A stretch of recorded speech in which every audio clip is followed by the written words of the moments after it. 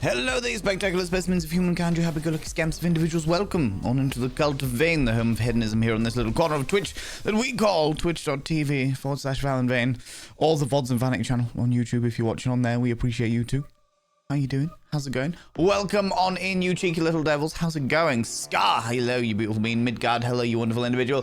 Sembar Filet, how you doing? People who are lurking, thank you very much for redeeming your lurkings. I appreciate that. Oh, new people, Ultra Red, welcome on in. And Bonnie, hello, you cheeky devils. Welcome on in. How you doing? New people to the community. We welcome you. Gather in. It's cold and miserable outside, and yet we are now here and warm and enjoying ourselves together, you know? Caitlin, hello, you beautiful individual. Zemka, you cheeky little devil. Tint of Ginge, you beautiful bean. Morlan Wen, hello, you wonderful individual. Dapper Cogsworth as well, hello. Guess what? Oh, no. What am I guessing? What am I guessing, Dapper Cogsworth? Is it that I've lost the game? Because if it is, then this upsets me. This upsets me deep in my little soul. And it upsets everyone here that plays the game. Do you know what I mean? It does. It does. Adventurous Sky, welcome on in. Gilus, you cheeky little devil. How you doing? How's it going? Yes, I knew it. I knew it, Dabber Cogsworth. God damn it. God damn it. Yeah, today's intro track was from The Gentlemen, which is Penguin Zero's band. If you don't know Penguin Zero, they're like I want to say internet journalist, but internet person that speaks on many different elements of stuff. I was recently watching one of their videos about the big kerfuffle that's going on in America about Lego, of all things. As you do. You know how it be. These things, it's a whole scenario. It's a whole scenario. Can you please add update opening reel to your bingo card? I intend to. It just takes effort. And trying to fit everything into like 30 seconds. Such a whole thing. Such a whole thing, Sway. Do you know what I mean? Salty Seeking, how you doing? Iloana, you cheeky devil. T. Vexatious Quipster. I love your name. Welcome on in. How you doing? How's it going? Druidess of Midian, you wonderful bean. How you doing? Clocking Gin. Oh lordy. Oh, it's gin o'clock already, is it, Sway? I mean, it's a bit early for gin. It's always too early for gin. Gin is vile. But that's another point. Good lord.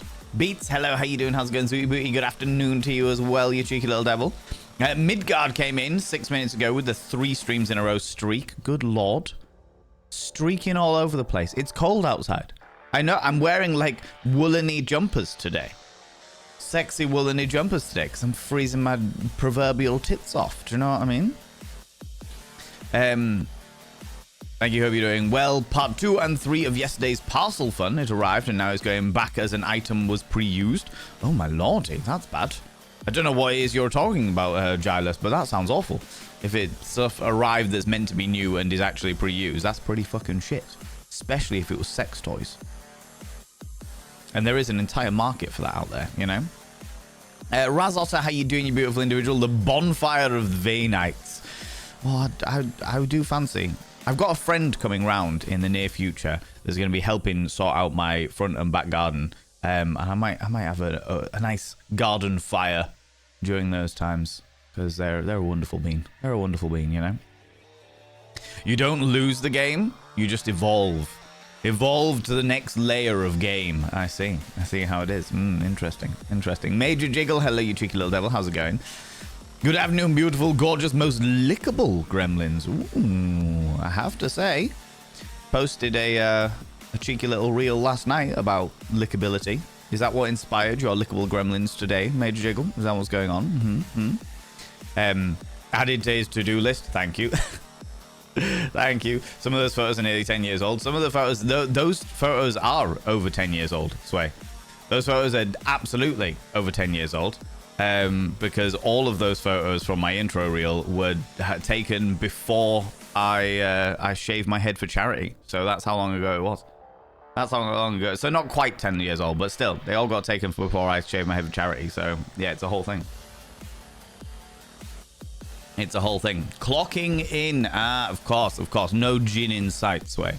No gin at this moment in time, at the very least. Anastasia, how you doing, you beautiful individual? Thank you, darling. I'm well. How are you? Doing very well, thank you. Doing very well.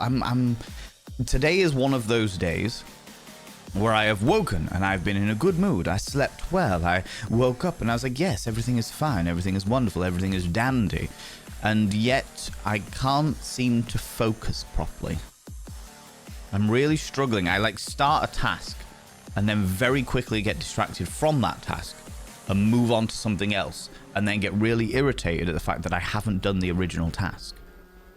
Like, it's not like a bouncy brain day. I don't feel like my brain is bouncing all over the place and it's popping around all over the place, you know. It's not like that. It's just that I'm like, okay, I'll do this task. This is fantastic. Oh, look at that thing over there. Oh, yes, I'll go and quickly tidy this up. This is quite fantastic. Oh, look, my fish. My fish are requiring my attention. Oh, how interesting. There are things over there. Oh, look over here. That's a whole thing. The mirror is there, and I need to remember to put the more mirrors. Oh, okay, that's great. Oh, what was I doing? Huh. Oh, no, I was doing this thing. Oh, that's so irritating. I started this an hour or two ago, and huh. You know? It's one of those days. It's one of those days. It's a fluid day. It's a fluid day for me today, apparently, you know? Never too early for a G&T. It's always too early for a G&T. Gin is vile. Gin, the fact that they added gin to tonic to make the tonic taste better is mind-boggling to me. Mind-boggling to me, you know? My mind went to sex toys too. I mean, in this environment, vexatious quipster. I'm gonna keep saying your name fully. If that's might knock it down to quip at some stage in the future, but I like vexatious quipster. Feels good in the mouth. In this environment, thinking about sex toys is only natural, to be honest with you. Front and back garden? You mean a waxing? You really think that I can't wax my own nethers, Razotto? Come now. Come now. We all know better than that, you know? Kindred, hello, you beautiful individual. Quick hi and bye. Hi, bye. See you later. Have a wonderful time doing whatever it is that you're doing. You know? It could be termed as such and get viruses from it, if not careful, but it was an internet router. Okay, that is fair. That is fair. Not quite a sex toy then, you know? Unless there is a sex toy out there called an internet router, in which case, who knows? Who knows? Considering I have seen a fleshlight that looks like a bucket of KFC, I do you know what? The mind boggles. Do you know what I mean? The mind boggles, as far as I'm concerned. Wear me like a feedback may possibly definitely inspired lickability. That makes me very happy. That makes me very happy, Major Jiggle. I'm glad that I could provide such entertainment for you in that way, you know? I have realized that my my very colorful vocabulary is well, it's quite a thing. Quite a thing, and definitely is making other people's vocabularies a lot more interesting, to say the least, you know. Bless you, darling. Welcome on in. How you doing? 10 minutes ago, friends, Caitlin redeemed a vanity promo, which means I need to tell you about something that I do. But I am... What have we got?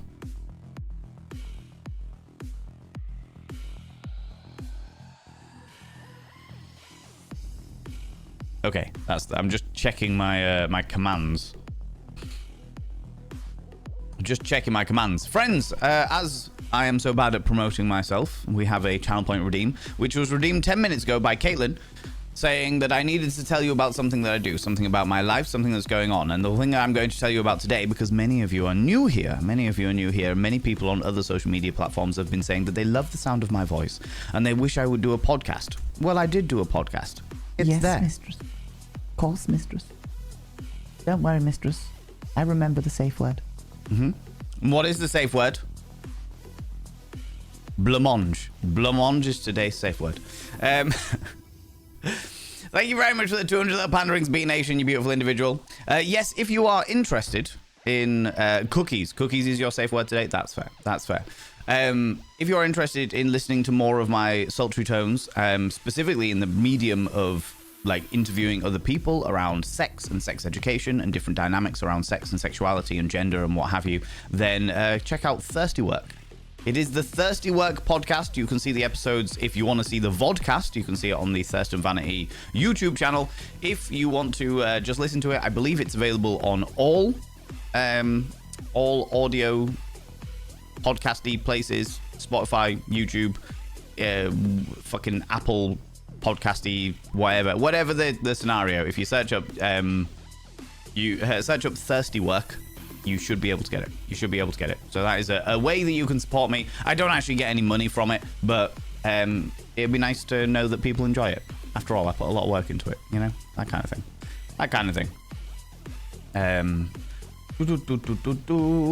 Where was I? There I was. There you go, Caitlin. Thank you very much for that. Redeeming that. I appreciate that. Once bought a new MAC makeup brushes. They got set by mistake and they had to be returned, so all were caked in makeup. That's pretty grim. That is pretty grim. I know many makeup artists and they all have a set for themselves and a set for everybody else. You know, not enough vitamin D. I've walked outside several times, but it's very cloudy. Very cloudy, Sway, for sure. Feels like a Monday to me. It's a permanent state for I. No, Molinware, no. No, surely not. That's what they call dithering. I can see that. Dithering about. That makes sense. The word dithering definitely associates well with that state of mind, for sure. For sure. The feedback analogy was inspired. Thank you very much. I appreciate it. I'm glad that you enjoyed. I've been using that for quite a while. But I think that's the first time I've used it on any other platform other than this one, to my knowledge.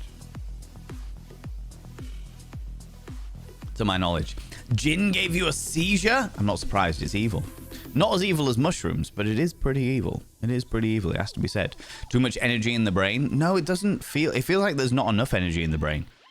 So I definitely go through phases. For those people that don't know, I have not been diagnosed with any kind of neurodiversity. However, peer reviews from people in this community definitely think that I have a modicum of the ADHD. A modicum of the ADHD. Certainly manifest a lot of the characteristics of ADHD, as it were. And therefore, I definitely have... Subscribed.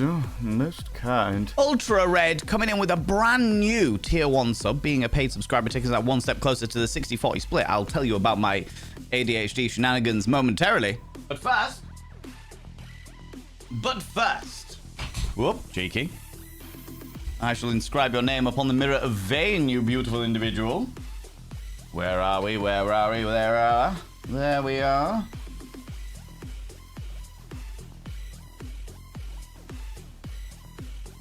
Ultra Red 097. Make sure I get the numbers right. They're the ones I always forget. I have inscribed your name upon the mirror of Vane. By having your name upon the mirror of Vane, it means you get access to my personal Snapchat, not a bum Snapchat. Don't get too excited. In fact, technically speaking, it's a metaphorical Snapchat because it doesn't exist anymore. You also get access to all those sexy little emotes, and you get a discount on the merch store if you are interested in buying merch. It is there. There is no pressure or obligation. It's just a little extra that you get for subscribing, you know? But the most important thing is you've got to roll over every morning. You've got to look in the mirror and go, God, do I look rough? But God damn, do I make rough look good? Sexy. Oh, yes, meow, you know? Yeah, no. Happy to be here. Well, we're very happy to have you, beautiful being, and that's very kind of you to think that the little snippet of my delightful visage that you have seen so far is worth subscribing to. That's very kind of you. That's very, very kind of you.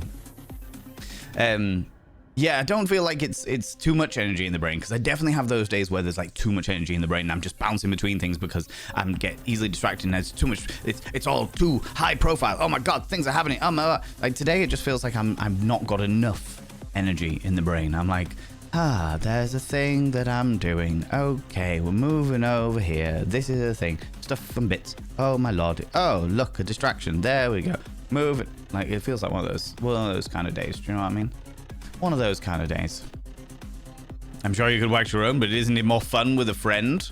And a friend waxing my delightful, my delightful rump, my fluffy buttocks. I don't know. I don't know whether there's friends out there that I know well enough to want to expose that delightful area wonderful area to them. Do you know what I mean? Citrines, guys, welcome on in. How you doing, you beautiful individual? Although lots of people want to get the bum Snapchat, so maybe that's what it is. Maybe that's what it is.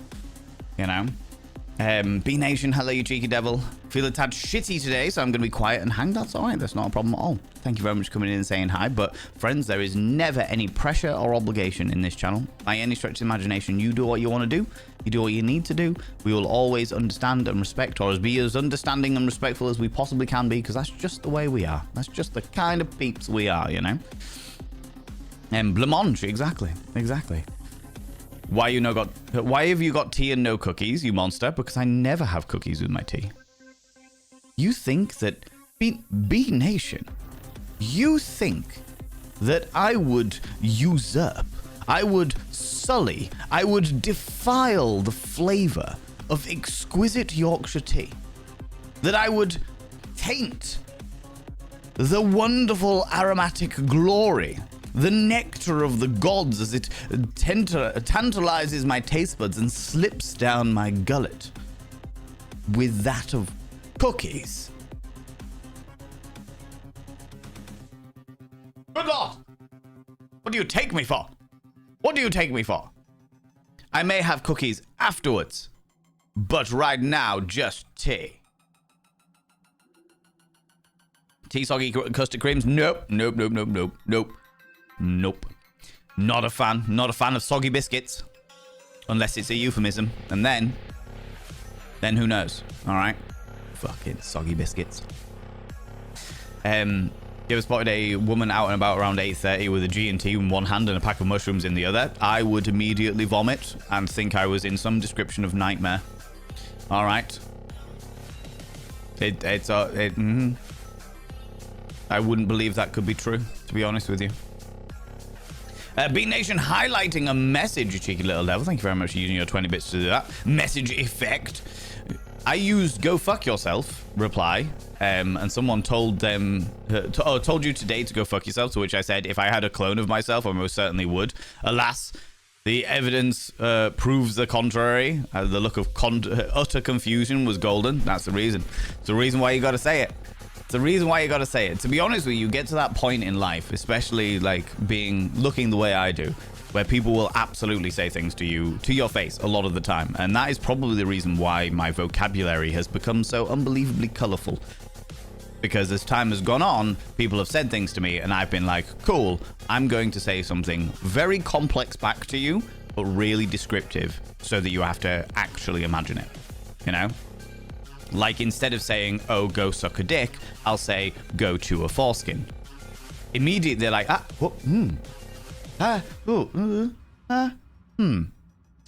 Or I'll say, go lick the sweat from the wrinkles of my stubbly scrotum. Immediately, quite viscerally, people imagine this. They're like, oh, that is no longer a turn of phrase. That is an entire theater piece playing out in my mind, you know? Fun fact, Valen, there is gin made of mushrooms. Evil. I mean, I tried to warn you all. I have done my absolute best to warn all of you that is just the way of the mushrooms. They're evil. The fact that they're also in gin, it's doubly evil. Doubly evil. You know what I mean? Gin is an evil machination by the mushrooms to try and take over the world. You know? Wearing old socks too, you're a wrong'un. Straight up, just a wrong'un. You know?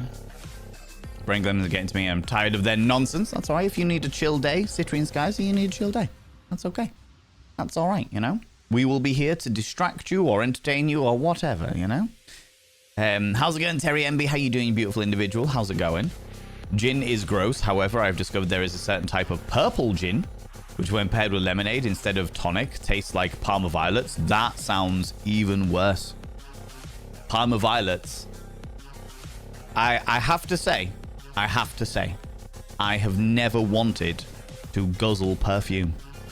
That's not something that I've ever wanted to do in my life. You know what I mean? Like if I really wanted to have that flavor, I'd probably go and ask a little old lady doused in perfume whether I could lick her. That would probably give me far more entertainment for the same flavor. You know? Gin is tasty and so is tonic. So the reason, I've talked about this before, but the reason why gin and tonic is a thing, the reason why gin and tonic is a thing, because when the British were invading, colonizing the rest of the world, when they went over and had their campaigns in India, they found that biting flies were a constant nuisance to our fair white colonial skin. And the way to get rid of it, they found that quinine, which is an element of tonic, was a quick way to stop the flies from biting. If you had quinine in your system, then they would stop the flies from biting. But as we all know, tonic tastes like a sweaty sphincter. And as a result, the British people went, right, well, we need to drink the quinine. It tastes fucking vile. How do we make this taste better? I know, we'll mix it with gin. And that is the reason why half of the British army were pissed out of their faces in a lot of the campaigns over in India. It's a whole thing. It's a whole fucking thing, right? Beats, how you doing, you beautiful individual? Ooh, where was I? There I was. Reminds me of my youth. God, soggy biscuits. Not a fan. Not a fan. It's AM here where I am, and I am at work.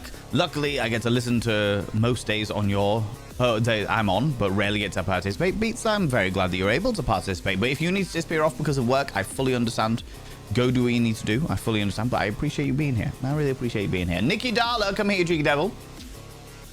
What do you like claiming cheeky kisses? Good lord, I tell you.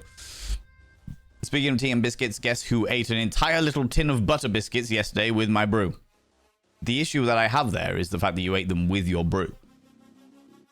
You sullied the delightful flavors of whatever tea you were drinking with biscuits.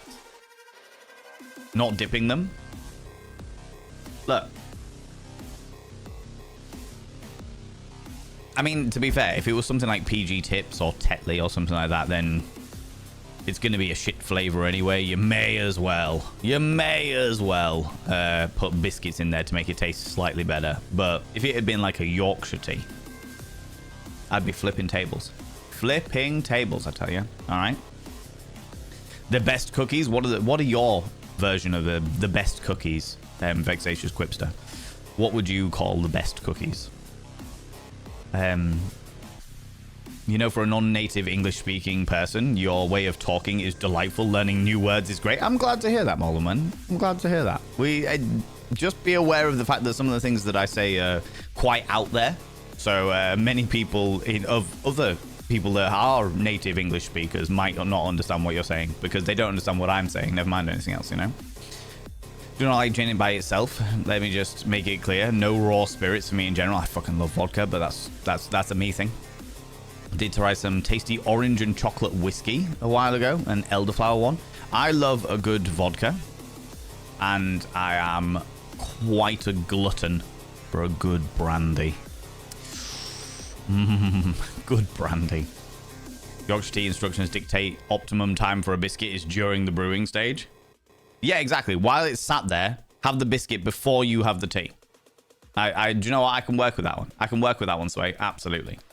Absolutely, you know. Elderflower wine is rather lovely. I can't drink wine anymore. It gives me an instant headache these days, which is vexatious. Vexatious. But as in, I am full of vexation and us. Because I fucking love wine. I'm a big fan of red wine, like the flavor of red wine, but it just gives me an instant headache.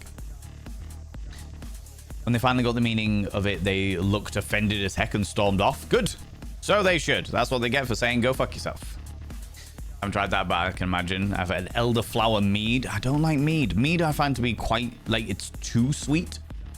It's the kind of sweetness of mead when I have a mead, and I've had a variety of different types of mead because people keep telling me that mead is, like, there's loads of different types of mead. So I'll have a mead, and I will immediately be like, because it's just so sweet that I'm like, every single one of my teeth has become a Yeti. It is like become instantly furry due to the excessive amounts of sugars that I find in this mead, you know? Looks like something you would enjoy doing. What, licking an old lady? I mean, as long as they're consenting, I'm on board it. I'm on board it. Who doesn't like the taste of grannies? Me, generally. Like, not if they taste like Parma Violets, at least. You know? Perfume so strong that you can taste it 6 foot away. Yes, yes. How's it going, Mel? How you doing, you beautiful individual? It's a sweet candy that's flavored like violets. It's not flavored like violets. It's flavored by, like perfume. Like chewing very fragranced soap. You may as well just go find a pot, not a potpourri, a pot puree, which is like knockoff potpourri. Go get some pot puree and just like chew on it for a while. That is the flavor of Parma Violets. You know what I mean? That's an insult to sweaty sphincters. Look. What can I say? What can I say? You know? Not dipping them in. How dare you? Good. Good. I'm glad to hear it. Mel Signer, if you cheeky devil. This is going to be interesting because I haven't done this stood up for a while. Well, hello there, you cheeky devil. Hello there, you delightful individual. Coming over here, getting all close and personal. Getting all up in my business. I see how it is. I see what's going on here, you cheeky little devil. Cheeky little Smolder. Smolder for me, darling. Smolder with the cuppa.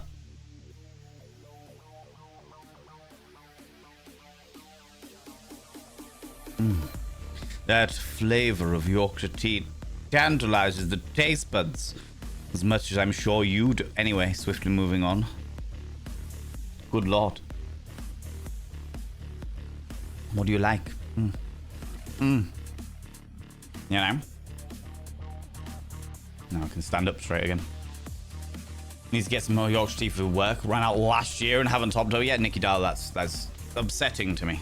You can buy like a bag of 1,080 tea bags. And I know because Sembar Flay and the group of people within Sembar's house all collectively buy me 1,080 tea bags a year.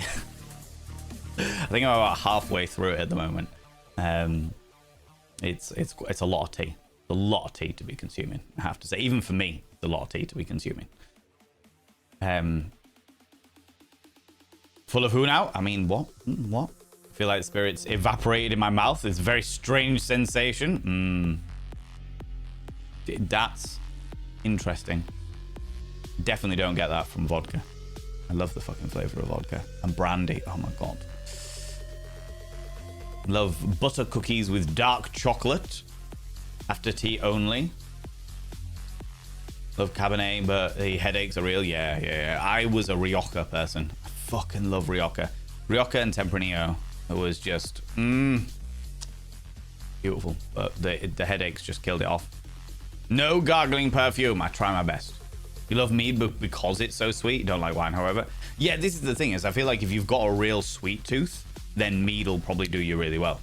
But because as I have grown older, my predilection for sweetness has evaporated into the ether, and now all I require is savory goodness, or the sharp bite of a good vodka. How's it going, the Berserker? How you doing, you beautiful individual? Sakura Milk Tea. If I've got a mod available, could I get a shout for Sakura Milk Tea? I would really appreciate that. How you doing, you exquisite individual? Would it surprise Valen to know that I'm particularly partial to sparkling wine and rosé? I can see you as a rosé person.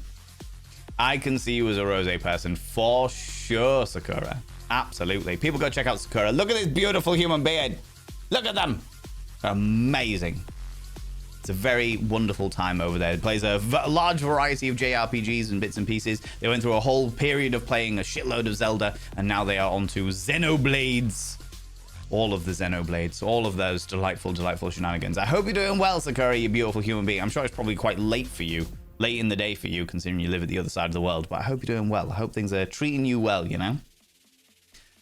Perfume and soap scented by violets. Yes.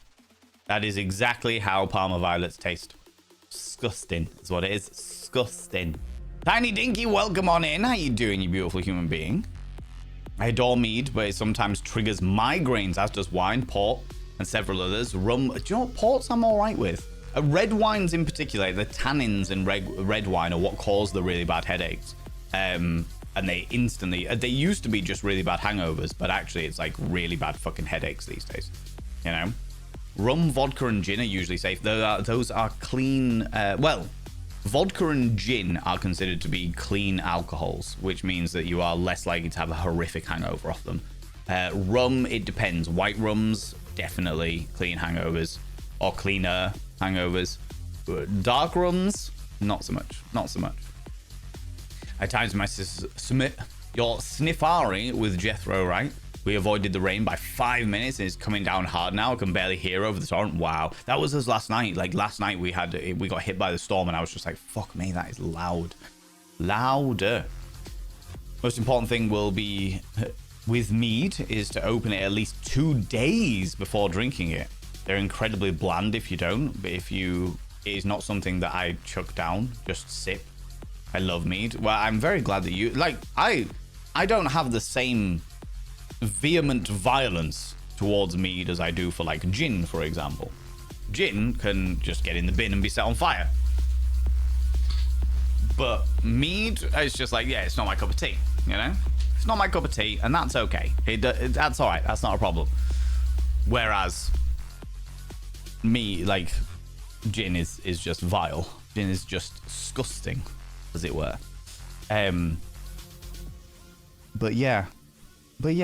I didn't know about the 2 days. I know that like wines and stuff work better if you air them properly.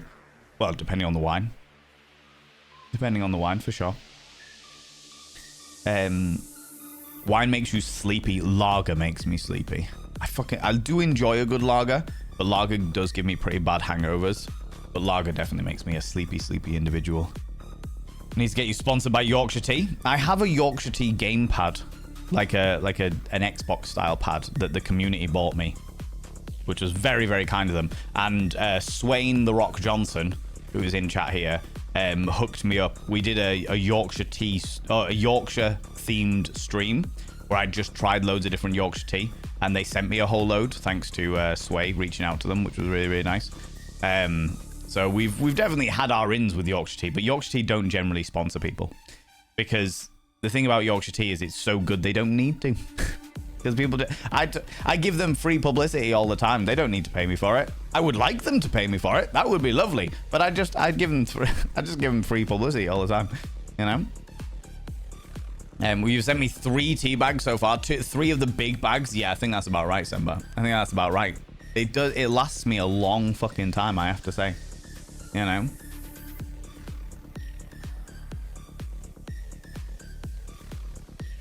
Now, you've said the word sleepy and now I'm yawning. I blame you entirely. Oh, you try that? Ain't in their plans, yeah. Mayor Whitefire, how you doing, beautiful individual? So after 12:30 a.m. there, need to sleep. Go sleep. Go sleep, Nikki Daly. You don't. Thank you so much for offering to keep the stream on, but please remember, you don't have to do that by any stretch of imagination. I very, very, very much appreciate you being here. I very much appreciate you spending your time here, but at the same time, like, if you need to turn your computer off and save the electricity bill, save monies on the electricity bill, then please do so. Please look after your finances first and foremost, you know? You know? I know, but still, it'd be nice. It would be lovely, absolutely, for sure. For sure. Hope it remains okay for you, absolutely. Do the Parma Violet vodka? You could just make it up. I mean, you can make Parma Violet vodka. The question I've got to ask you, Jarvis, is why would you do that to vodka? Why would you ruin perfectly good vodka when you could have just the vodka by itself and then set the Parma Violets on fire, you know?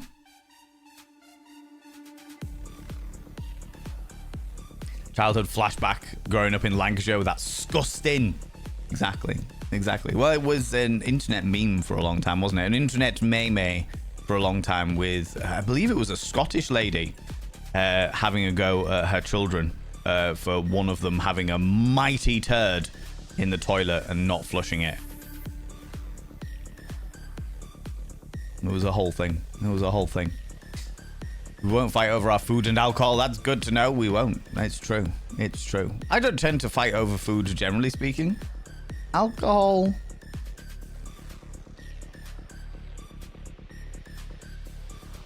It depends. It depends. You know, if it's a good brandy, there's a fair chance. You know, there's a fair chance. That you're having a porn star martini right now to celebrate finishing your finals. Congratulations, bless you, darling. Is that you all done now? Do you know when you get the results? Do you know when you get all your results in and what have you? Kitsune, welcome on in. And also Kitsune coming in with the 7th stream in a row. You've been running all over. I love the way that Kitsune comes in. Naked as all heck. Streaking all over the place for 7 streams in a row. And the sun suddenly comes out. Kitsune, the gods of weather appreciate your nudity. I was distracted for a bit. I thought I heard you say that you can't whine, otherwise you get a headache. Oh, no. I cannot consume the delightful beverage of wine. Otherwise, I do get a headache. It is pretty fucking horrible. Because I love wine. Although saying that is really interesting because I used to, once upon a time, I used to go out, get absolutely trashed off a variety of different cocktails, lagers, and spirits. And then I'd always come home and I would have a glass of white wine. As I got, literally as I walked in the door, stumbled all over the place, and I would have a glass of white wine. And then I'd go to bed, usually still wearing some description of clothing and or sodding because I decided to jump in the shower for some reason.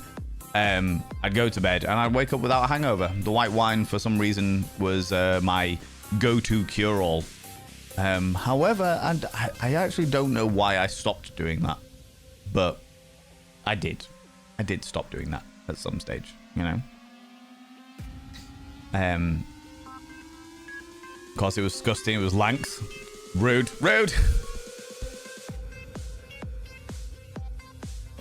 Always keep the stream on my phone when I am here and have to lurk. Oh, that's very kind of you, Hidala. That is very, very kind of you, beautiful. And I appreciate you.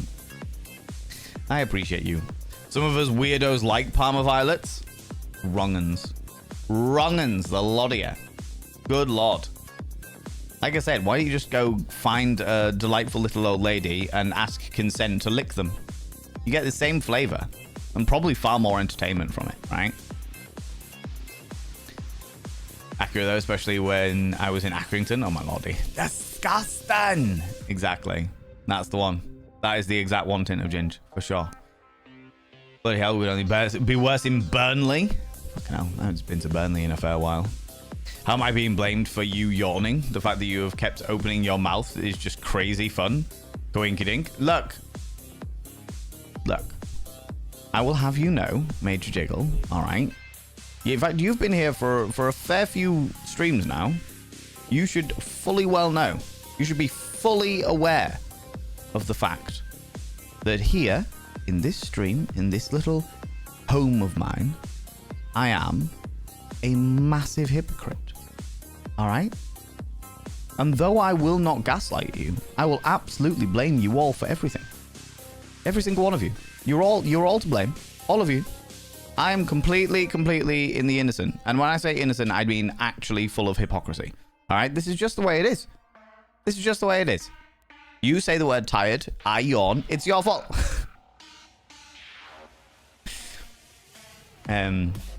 You're stuck in a very boring training day. I'm good to hear that.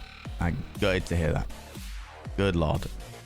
I hate training days like that. It's like you need to do them in order to say that you've ticked that box for the training, but it's just like, come on, I know this stuff already. Don't think you've ever had a good vodka. You only used it to mix. I had a great vodka a while back.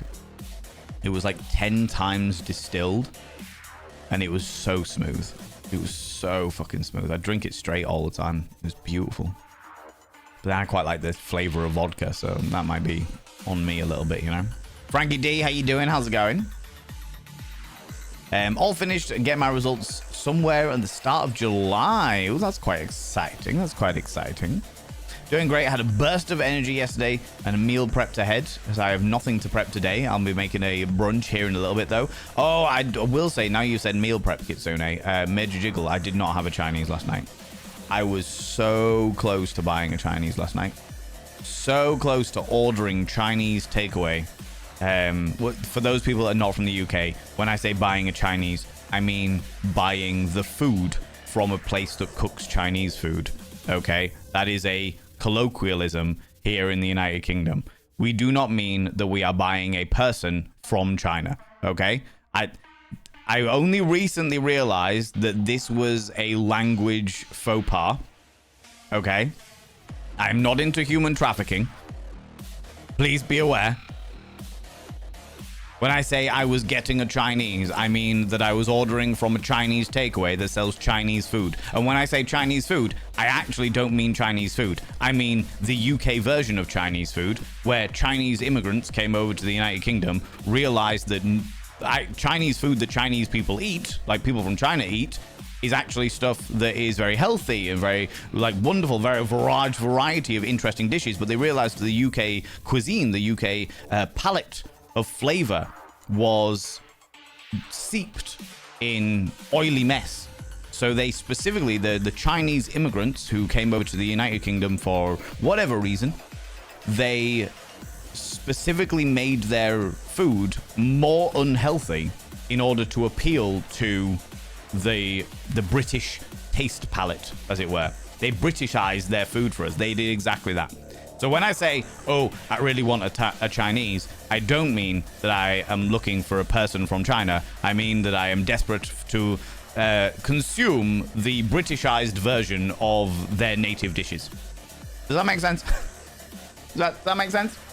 I feel like that required a lot of clarification, but I know that we've got quite a multicultural audience from all over the world, and some people may just be like, oh my god, Valen Vane's out here on all of these social media platforms being a standpoint for moral integrity. And yet he's into human trafficking. Do you know what I mean? Do you know what I mean? Oh, God. Indian food is the same. Indian food is the same, yeah. If I fancy an Indian, I don't want somebody from India. I am looking for food that is in the United Kingdom loosely based around the cuisine found in India. You know?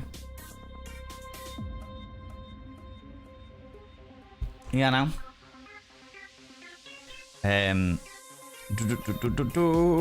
Where was I? Meal preps, yeah. My go-to cure-all for a hangover is to prevent them by chugging a bottle of water and eating a lot of bread before bed. That is fair. That is fair. The water has never helped with me at all, unfortunately. I used to try and swallow 2 pints of water before I go to bed, and all I end up doing is throwing up water, which is less than desirable for sure. Used to smoke clove cigs, still do, but not as often as I used to. I was using it to cope with stress, and now it's just an occasional thing I do because you like the taste and the smell. I'm the same with vapes.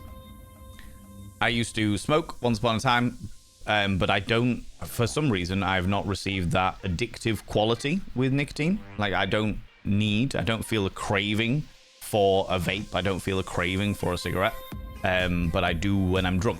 When I'm having a tipple, but I don't think that's the nicotine side of things. I think that's just me being a decadent little git. You know, it's the Danish thing. I've always been told that a beer in the morning should cure a hangover. I've never tried it because when I'm hungover, it feels like a beer would kill me off and physically can't do it. So there is science behind that, Tin of Ginge. We in the United Kingdom call it hair of the dog. There you go. Tin of Ginge say, Major Jiggle saying hair of the dog. So having one drink of alcohol the following morning basically stirs up all the alcohol in your system and makes you feel better because it goes, okay, I'm getting more of this poison in my system, so I'll be able to push through. It does work some of the time. Depends what you've been drinking the night before.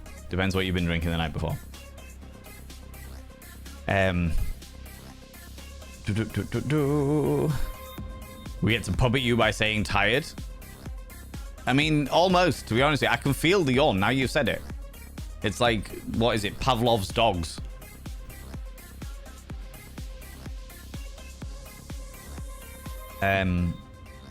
Misclosed, so I can't get them in the States now, unfortunately. No. I used to smoke, so my go-to cigarette was menthols. And you can't get them in the UK anymore either. Which is probably for the best, to be honest with you. Got a big fat Chinese takeaway and so many leftovers in my freezer now. Yeah, I can't do leftovers. If I eat something, I need to eat it all there and then. That's it. That's all I got.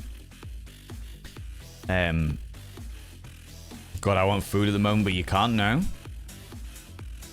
Indian food's the same yet. How's it going, Eris? How you doing? Arrived exactly where they mean to. Hi, nerds. Hi. How you doing, Eris? That's all right. That's all right. As always, Eris, you arrive whenever you need to. Well, whenever you want to. Not even need to. It's like whenever you want to. There's no fucking get here by some o'clock. No. I don't give a shit. Just turn up whenever you turn up. And you will be appreciated for being here, you know? You know? Vic the Viking coming in with the 7 streams in a row. You've been streaking through here as well. Wearing nothing but your beard and a smile. Good lord. Good lord. I know the sun's out now, but it's threatening to piss it down again. Just be careful. That beard is we're gonna become a sponge. All right? Have it dripping all over me like a watering can. Good lord. By the way, Vic the Viking, I don't know whether you're still here, buddy, but Vic the Viking, if you haven't already, there is a band. There is a band called The Beards. And I feel that you would like them. They have, they are or they used to be. I don't know whether they still exist anymore. I think they might have packed it all in. But they used to sing a variety of different songs, all about beards. So they had the song of, you should consider having sex with a bearded man. Ode to the bearded ladies. If your dad doesn't have a beard, you've got 2 moms. There was a whole load of them.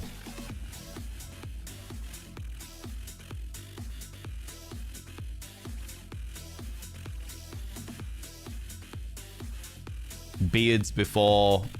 It was like beards before girlfriends or something like that. Or it was like if your girlfriend tells you to cut your beard, you should immediately split up with them. It was a whole thing. It was a whole thing. You do know of the beards? Yeah, absolutely. Absolutely. So I'm glad to hear it because they were excellent. Absolutely excellent. My favorite, like, all the bearded ladies raise your hands, and you should consider having sex with a bearded man are 2 of my all-time favorite songs of all time. They're just great. They're just fucking excellent. You know? My go-to liquor bounces between apple pie whiskey or whipped cream flavored vodka.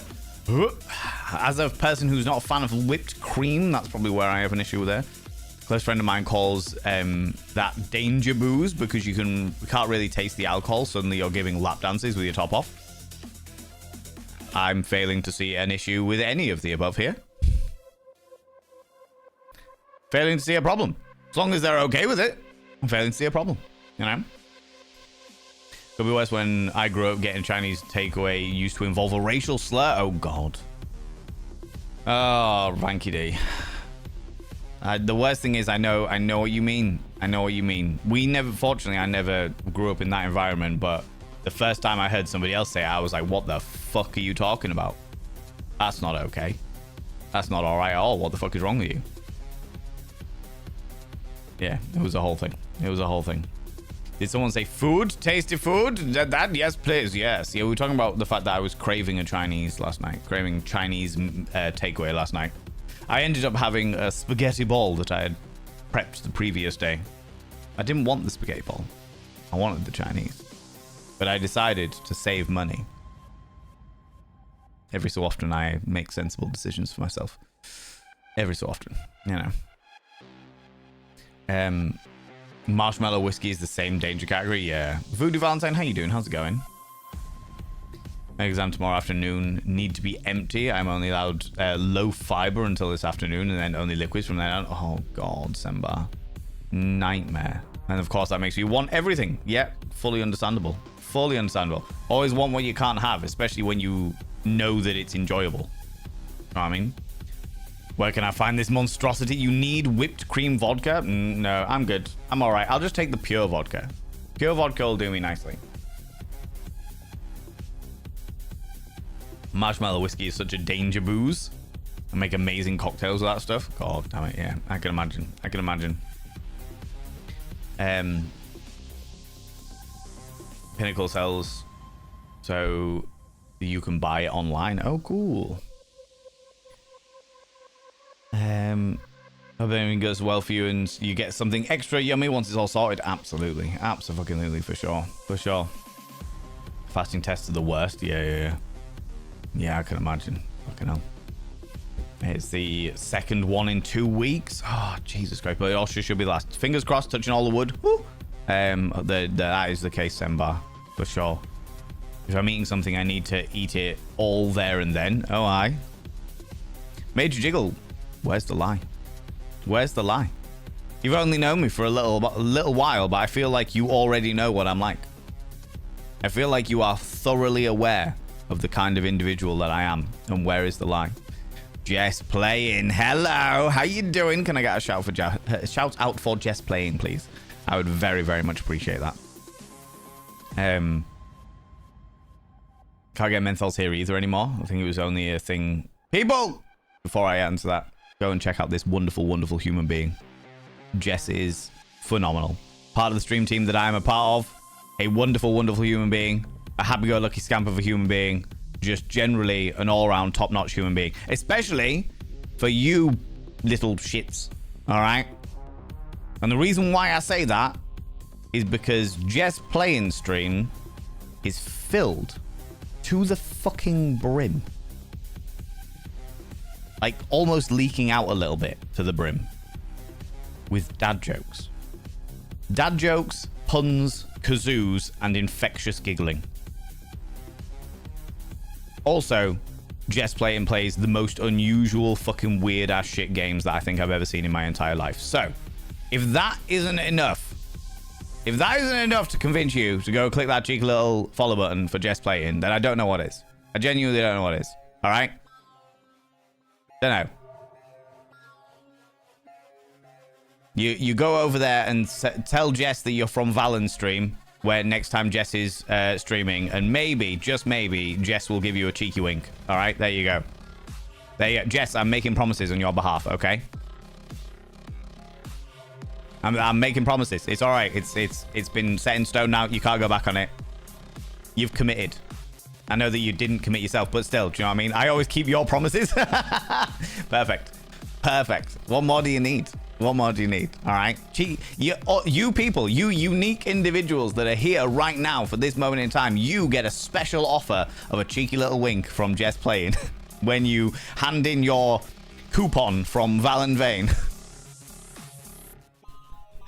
Oh, God. Amazing. Yeah, Jess is good people. Jess is good people. Can't get menthols here either. It was the only thing I could enjoy smoking, which was the point of banning it. But I'm still a bit mad. Oh, I'm absolutely with you, Tinter Ginge. Absolutely with you. I started smoking on licorice papers and vanilla tobacco because that's what my partner at the time was smoking. And then we both went on to menthols, and I fucking loved menthols. I really liked menthols. They were great. And then they stopped doing them, and I was like, well, this is fucking horrible. Everything about this is vile and disgusting, and I don't like it. Don't like it one iota. You know? Heard of those, a couple of those. Honestly, the Beards are great. They were very much a parody band. They were a band that were filled with members who had beards. Sometimes they had stuck-on beards, which made it even more entertaining. And yeah, all of their songs were about beards. There's probably a workaround for the lack of menthols. Probably you have to order from an online tobacconist. I can put a link in the Discord for a decent one. I got menthol cigarillos. The entire shaft is rolled tobacco leaf, sealed in a tobacco leaf with a menthol filter. I rarely ever smoke, but when I do, it's those. That is fair. That is fair. To be fair, I have vapes now, and my vapes don't get used unless I'm going out. Do you know what I mean? It's just like a little vape. When I'm out and I get to a certain level of drinking, I'm like, ooh, blueberry. Nim, nim, nim, nim, nim, nim, nim. You know what I mean? Love a good bloob. Love a good bloob, you know? But that's only when I'm out getting pissed. You know what I mean? It's only when I'm out actually having a cheeky razzmatazz. Or very occasionally when I've had a very, very intense, heart-pumping, invigorating, and exhausting sweet, sweet loving session. In those scenarios, I will also sit back and have a vape and just allow the nicotine to help me relax to its entirety. That is the alternative as well. That is the other option. Little stressy. I have a huge hole in my ceiling. Oh no! From the toilet leaking. Is inspection tomorrow because they're going to be doing all the repairs tomorrow. So much cleaning, so little time because it's the property manager and her manager. I may have to actually clean this room. While it's not bad, I still haven't unpacked from the vacation yet, so that's fun. Can you not just, well, Eris, can you not just leave everything in the suitcases until after tomorrow? Leave everything in the suitcases until after tomorrow, and then you don't have to worry about it. You know? Whipped cream vodka sounds icky. I have to say, cream, some people love cream and alcohol mix, like creamy cocktails and stuff like that. I can't stand it. But I can't stand it because of my own personal experience with creamy-based beverages and alcohol not mixing very well. And it's not good. Not good scenario for sure. For sure. Shove everything into the cupboards, exactly. Exactly, a succulent Chinese meal. This man touched me on the penis. With consent, it was all good. DG Varden, welcome on in. How you doing? How's it going? Respect should always be shown. Yes, I agree. I'm very much the kind of person that I will respect absolutely everybody until they prove themselves no longer worthy of my respect. You know? I see you know judo. Exactly. Fingers crossed, all things crossed. Absolutely. I've tied my penis into a small bouquet of flowers. All crossed. Just for you, Sen. Doesn't matter who you are, always show respect. You show respect always. The adverts are on, so I'm not going to answer that, but I'm confused. Confused as to where that came in, but okay. Of course, I'm aware you're basically me, but with less boobage and a better makeup skills. Do you have a hearty clavage? Major jiggle? A hearty clavage. As for the makeup skills, this is just practice. That's all it is. Just practice. Just the fact that I do the same makeup all day, every day. Or nearly every day. And sometimes I'll branch out a little bit, but a lot of it just comes down to doing a lot of makeup. You get used to it, do you know what I mean? Dad jokes, you say? Absolutely. Absolutely. Just playing's good people. Dad jokes and giggling follows exactly. Dad jokes, not daddy jokes. I mean, just playing may also do daddy jokes, to be honest with you. Definitely a possibility, for sure. For sure. Dangerous sentence right there. Simple. Don't forget that Jess cranks all the hogs, unless they're slide puzzles, and then you might say it's an 80-20. That is true. That is true. Hey, Lizana, how you doing, you beautiful individual? How's it going?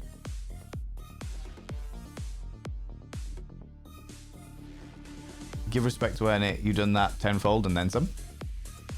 Huh? I'll wait for the last minute and then I'll ask DG Varden what's going on. Well, DG Varden, are you caught in the adverts or can you hear me now? Because I'm a little bit confused as to where the respect thing came in. I think I've just missed the context. That's all, you know. Jigglypuff, jigglypuff. I'm sleepy. So am I. So am I now you've done that, Jester Fraud. So am I now you've done that. Good lord. I'm drinking all my comments linked together. Okay. So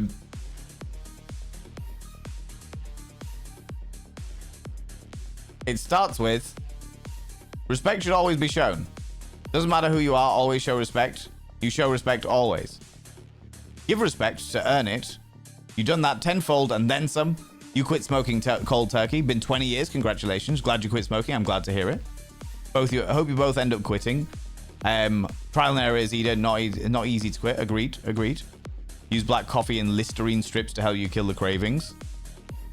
For quitting smoking back in 2004. I mean, first of all, GG Varden, congratulations on being able to quit smoking. That is no small feat, and I'm glad you were able to do it cold turkey, for sure. That's pretty fucking awesome. I wouldn't say that I'm addicted to any description of nicotine. I don't get the cravings, me personally. And I am definitely under no illusion as to how difficult it is to pack in an addiction, because I have seen it happen many, many times to many, many different people. I was just a little confused as to where the respect element came in, but that's cool. That's all right. That's not a problem. I absolutely agree to the vast majority that everybody should have respect up until the point where they prove themselves not worthy of that respect, you know? Which there are a variety of different people in my life that have proved themselves not worthy of that respect. And that's between me and them. That's between me and them, you know?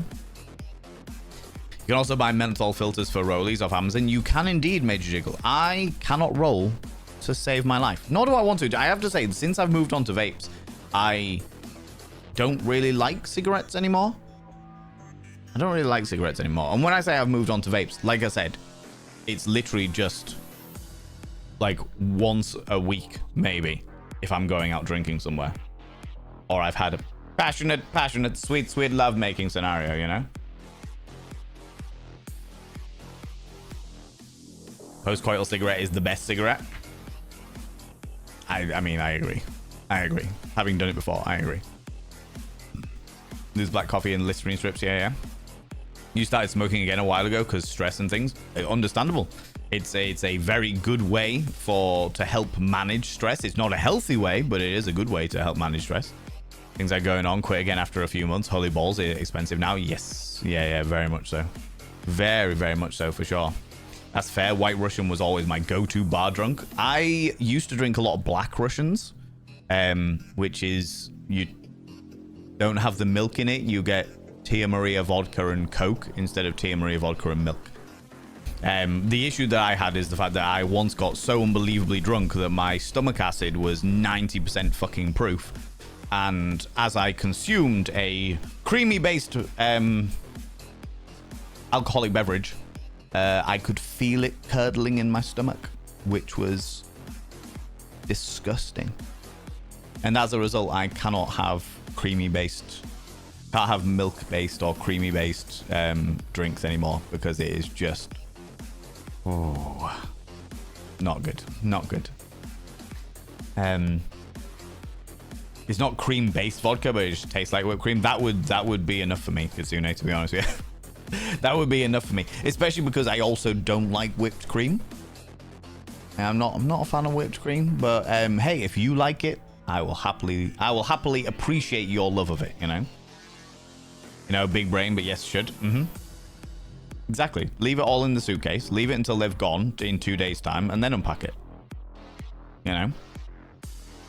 Always wanted to try those other flavors of cigs, but never found them anywhere. Haven't straight up looked for them either, but nowadays I'm considering trying a pipe. It just seems like a bit of science to get into. Had one good cigar as well. I think about them from time to time. Didn't get the name of it. We smoking all. I could never get into cigars because you're not meant to inhale. And I was like, well, what's the fucking point? What's the fucking point? Every single time I've had a cigar, I would inhale. And that's really bad for you. Even worse for you than normal. However, do you know, if we're talking about like smoking and partaking in nicotine-based products, the thing that is the most unhealthy for you, the one that is genuinely the most damaging in regards to health situations, are shishas or a hookah pipe. They are awful for you. Like really, really, really bad for you. They will fuck you up. Bad.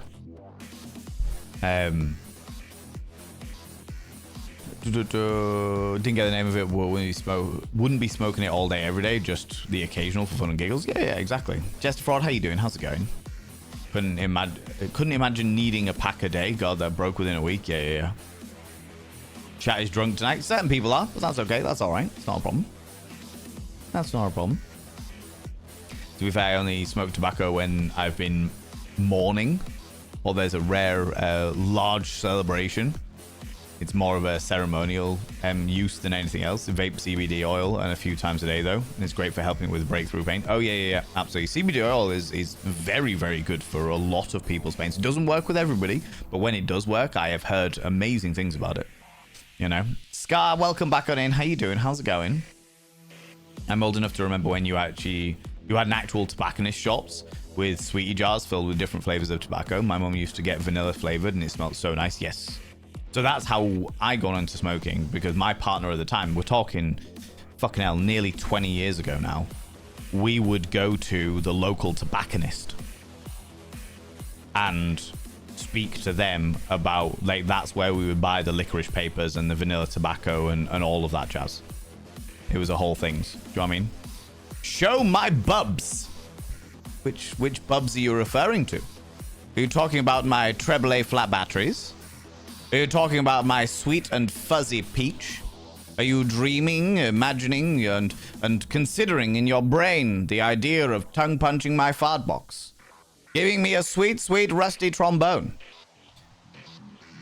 Lapping at my chocolate starfish while tugging away at my spindly goblin cock? Is that what you're imagining? Is that what's happening here? Is that what's going on? This sweet, sweet relief of being able to snort the sweat from my butt crack. Allowing my fuzzy butt hairs to tickle the inside of your nose. Is that what's going on? Is that what's happening? I can't say I blame you. You're only human.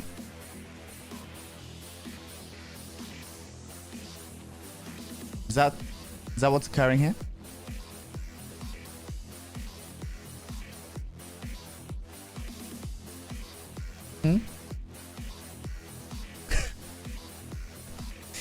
For those people that are new here, that's how we deal with trolls. That's how we deal with trolls. Most kind.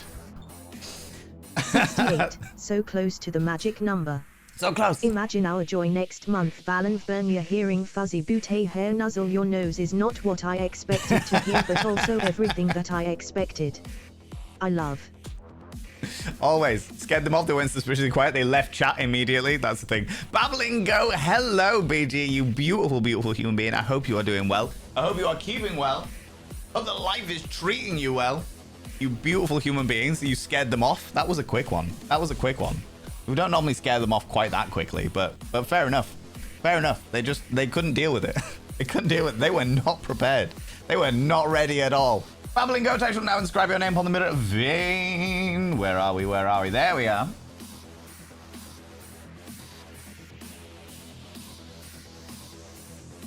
By having your name on the mirror of vein means you get access to my personal Snapchat. Not a bum Snapchat, you cheeky devil. Though I know you're keen for it. It's actually a metaphorical Snapchat because I don't do anything on Snapchat these days. But the most important thing as well, you know, is you got to roll over every morning, look in the mirror and go, God, do I look rough? But God damn, do I make rough look good? Ooh, sexy. Oh, yes, meow, you know? You know? Yeah, cheeky little devil, you. Oh, you also get a discount on the merch store. I keep forgetting to say that one of the things we've done like over the past couple of months is basically say that an extra benefit that subscribers get on this stream is they get a discount on the merch store. So that's always good. And also, while I'm talking about discounts on the merch store, I know this is, look at me, learning to promote myself without having to be encouraged to do so. If you use the code PRIDE2026, PRIDE 2026. Fucking hell. An anonymous user has gifted a sub to that troll. That is hilarious. That is hilarious. Oh my God, anonymous, you cheeky devil. If you use the code PRIDE, PRIDE 2026, that's in Pride 2026, you can get, I think it's 15% discount on all of the sexualities for the entirety of June. So anytime between now and the end of June, you get 15% off on the sexualities. Okay, that's just one available. You don't have to be a subscriber. That's just available, just because I like Pride. Do you know what I mean? I like people being celebrated for being themselves and their wonderful genders and sexualities and just existing as themselves, you know? Okay. An anonymous gifter gifting a sub to WJDNWBD. WJDNWBD. I've inscribed that troll's name upon the mirror of vein. By having their name upon the mirror of vein, it means they get access to my bum Snapchat. I'm going to make an exception here because they're so eager to get tickled in the nose holes with my fuzzy little butt. All right? I am Uglux. I am Uglux. That's so true. I'm glad. Why? Why am I Uglux? Or is that just a why because that's what you're imagining, and you're just imagining the dynamics of where my delightful fuzzy butt meets itself? Oh, the wonderful. Just above that little Y is actually where my tramp stamp is as well. It's right there. It looks like a ladder. You can call it the stairway to heaven if you'd like. Yeah. Yeah, you subscribe. Just the fraud coming in with the prime as well. Enjoy Bezos tongue punching your sweaty far box. Bezos would love to do that. Would love to do that. I can't say I blame them. They're only human. They're only human. Just the fraud, your name is also inscribed upon the mirror vein, but by having your names upon the mirror vein means you get access to my personal Snapchat, not a bum Snapchat. And of course you get access to all the sexy little emotes, but the most important thing is you'll roll over every morning, look in the mirror and go, God, do I look rough? But god damn, do I make rough look good? Ooh, sexy, oh yes, meow, you know? You know? You came in at a time, Rilu, you did. You did come in at a time. We had a troll that was desperately trying to get into my my underwear, but little do they know, I'm not wearing any. I'm fully commando today, just for them. Just for them. They're around, I'm aroused. It's a whole thing, you know.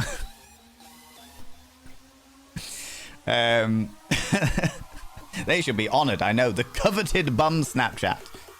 Oh my lordy. Right, where was I? I was talking about something and then I got distracted by trolls. Little stalker. Welcome on in. How you doing, you beautiful individual? Thank you very much for the follow. I don't like to call people out just in case they're lurking, but you are very, very welcome here. Very welcome, you cheeky little devil. That's where I was. There we go. Welcome back, Scar. That was it. Old enough to remember when you actually had to go to a tobacconist. Yeah. Danae Galaxy, how you doing, you beautiful human being? Didn't expect this kind of conversation when I joined, but it's interesting. Yes. We do talk about a large variety of different things, for sure. For sure. Has to be said, you know. You have sex? Really? I do. I have a consenting adult that I bring round and I say, do you consent for me to ensue debauchery upon your naked form? And they say, do you have to phrase it like that? And I say, yes. And then I say, oh, I'm feeling a little bit lightheaded. I need to go to get a cheesy chip wrap. So I drive off and get a cheesy chip wrap. And then I come back with cheesy chip wraps still in mouth and leap upon them like a flying squirrel. You know, the casual stuff. The casual sort of way of doing things.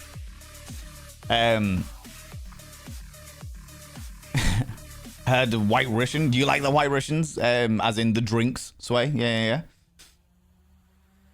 For your question, the username is accurate. Oh, I see. I see, Major Jiggle. That makes complete sense now. That makes complete sense. The Black Russians were horrible to be sick on. That is true. That is very, very true. It's the Tia Maria. Is it Tia Maria or is it Kahlua in a Black Russian? I can't remember. One of the two. One of the two. Say creamy a couple more times. Creamy. Ooh. Creamy. Not partial to it myself, but I love it when other people enjoy it when it's creamy. That kind of thing, you know? Made the mistake of day drinking Baileys for several days in a row. Oh, good lord. Everything in moderation, guys. Everything in moderation. Do you know what? There's a bar in my hometown called Moderation. So when people say go drink it, make sure you drink in moderation, you know where you can find me. You know? It's not even a good bar. Not even a good bar. Had the Baileys over the Christmas period. Yep, agreed about the moderation for sure. Like the fact that you don't need to inhale just because you don't do it. I don't do it for the nicotine. That's fair. That is fair. Absolutely. You're not wrong. Never used use the hookah, but no plenty. Yeah, they're really bad. Hookahs, shishas, etc. They're similar sort of things, but they're really, really bad for you. Because for starters, they can't clean the pipes properly, which is always a bad scenario. Secondly, the way that it cools the smoke before you inhale it, because it goes into the water and it cools the smoke before you inhale it, which means that the smoke sits lower in your lungs and is much more likely to build up. It's really bad for you.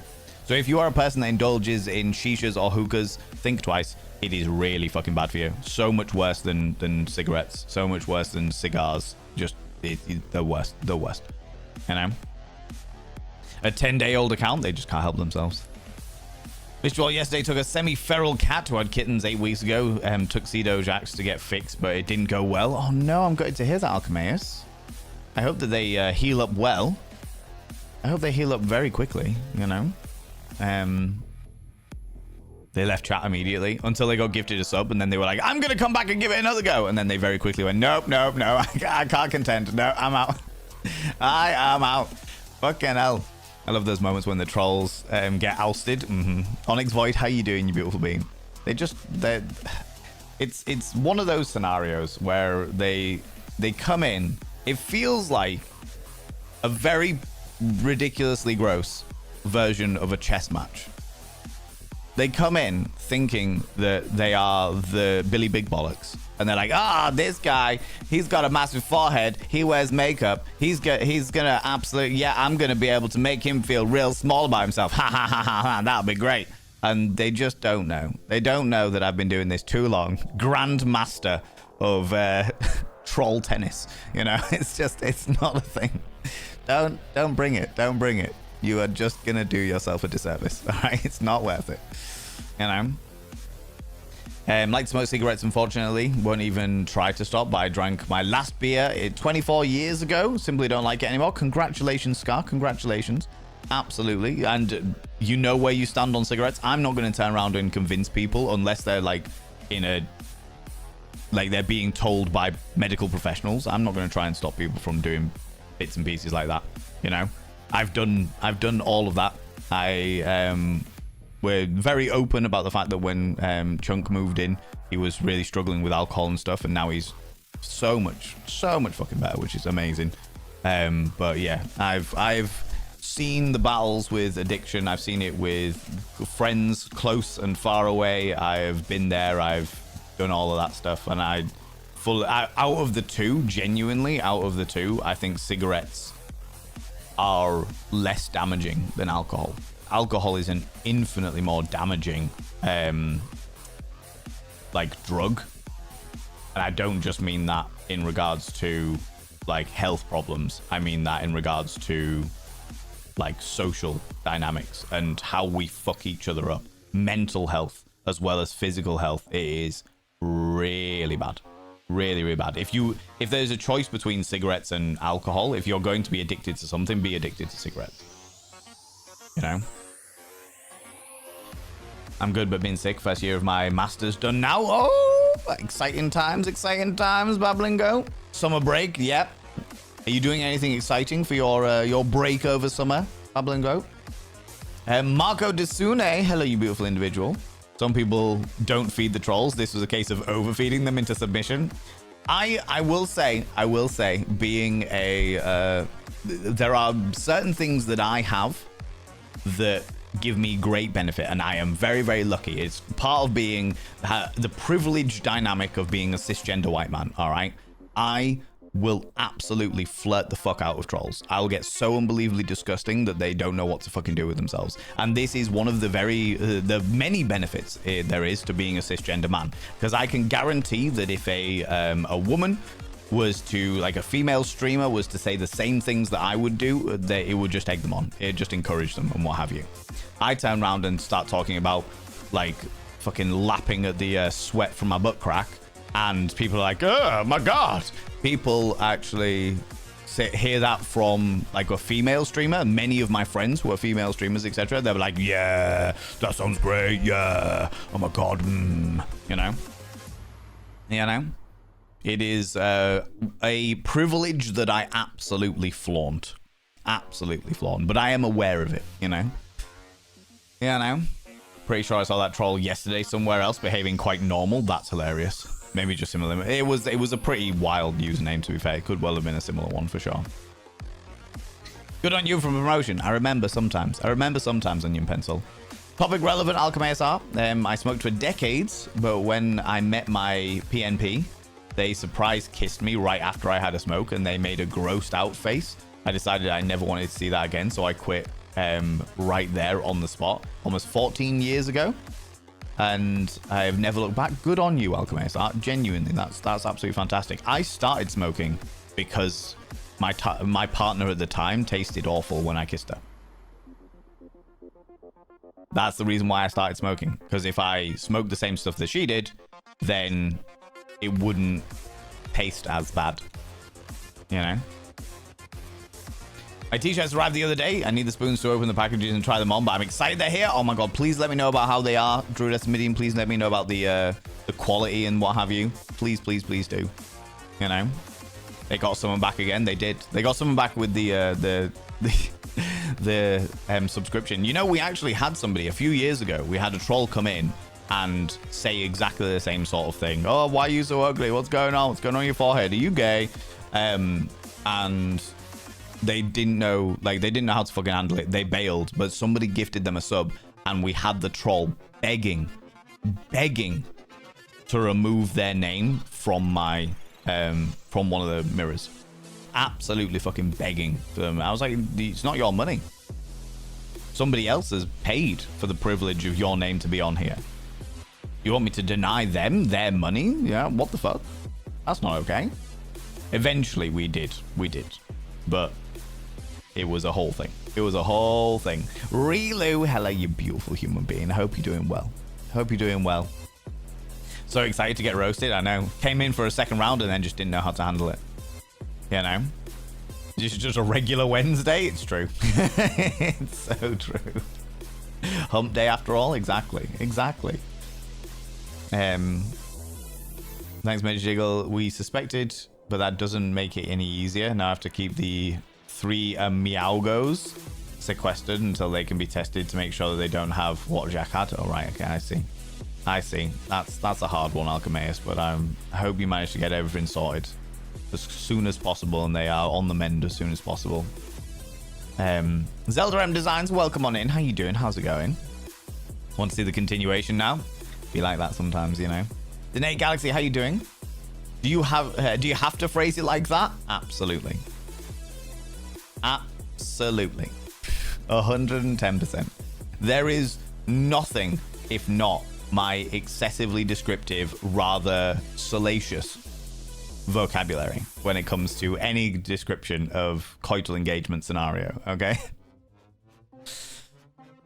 He doesn't have sex. He just does the worm at suspicious people. It's true. It's very true. It's the mating dance of my bird-like folk, you know? Imagine if hearing all your Lucius words first freaked them out, but also planted the seed that perhaps, just perhaps, they actually liked it. In 1 year, they'll come back and accept the invitation because they turned out that they were gay. Potentially. Honestly. Might happen, Bablingo. Might happen. It gets to that point where I'm like, do these trolls come in here because they're actually just testing the water to see if they are actually in some way, shape, or form attracted to their own gender? It's a possibility, you know? Kim DW, welcome on in. How you doing? How's it going? Something clear that for me. The creaminess? Is that the way you like it? Is that what you're after, Major Jiggle? Is that what's happening? Moderation in moderation. That's what you really need. Yeah, for sure. The bar should serve a glass of water with every other drink. Might as well go all in the moderation. They could do, yeah, for sure. For sure. Kahlua if you're being fancy, or Tia Maria if you're having it rough. Usually British pubs and clubs only have the latter. That would explain why I was thinking of the latter then. That was explain why I was thinking of the latter. Lunicorn, welcome on in. How you doing? Tuxedo Jack, it was the other kind of didn't go well. Oh, I got you. I got you, Alchemaeus. I'm gutted to hear that, friend. I'm genuinely gutted to hear that. Sending all the love. Many problems were discovered when we chose the merciful path. Understandable. Fully understandable. And genuinely, I'm glad to hear that you were able to... Always hard to phrase this. I'm glad to hear that you were a responsible pet owner and you took the right path to... the right and merciful path. I have met far too many people in life that have put their own desires before the needs of their pets. You should include that in your bio. Years and years of troll tennis. I played at Troll Wimbledon, don't you know? Shaggy, welcome on in. How you doing? How's it going? Alcohol fucks up so many more aspects in ways. Yep, absolutely agree. Absolutely fucking agree. Carpe Ananis, how you doing, you cheeky devil? My heart goes out to you. Yes. For having to make that decision today. Yeah. Absolutely. Absolutely. Sending all of the love. Going to a yearly convention, but otherwise I ain't done shit and relaxing. I'm glad to hear it. Glad to hear it. I am weighing up all of the conventions of next year. Never mind this year, just next year, being like, right, what? Because this year, I always said at the beginning of the year that this year was about going back to square one, getting everything reset, so that next year I can go all out and do bits and pieces. But and I'm not doing too badly. I'm not doing too badly. Lots of clearing out and stuff that I need to do. But overall, I'm not doing too badly, for sure. For sure. It's a good thing that you did too, because smoking is a hard no for my partner, but I quit literally a week ago before we got officially together, because I didn't want to stop talking to them to go outside, to go smoke outside. Yeah, that's fair. Absolutely fair, for sure. But yeah, congratulations, for sure. First is always the hardest. And you did the thing, for sure, for sure, for sure. For sure, for sure. You did the kindest thing for them, and that's all that matters. Absolutely. Agreed. Agreed. Hang out here for a bit today to avoid a bad spiral. Well, we're here for absolute distractions, Alchemaeus, for sure. We will, in a little while, I'll be going through the games that we had available, the spooky games we have available for this afternoon, and you all get to vote on them. Whoever is here today gets to vote on them, you know? Jester Fraud 6 minutes ago redeemed Show Dono with speech. The dono is being shown. I now need to talk about it. For those people that don't know, we have little donation goals. Usually they're about £200, but this one's actually only £100 because you people had already raised the first 100 for it. And unfortunately, the first 100 I bought fish with it, and all those fish died. Not entirely sure why, but I will be, like, the investigation is ongoing. But the current donation goal is to replenish those fish and replenish the fish tank, fill it full of delightful shoaling fish. I need to speak to them about the best type of fish for them, because I feel like one of the problems was the fact that the water pump was too big. Anyway, doesn't matter. The point is, all of this money is going towards buying new fish for this fish tank. And then hopefully we'll be able to set up the aquarium, the 24/7 stream of the aquarium. As with all of our wonderful donation goals, when we hit a donation goal, when we finish a donation goal, there is a reward for the community, a way of me saying thank you to all of you for helping me out and digging into your pockets and down the back of the sofas and offering to give me that money. I really genuinely really appreciate it.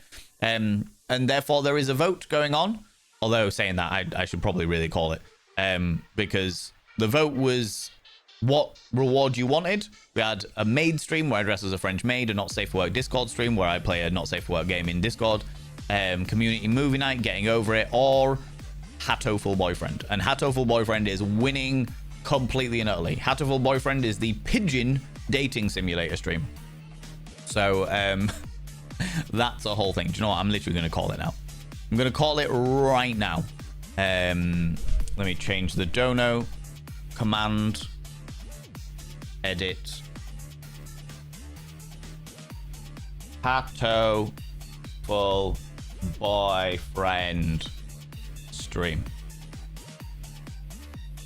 Pigeon dating. Save changes.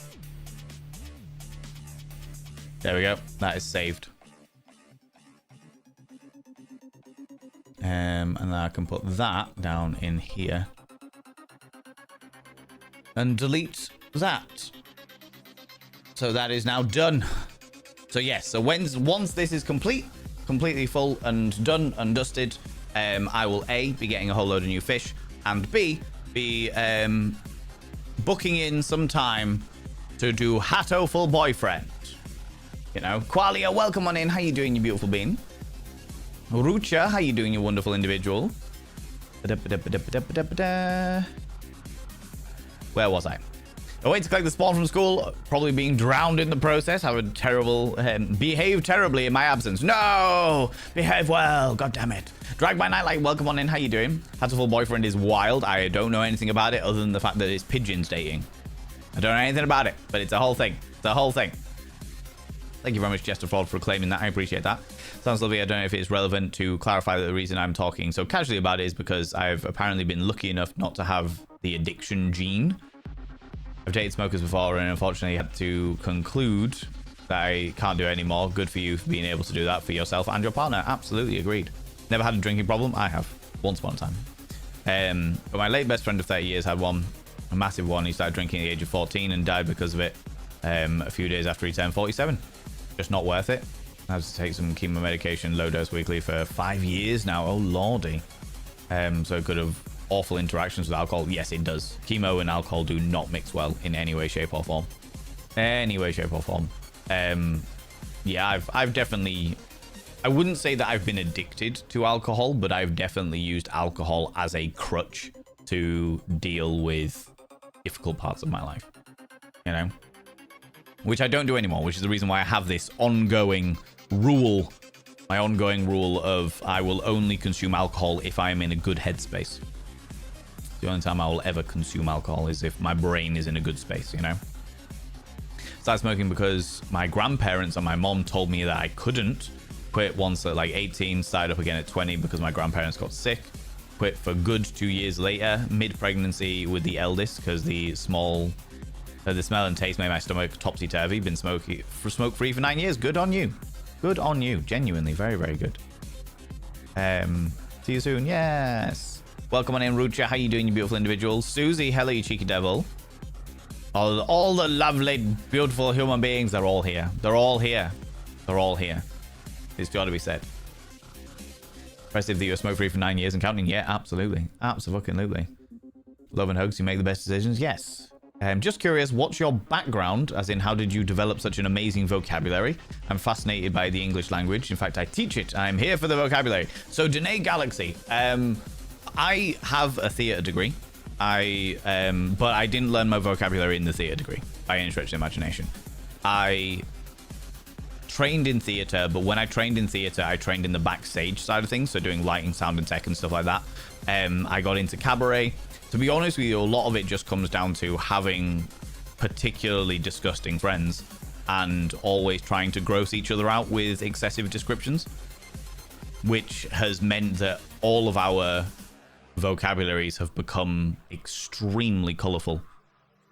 And because I would say that intelligence is a spectrum, as I think everybody here knows. You can be intelligent in various different things in your life. Just because you are no good at fucking English and science and bits and pieces, you can still be really intelligent when it comes to engineering or plumbing, or what you could be really intelligent when it comes to math, but really terrible when it comes to other dynamics. Like, intelligence is a myriad of things, you know? My friends are very intelligent when it comes to the dynamics of like politics, the English language, that kind of thing. We are very, very good with vocabulary and expression and filth, to be honest with you. Absolute fucking filth. So part of it comes in that. I think part of it also comes in the fact that when I then went and joined other friends, I found that my eloquent, exactly, Sway.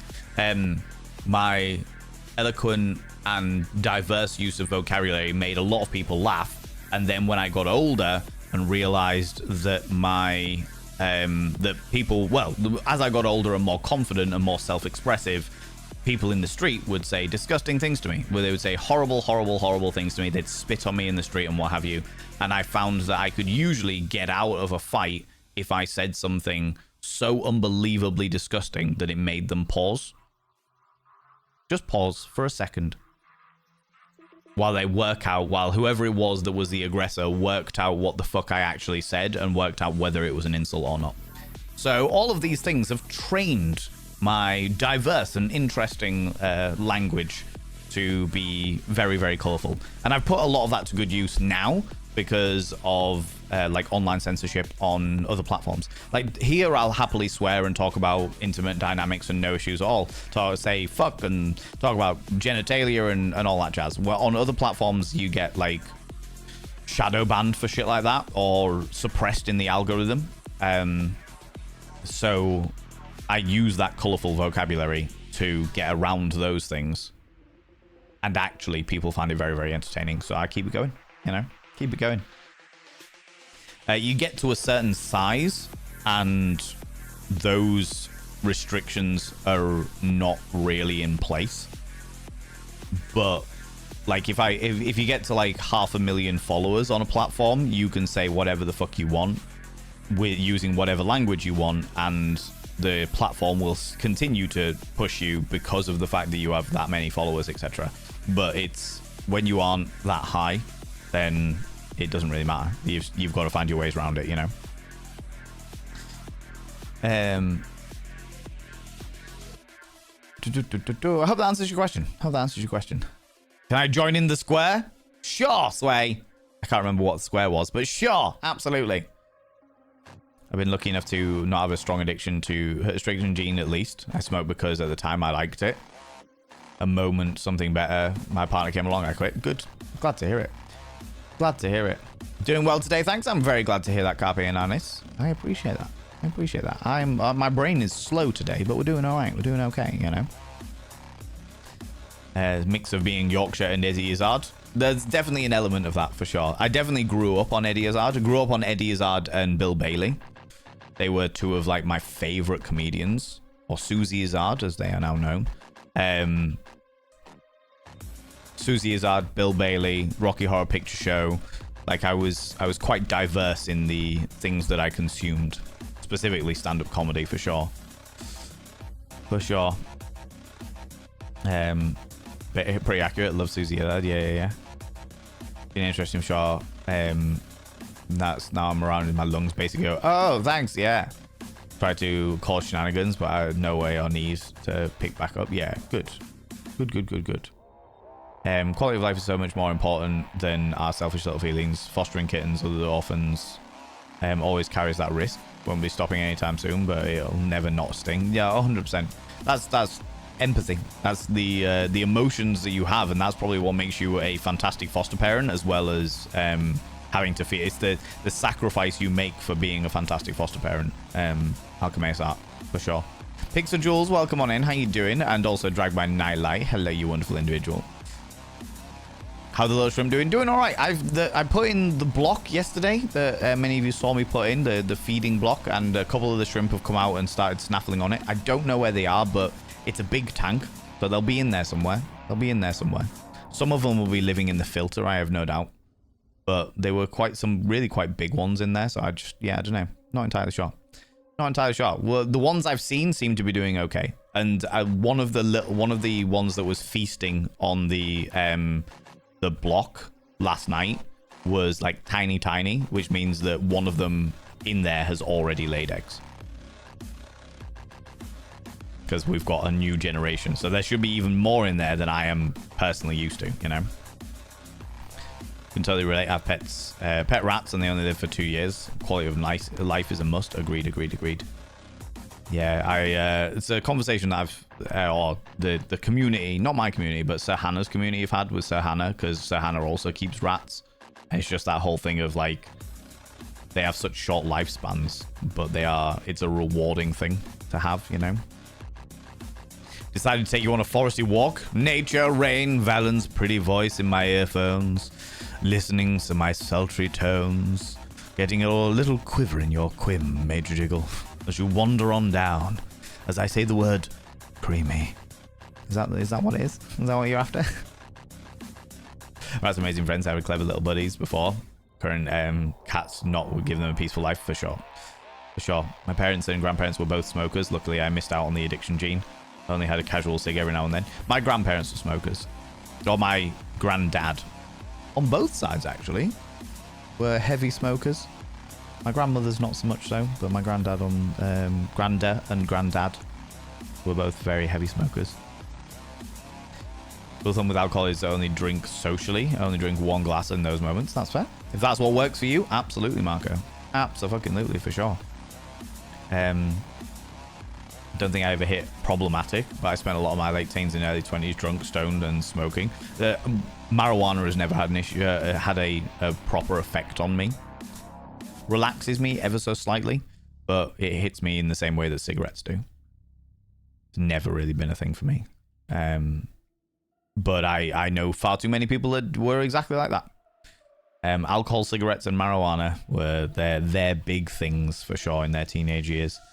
And unfortunately, I've also seen, as much as I fully agree that marijuana should be legal, I also think it's a fantastic thing for a lot of like chronic pain and stuff like that, and really, really helps out with those things, and has been condemned by the medical community for stupid reasons.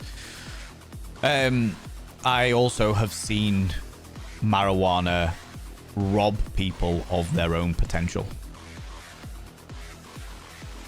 One of the genuinely the most fit, attractive, ambitious, talented, you know, those people that are like nauseating because they're so unbelievably naturally talented and everything just comes to them so unbelievably freely and easily.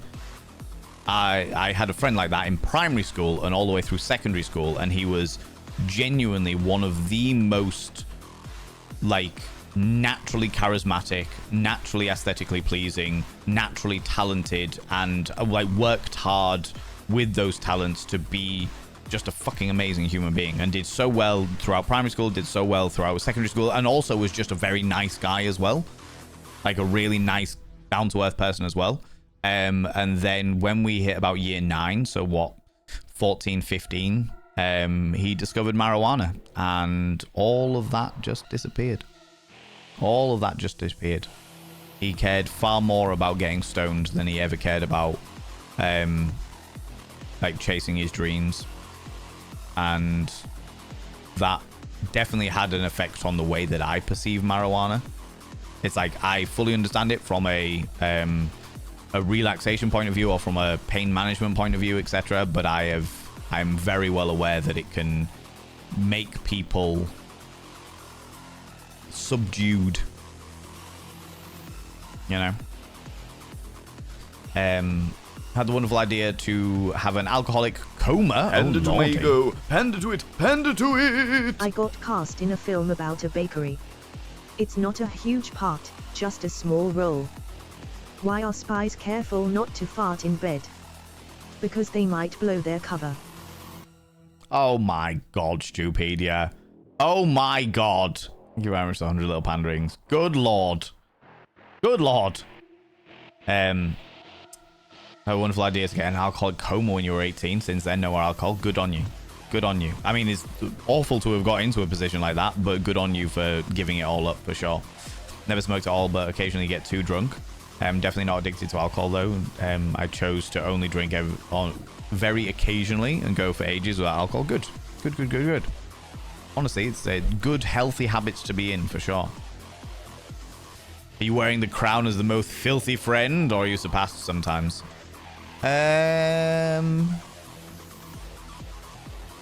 No, I'm definitely the most filthy friend. There is another friend group where there is a single individual who I wouldn't call a friend. I don't like this person.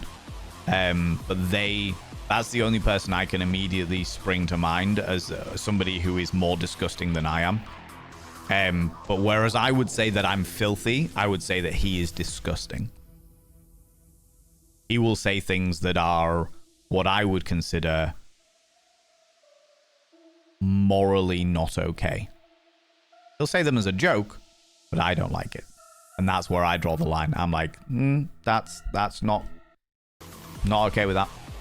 Not alright with that. He is definitely more disgusting than me. He is more, like, he'll say more disgusting things than I will. But that's because he crosses moral boundaries. Other than that, I would say that I'm still probably the filthiest person I know. Yeah, probably still the filthiest person I know, you know. Can't even do weed because the smell of it makes me feel sick. I know a few people that have that reaction, you know. So kind of like my neighbor. I'm not saying that she's stupid or dumb, but if brain cells were money, she'd still be poor. I think that all intelligence is relative. I think intelligence is relative. There are an awful lot of things that I am not intelligent in. but I would consider myself to be a reasonably intelligent individual. You know? Excellent technique to disarming aggression, but even your eloquence is perfect. Like British version of Frankenfurter. Frankenfurter was British. Danae Galaxy. The Frankenfurter should be British. Well, or certainly have a British accent. That was Tim Curry is from the UK. It was originally a UK production. I think it was originally an Australian production, but then it was aired in the UK first. Go forget with thine forebears. Exactly.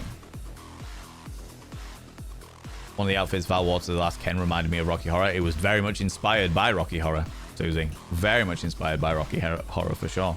Having a moment in Broadway too, which is amazing. Yes, it is. Yes, it is. Which I have mixed feelings about. I understand it, and I'm very much happy for the majority, but there is a certain part of me that's like, okay. Interesting. If it is genuinely a sign of more acceptance and sexual freedom and people being able to express themselves openly and freely, then I accept it. There is a part of me that wonders whether it is a money-grabbing thing, though, because it is it was last year, the 50-year anniversary of Rocky Horror, and 50-year anniversary of something that's been running that long is quick to milk the teats of monies. Someone broke into our house last night and stole a dozen eggs. They also left a pan of boiling water on the stove. Police believe it was poachers. My horse only comes out of its stable when it gets dark. It's becoming a nightmare. These are poor. These are bottom of the barrel, Stupedia. Bottom of the barrel. Good Lord. Thank you very much for the 100 little panderings. I appreciate that. Pet rats are the most amazing, loving pets. I've had rabbits and cats and dogs, but rats are the best. I've had quite a few animals. My favorite was my pet lobster back in the day. I had a girl asking me, do you think I look like a whore? Because my boyfriend seems to think so, in which I replied, remember Aqua's Barbie girl? There's your answer. What? Aqua's Barbie girl was a fucking banger. I think I missed the context there, B Nation, but I would very much appreciate us not slandering sex workers. That would be good. That would be good. If people describe themselves as a whore, that's fine. If people are using it in derogatory terms, I'm not okay with it.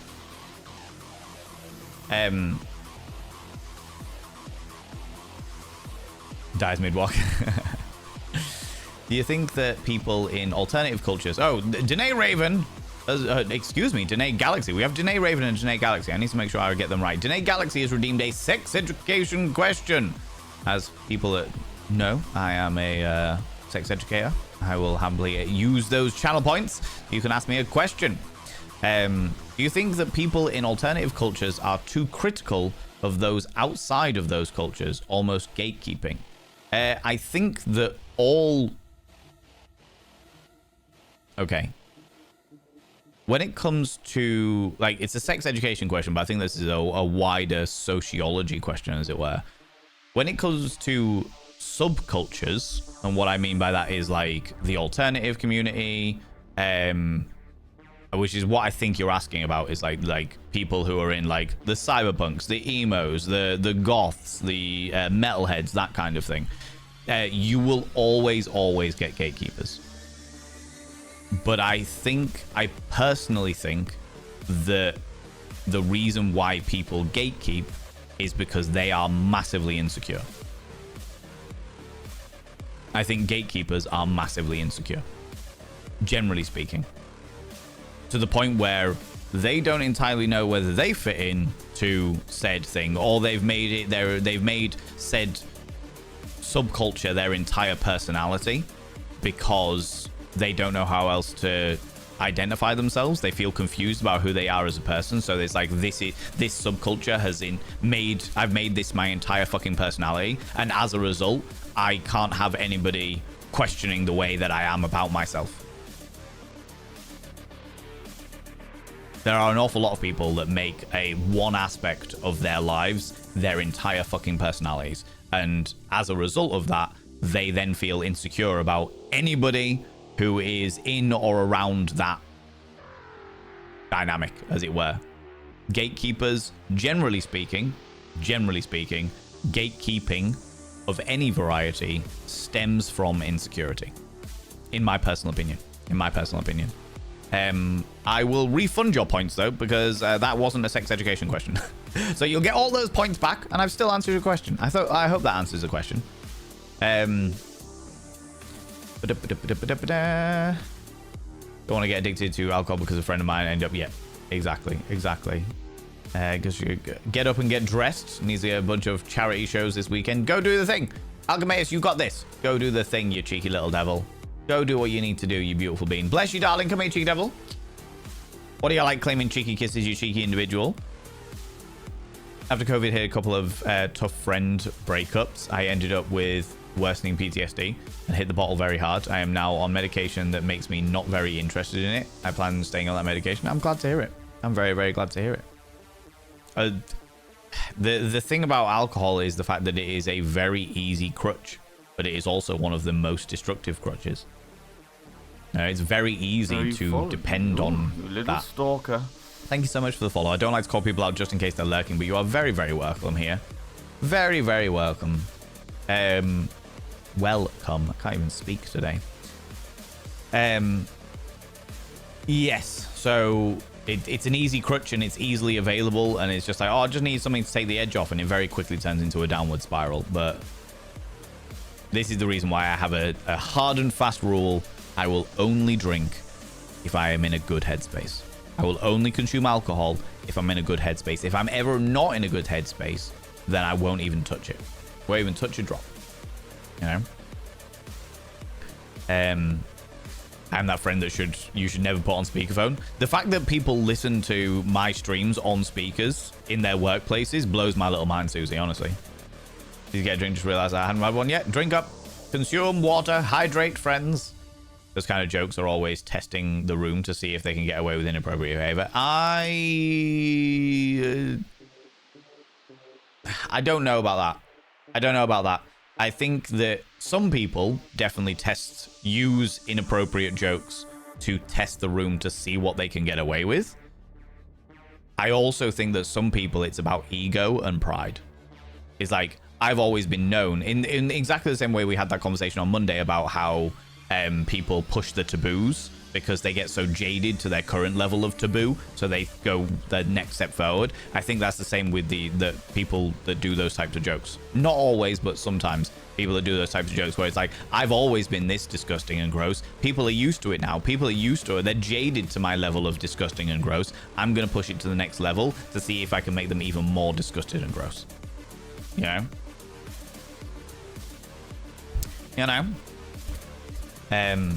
I'm going to snooze those ads briefly because I want to try and catch up with chat a wee bit. But says my grandparents were heavy smokers. One nan quit smoking around the age, about my age. After having a couple of heart attacks, granddad didn't quit until he was in his 70s and dead by 80. Other nan smoked from 12 years old until the year before she died. Other granddad quit smoking at the time she died just after 80. They both smoked at least 80 a day. Their houses were permanent smoke boxes. Times you could barely see each other across a small living room. Jesus Christ. That's wild. That is wild. With an American accent. Of course I know Tim Curry. I was about to say. He spoke with an American accent. I don't think. I never picked that up. Danae Galaxy.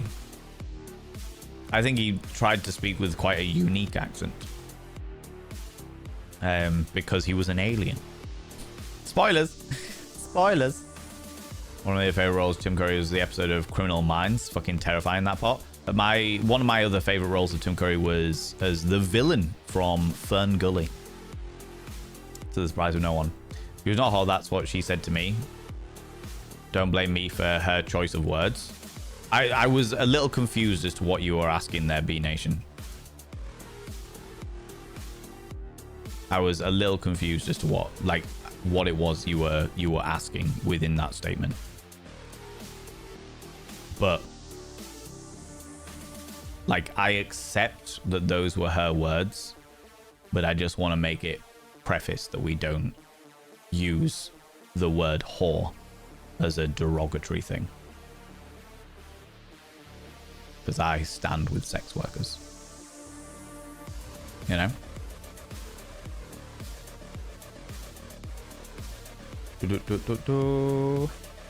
Like people who can call me a whore, my friends and my husband, because he knows one of them genuinely means it, and none of them mean it in a genuine negative context. Yeah. It's a kinky thing. I'm okay with it. Yeah, for your husband and I, it's a kinky thing. That's fine. That's all right. That's okay. As long as it's between consenting adults and it's not used in a derogatory way. Well, and I suppose those types it is, but used in a specific way for the kink. Yeah. Yeah.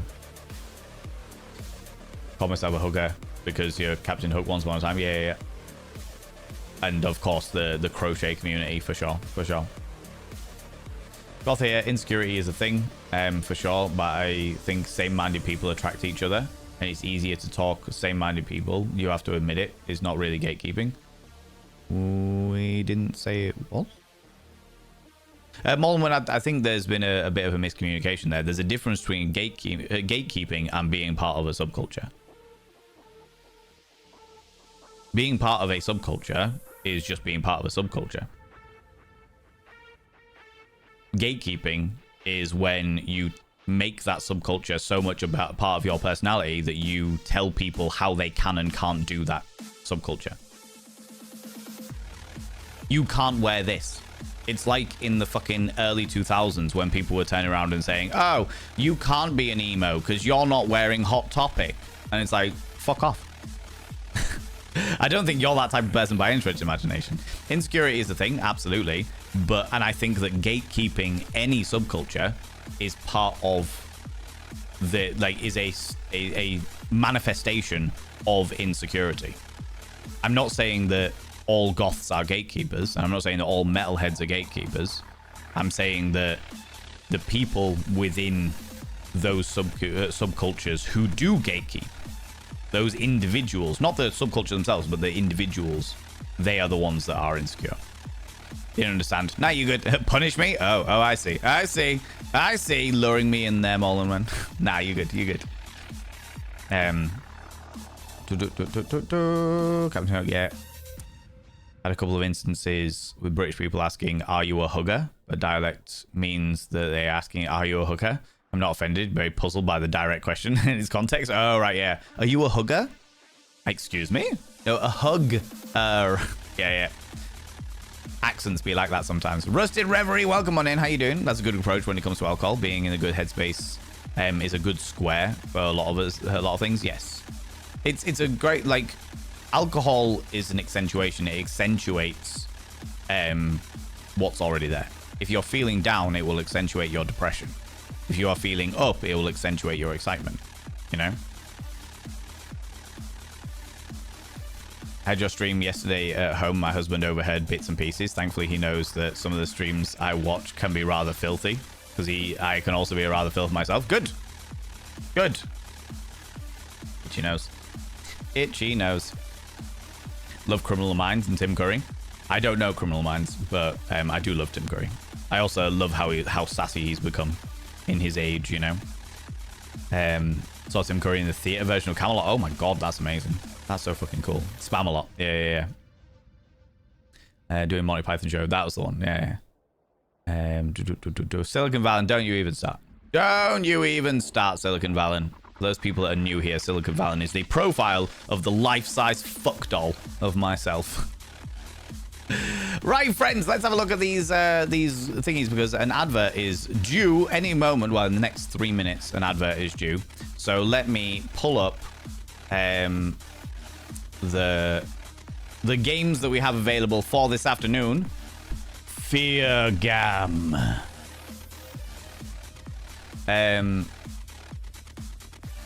So we have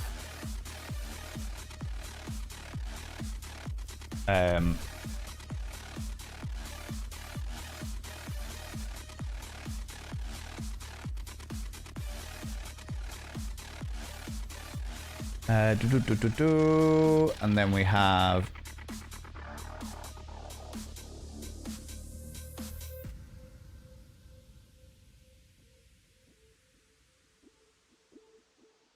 Ooh, spelled it wrong. Okay, I've got the poll ready mod, so you don't have to worry about doing the poll yourselves, but I will now jump in there. Okay, friends, cheeky little devils. In fact, you know what I am going to do before I do that? I'm just going to quickly...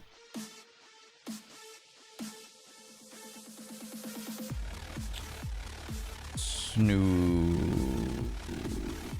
the ads again. Because I've only got a minute to do this. I'm never going to be able to do that in a minute. Okay? But that's all right. Now we can do that. Because I've got an extra 5 minutes to play around with it.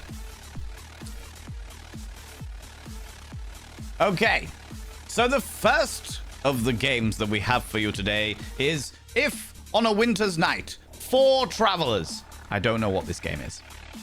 I genuinely don't know what this game is. I've got no fucking idea what this game is. However, a member of this wonderful, wonderful community said it was absolutely excellent. You little stalker. Thank you so much for the follow, you beautiful being. I don't like to call people out just in case they're lurking, but you are very, very welcome here. A member of this community said that I would absolutely fucking love this. In fact, I think, if I remember correctly, a member of this community actually bought this for me. Because they said I would enjoy it that much. It's like a point-and-click, spooky investigative thing, if I remember correctly, but we'll find out. We'll find out if you vote for it. But it's very indie, spooky horror shenanigans. There we go. Okay, that's the first one. The next is our continuation of The Forest, where I was playing The Forest for the past couple of weeks, because people have been enjoying my survival crafting and desperately looking for Timothy, which is grand. I am more than happy to continue that because I was thoroughly enjoying it the past couple of weeks. So if you fancy seeing more of The Forest, the option is there. Next, we have the OG Alien vs. Predator. This is the original game, if I can get it working, if not AVP2, one of the two. But I haven't played this in many years, and I remember it being a lot of fun. So I thought, fuck it, I'm going to throw it in there as a little curveball because I'm a big fan of the AVP franchise. Not the movies, but the franchise itself. It's there. Then we have Mag Runner Dark Pulse, which is a Portal-style game. Like, it's lots of Portal-style puzzles, but you are in a world, in like a futuristic universe that is being haunted by the Great Old Ones. So it's Portal with Cthulhu in it. Okay? And then finally, Call of the Elder Gods, because that was the top one. This is the continuation of Call of the Sea, which we haven't played. And hopefully this one is slightly more optimized, shall we say, than the previous game, because I couldn't play the previous game because it wasn't optimized. So we've got Call of the Elder Gods, Mag Runner, Alien vs. Predator, The Forest, or If on a Winter's Night, 4 Travelers. Those are your options today, friends. Those are your options. I will start that poll. 5 minutes, no extra votes. Start poll. Okay, there we go. The poll is now up there. You can click on the cheeky games that you want to see played today. The only people get to vote are you right here in this chat today, right now. Whichever game you would like me to see me play, I will happily play. Friends, adverts are about to start because I've postponed them for too long already. Anyway, but fuck it, we're going to do it now. Get up, have a stretch your eyes, look at something in the distance, then look back again. Grab some kind of beverage, hot, cold, or if the time is permitting, flamboyant as fuck. Don't forget to take your meds. If you haven't done it already, take them now, if now is a time-appropriate time to do so. If you're wearing a binder, have a couple of deep breaths, stretch those lungs out, stretch those rib cages out, and never wear a binder longer than is medically recommended, which is what we understand to be 6 to 8 hours, depending on the binder. If you are up and about anyway, you may as well check the sell-by dates on your condoms and lubricants and make sure that you don't ever use stuff that's out of date. And if you've left stuff in the washing machine, now is a good time to get it out and get it hung out so it doesn't smell all foisty. All right, friends, I'm going to run 3 minutes of adverts so they are done and dusted while I get up, go for a piss, and make myself some kind of snaffly treat because I am a little bit, I've got a craving for snaffly treats, all right? All right. In the meantime, do the voting, do the bits and pieces, and I'll be back momentarily, you cheeky devils. But I have returned to you, you cheeky little devils. Returned! Unto you, delightful human beings. Here and now and ready to go, and I haven't got the results of the poll, but I will get them now.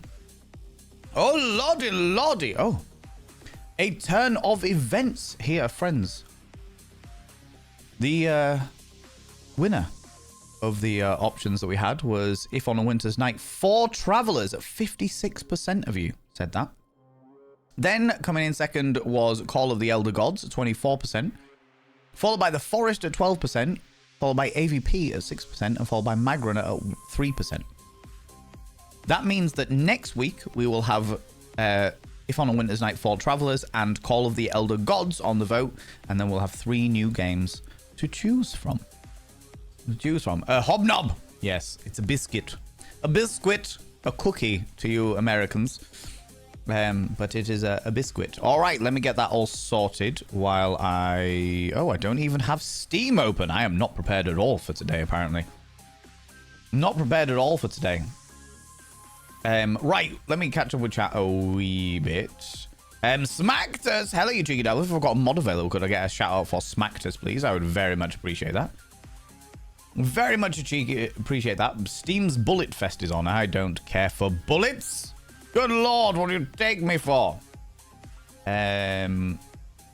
People go check out my dear friend Smacktus. Oh, you're doing some Micarus? How are you finding it? Smacktus is a wonderful, wonderful person.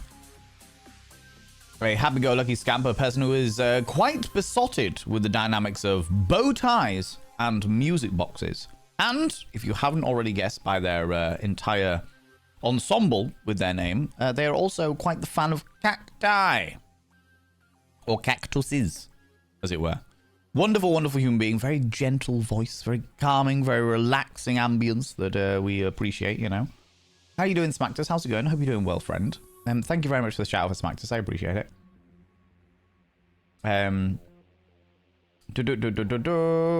Reading my book whilst we're all waiting for Val to return and feel like I need a minute. This is what I get for reading smut right now. Good.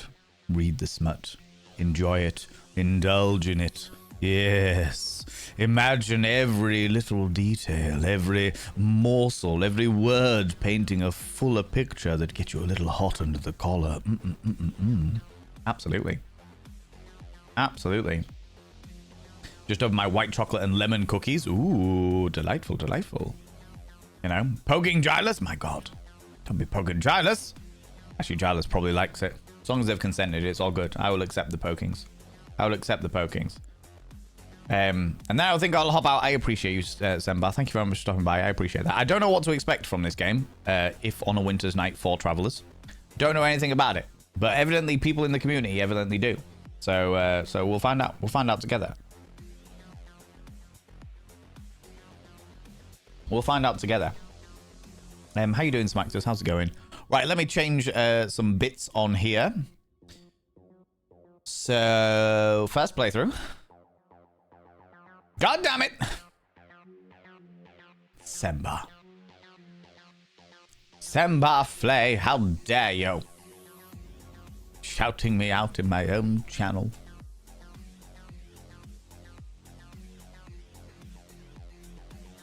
If on a questionable night.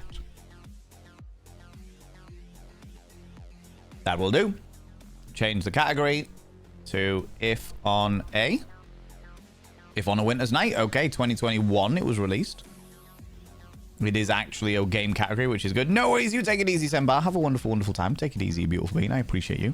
I appreciate you. Next time when you visit London, we can come up with a plan and keep you awake. Lots and lots of good coffee. That's what you people drink, isn't it? Coffee. I would say just lots and lots of Yorkshire tea, but it is what it is. It is what it is. Alrighty, Ruse. Let me set this up. Put you down here. Open you up. Kick you off. Ooh. Play if on a winter's night. Yes, that's what I wanted. That's what I wanted. And then change that to if on a winter's night. Okay. Sweet beans. This is what happens. This is the one downside to the vote. I really enjoy the vote. I really enjoy the fact that the people in the community get to choose what it is we play day on day. It's a very nice way to get you all involved and to know that I'm playing something that you genuinely are looking forward to enjoying and stuff like that, you know? And the one downside is having to set it all up when we actually vote for one. It's like, we voted for one. That's amazing. Now I've got to set it all up. But it's okay. It's all right. We will do that. Right, music. Shut the fuck up. Thank you. Now, let us indulge ourselves in a little thingy. It's loading. Is it working? This is the question. This is the question. All right, so be it. Dead Idle Games. Aid created with Ags. If on a winter's night, 4 travelers... Oh, I like the music. But we have no options. Okay, I'm gonna sneeze.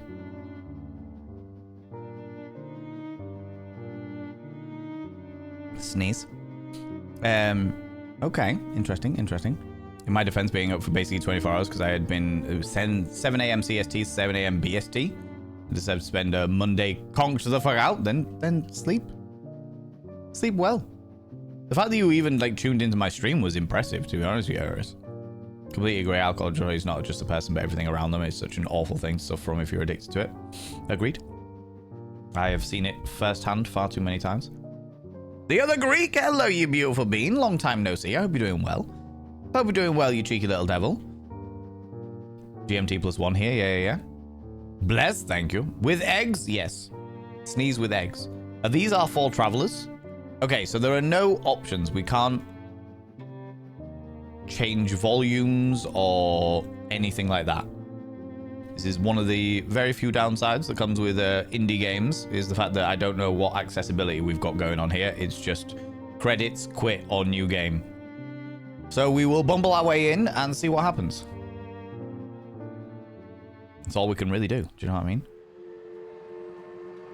February 1929, somewhere in Central Asia. A large choo-choo train.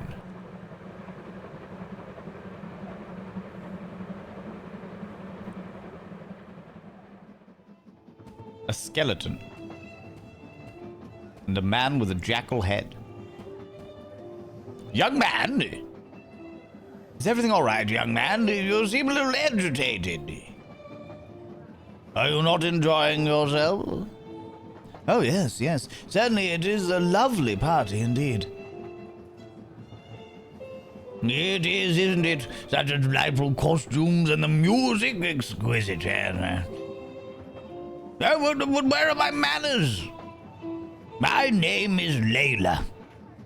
I'm Carlo. Pleased to meet you. Sweetie, what is wrong?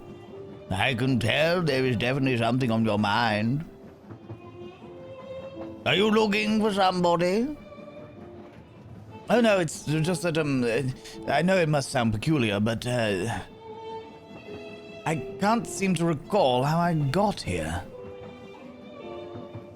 What do you mean? Surely you must remember something. Well, I was at this hotel in Rome. That I do remember. Rome! What a beautiful city. Were you on vacation? In a way, I was there to meet my paramour.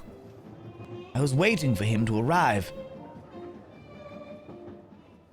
Dum.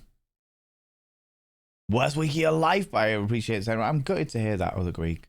The Silent Room. Ah, beautiful Rome. So glad to see you again. Still as majestic as a decadent. And of course, as loud as ever. Oh well, I'll sleep when I'm back in Turin, I guess. What time did Patrick say he would arrive?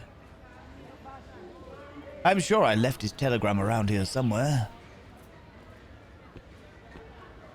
Ah, here it is. I moonwalked over there. My shooting star, thrilled to see you. Please check in at the Grand Roma. Everything will be taken care of. We'll be there around noon. Love, P. He's thrilled to see me. Thrilled? Oh my. This is going to be rough. Oh dear. Or is this the other guy? The paramour? Oh, finally, I get an option. All of that, by the way, was all automated. I wasn't like clicking to get it to roll on or anything like that. Otherwise, I would have stopped and interacted with chat a little bit. That was all just auto-paced as it was, you know? Which is extremely frustrating when you're trying to stream something like this. So that because I can't stop and just be like, hey chat, how you doing? I'm going to hear it's the worst week of your life of the Greek. Hopefully we'll be able to bring the second half of the week back up a little bit. A little bit of distraction, a little bit of entertainment, you know? The mask remind you of Slipknot masks? Yeah, a little bit for sure. Yeah, I was shocked made it in too. I was half expecting to streak from the VOD because I was so tired. I'm not surprised. I'm not surprised. You never pass of a hug? I'm glad to hear it. All of the hugs. All of the hugs for you, the Greek, for sure. Very final sort, unfortunately, it's just going to take time. Okay, I got you. I got you. Well, I hope that the stuff that needs to happen within that time happens quickly. Or at the very least is a smooth journey. You know? You're in CST as well. My aunt died just recently and also not handling that yet. Any setting that could make the text non-automated? Unfortunately, there are no settings, Marco. There are no options at all. I literally can't do anything at the moment, at the very least. I believe it's an indie game, and one of the unfortunate downsides to indie games is the some of the options are limited, shall we say. Oh my, this is going to be rough. I mean, he's thrilled to see me. Thrilled!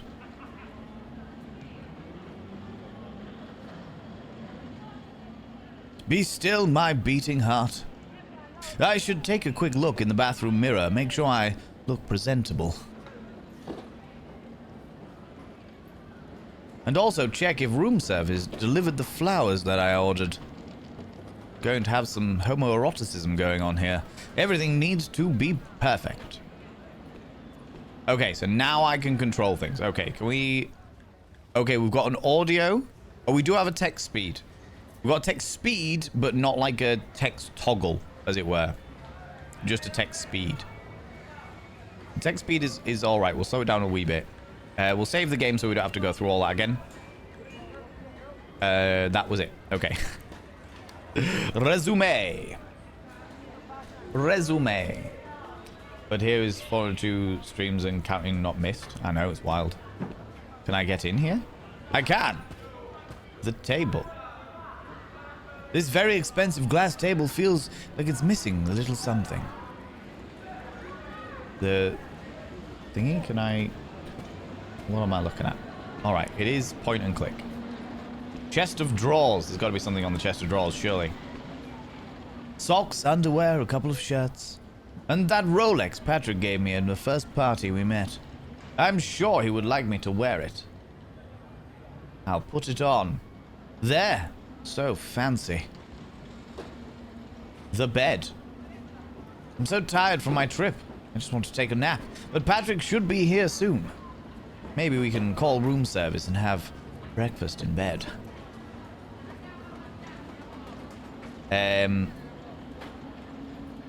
The bathroom? Go to the bathroom. Wanted to poop. Been there, done that. Bidet. Take some towels. I'm sure these towels cost more than what I make in a month. Well. Oh, it's a bath. Well. God damn it.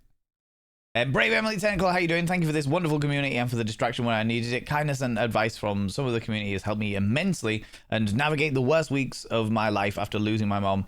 I have seen a few of you here in chat. Thank you immensely. Brave Emily Technical, thank you very much for sharing that. I really appreciate that. I really appreciate that. It's very, very kind of you. Sending all of the love, you beautiful beans. Absolutely. Absolutely. Glass table for shitting on. Exactly.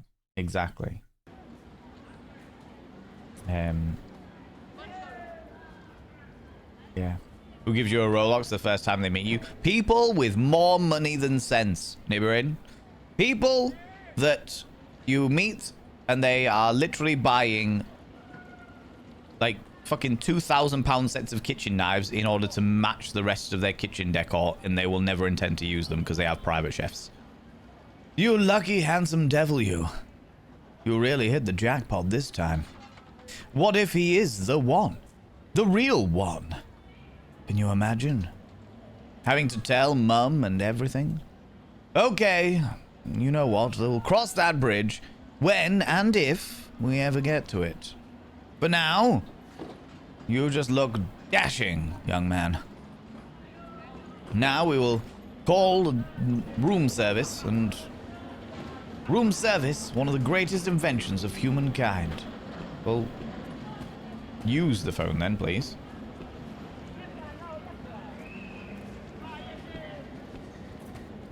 Apparently I can't use the phone.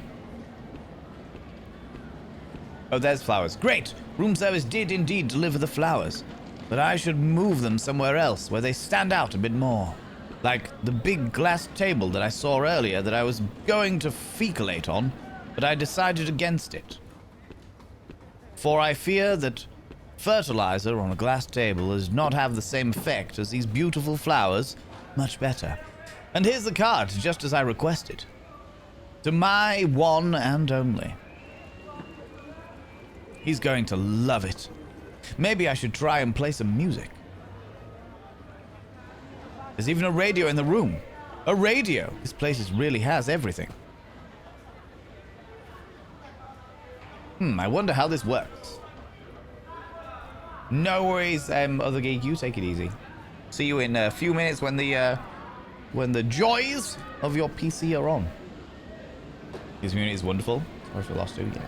And all of the love to all of you beautiful individuals. Chesney Hawks, is that you? I wonder how this works. Oh no! What have I done? Oh dear, what a relief. Can't do anything else. Okay. Let's go to the main door. Better not leave the room. Patrick should be here any minute now. Let's go have a cheeky little masturbation in the, maybe if I get naked. It's really fine bread. I can't wait to get full of biscotti crumbs. Biscuits in bed? Oh my god. Philistines. Can we check the mirror out again? Wink. Yeah, Okay. subscribed. Most kind. Ooh, this reminds me of Degen. Though we're all Degens around here. We are indeed Simplo Bilal.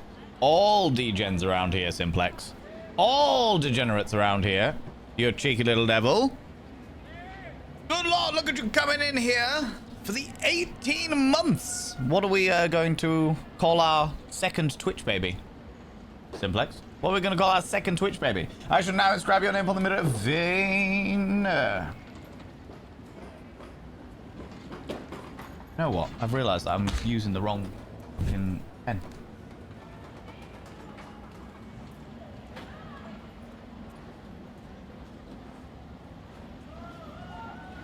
Simplex Pachinko. Your name is now on the Mirror of Vein. By having your name on the Mirror of Vein, it means you get access to my personal Snapchat. Not a bum Snapchat. In fact, it's technically a metaphorical Snapchat because it doesn't exist anymore. Of course, you get access to all the sexy little emotes and a discount on the merch store if you're ever interested in merchandise. No pressure or obligation, but it's there. But the most important thing, as well you know, is you got to roll over every morning, look in the mirror and go, God, do I look rough? Well, god damn, do I make rough look good? Ooh, sexy. Oh, yes, meow, you know? You cheeky little devil. You cheeky little devil, you. How you doing, Simplex? How's it going? Proud to be a degen over here, so you should be. We're all a little bit degenerates, and that's what makes it worthwhile. Is it okay to trauma dump? It's pretty heavy. What I would ask of the Greek is if you go into the Discord, there is a section in the Discord called Vent and Rant Space, and if you make sure that you put content warnings and like just spoiler it, and then you can get everything off your chest there. You can, yeah, I was about to say, you can get it all off your chest there, and I will absolutely read it after stream. I will absolutely read it after stream because I would like to give people a space to be able to get that off their chest because it can get quite heavy. It can feel very burdensome upon us. But I also don't want to like accidentally trigger anybody else or what have you. That's best. Glad I asked. Thank you for asking. I really appreciate it. But I do want to make sure there is a space for you to be able to get it all off your chest and just get it all out. Because I know that that can be very, very helpful in ourselves as well.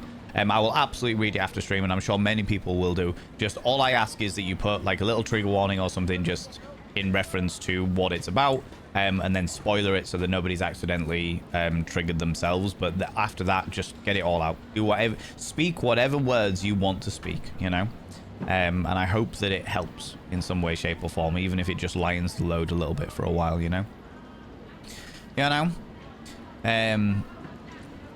The painting certainly can't buy good taste with money. Thrilled to see me. Thrilled! Okay.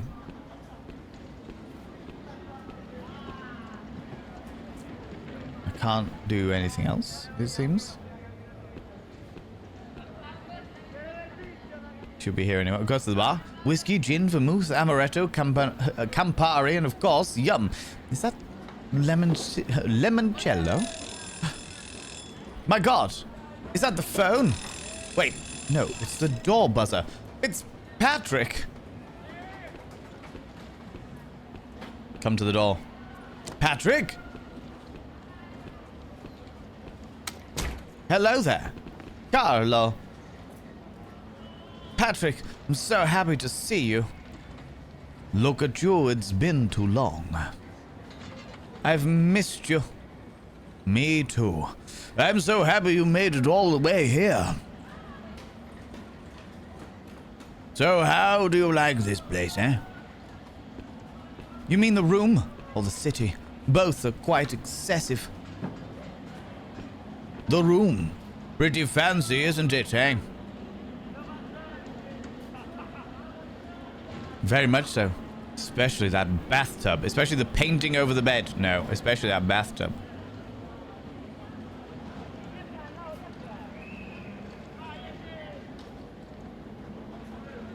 I can assure you that you've never seen anything like it.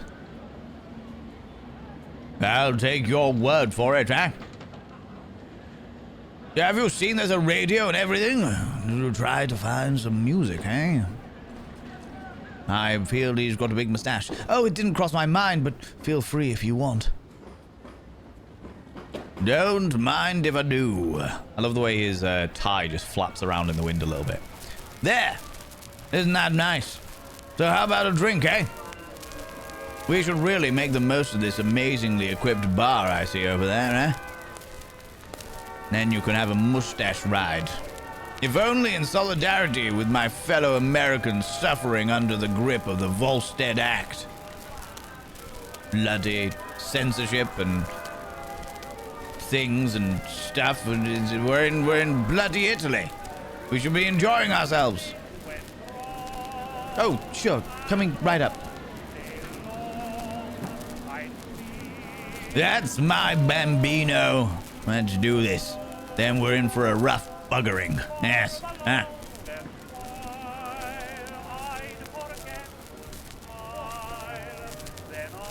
Go to the bar. So, one for Patrick and one for me. Here, Patrick. I made you a very sparkling cocktail. Salut! Cheers! Drinky, drinky, drinky. I put that in my pocket. I'm a nice guy like that. By the way, those flowers are for you. Are we a twink? I think we are. I'm playing him very much as like the nervous kind of twink. That this guy is definitely, absolutely bankrolling. Like, Patrick is our sugar daddy, you know? Those flowers are for you. By the way, the flowers are for you. Oh, they're absolutely lovely. Yeah. Oh, look, they come with a card. Read the card, Patrick. Read the card. To my one and only, Charlie, Carlo, I need to tell you something. Want to sit down on my penis?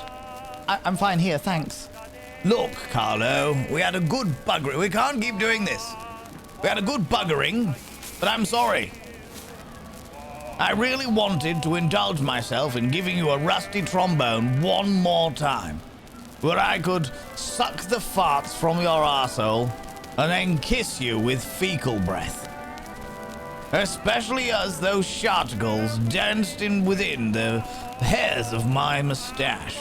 But evidently I can see through the medium of this vase conveniently shaped like your own urethra that there is a problem with your emotions.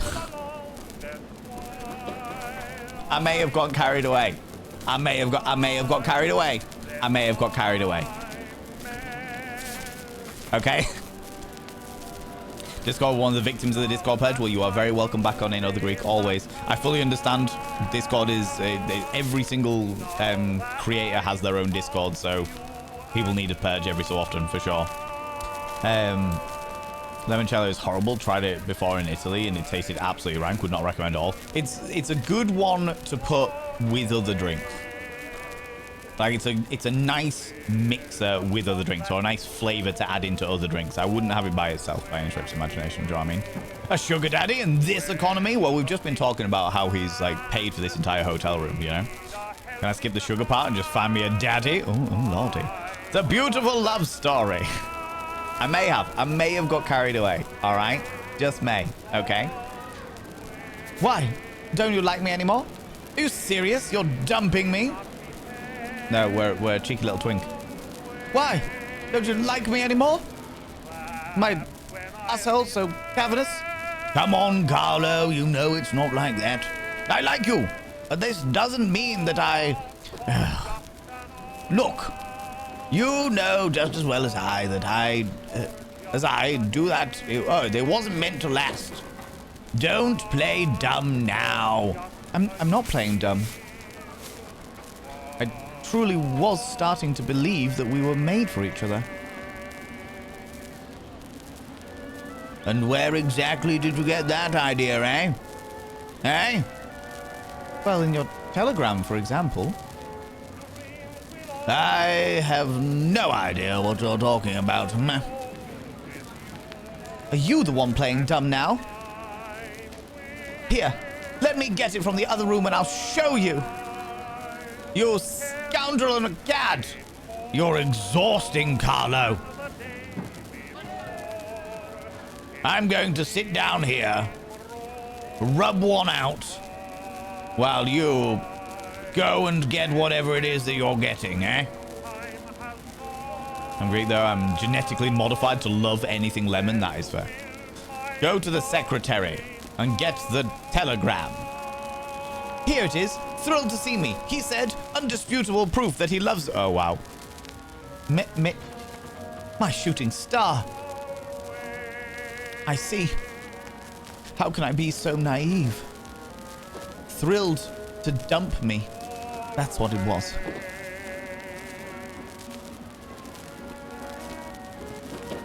Well, I'm glad that I didn't let him plow in my delightful cavernous arsehole one more time.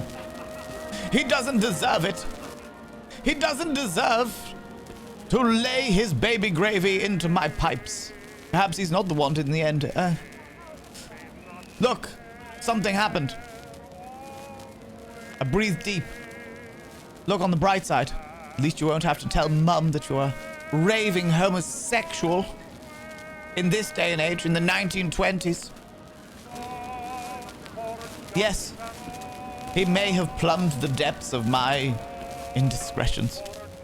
He may have tickled the G-spot that's lodged delightfully in my anus.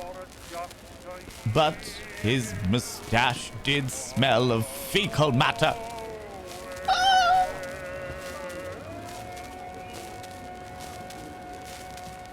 Your shooting star, fleeting, a passing glimpse and then gone. Is that how you justify it to yourself?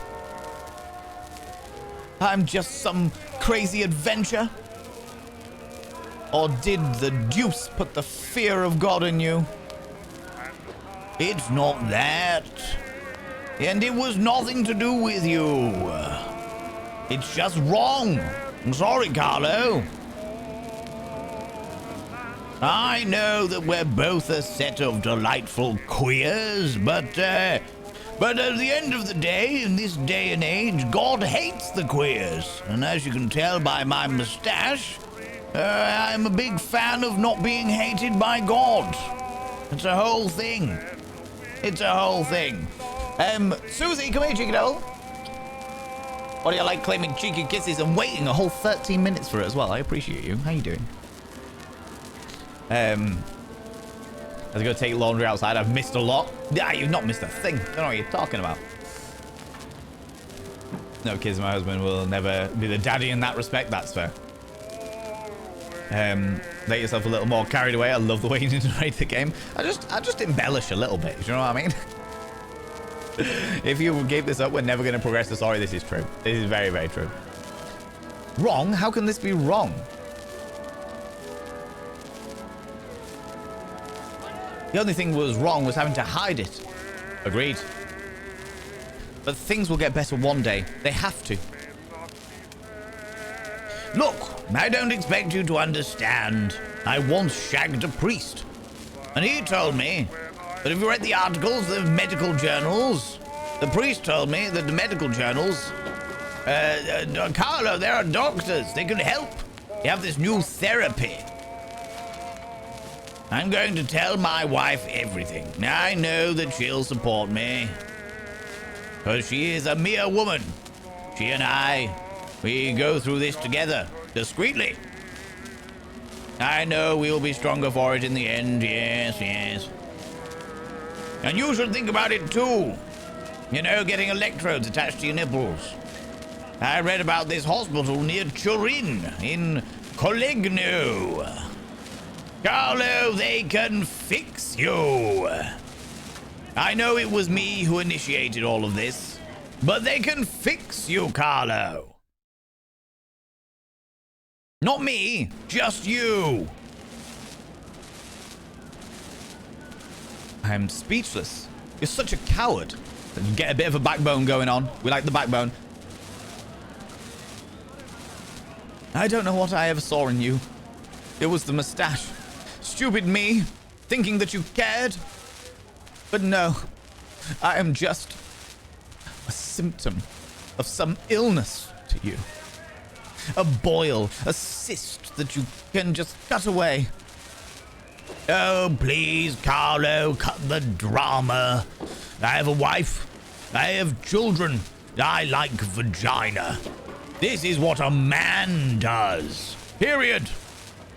A man, a snake is what you are. He did a 180s conversion therapy. Of course, he's got his way now. He's stuck his baby gravy in my asshole, and now he doesn't want anything else. You're just maximizing benefit. This enterprise has turned risky, so you're walking away. Okay, I don't have to put up with this.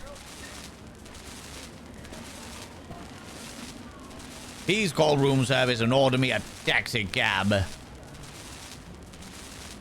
We're done. I'm done with you. We're just done. You really have some nerve. Call one yourself.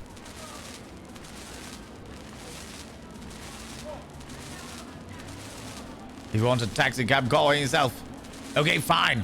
I'll ask for one at the reception desk then, eh?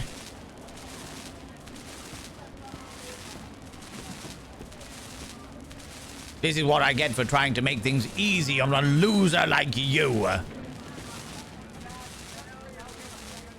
Goodbye, Carlo. Go back to Turin. It's over. Some nerve you have calling me a loser.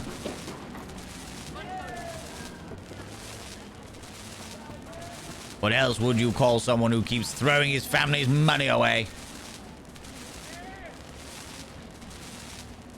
Chasing who knows what or who, seeking just one chance out between two legs.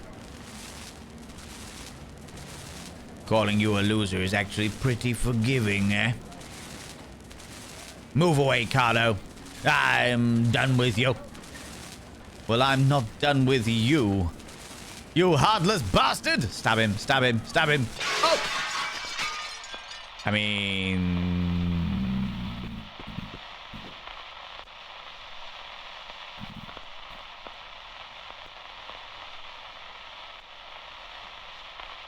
That's much better. That's much better.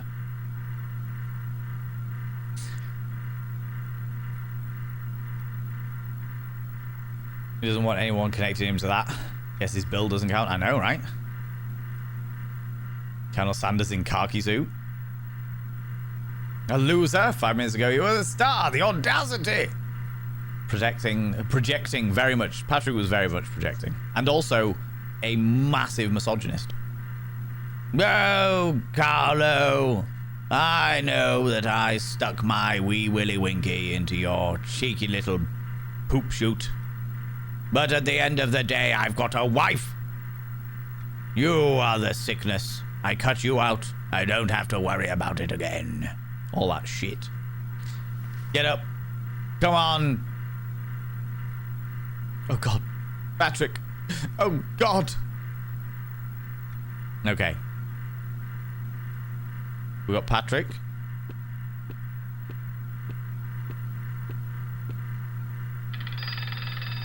Oh no, the phone. The Teflon. Hello?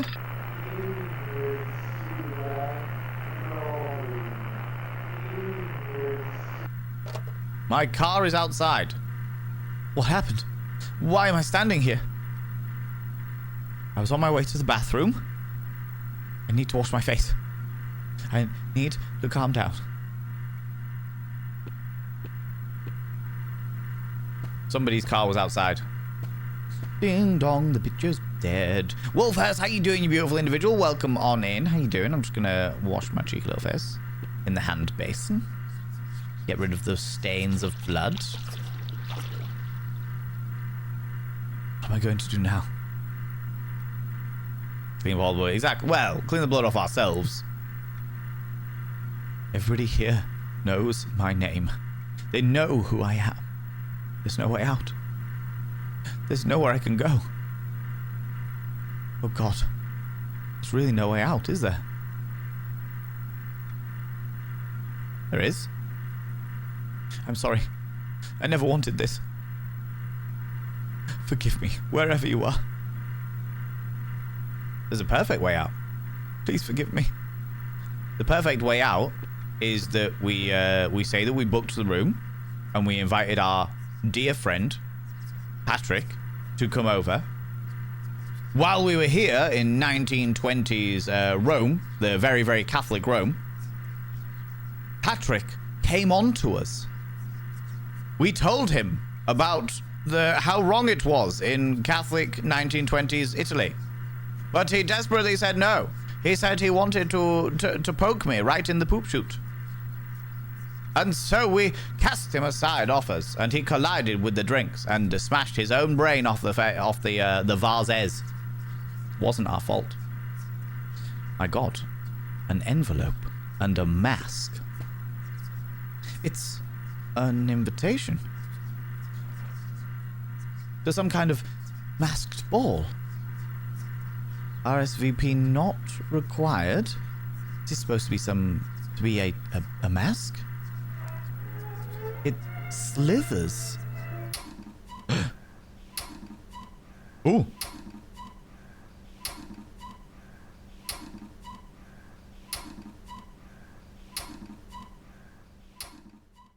Oh. And the next thing you know, I'm here in this train with a drink in my hand.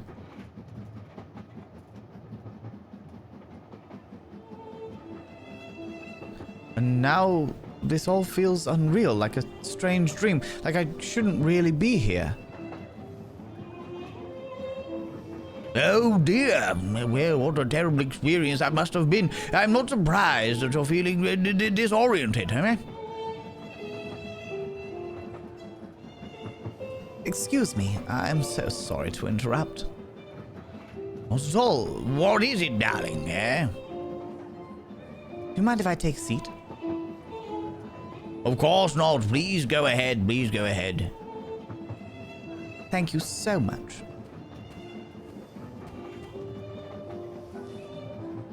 I've been looking all over for my husband, but I cannot find him.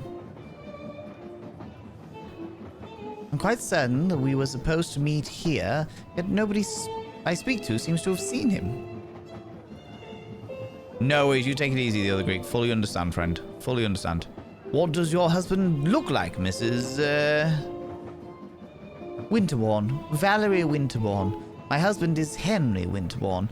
Surely you must know him from the papers.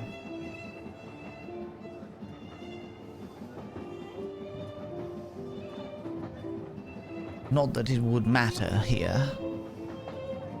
But I am confident that if he were around, I would have recognized him already. How's it going, Alexandra? How you doing? Do you remember where you last saw him, eh? Of course, it was...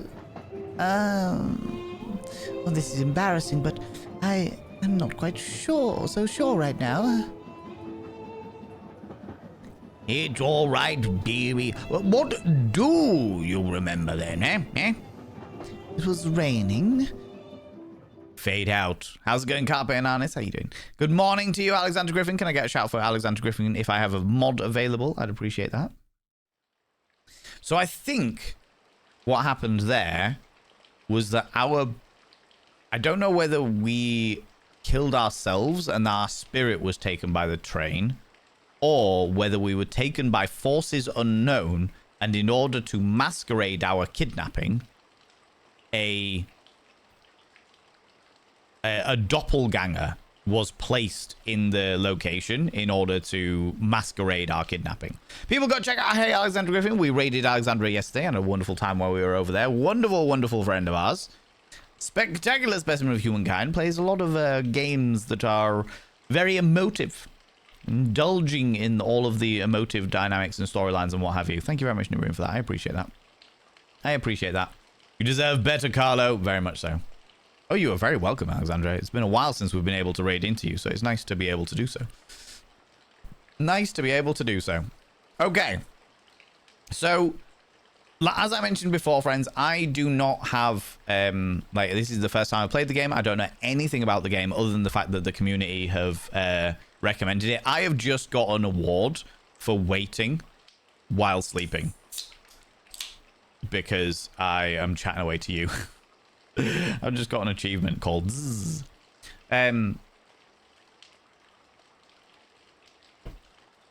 But it does need to be said that this is evidently some description of dark horror game, like a creeping dread kind of game. And evidently there is definitely, as we have just found out, references to suicide. If that is going to be a problem, if that is going to be a content warning for you, then please do yourselves a favor and step out of the stream. Subscribed, okay? Most kind. You beautiful being. Thank you very much, Susie, you beautiful being, for gifting a sub into the community there. I was very confused by what happened there, but thank you very much for paying forward your gift sub into the community there. I really, really appreciate it. I won't call that person out because I haven't seen them say anything in chat yet, but I will inscribe their name upon the mirror of vein. I'll do that now. I'll do that now. Foul play is afoot with those wriggly masks, I say. Marco, I do not disagree, friend. I do not disagree.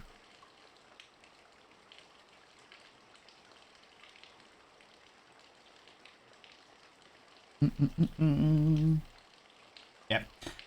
I've inscribed their name upon the mirror of vein. By having their name upon the mirror of vein, it means you get access to my personal Snapchat, not a bum Snapchat. And of course, you get access to all the sexy little emotes. But the most important thing is go roll over every morning, look in the mirror, and go, God, I look rough. But god damn, do I make rough look good.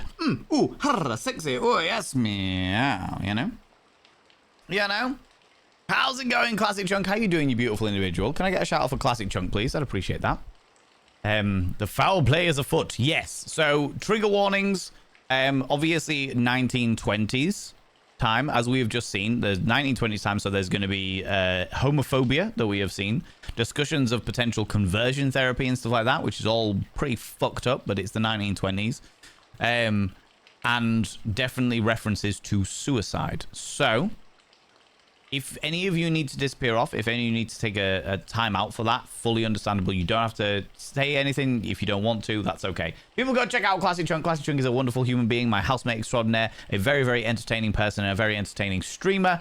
And yeah, he's one of my very, very good friends. Very, very good friends. I hope you're doing all right, Chunk. I hope you're resting well, friend. Especially after you went shopping this morning and strained your bod, as it were. This game is so far is giving Persona meets Alice in Wonderland. I'm so here for it. I don't know Persona, but I do know Alice in Wonderland pretty well. But yeah, I just wanted to give everyone that heads up because, like I said, this is the first time I've played this game, so I don't know what trigger warnings I'm expecting. You know, I was wondering about the content of this game when I saw it already.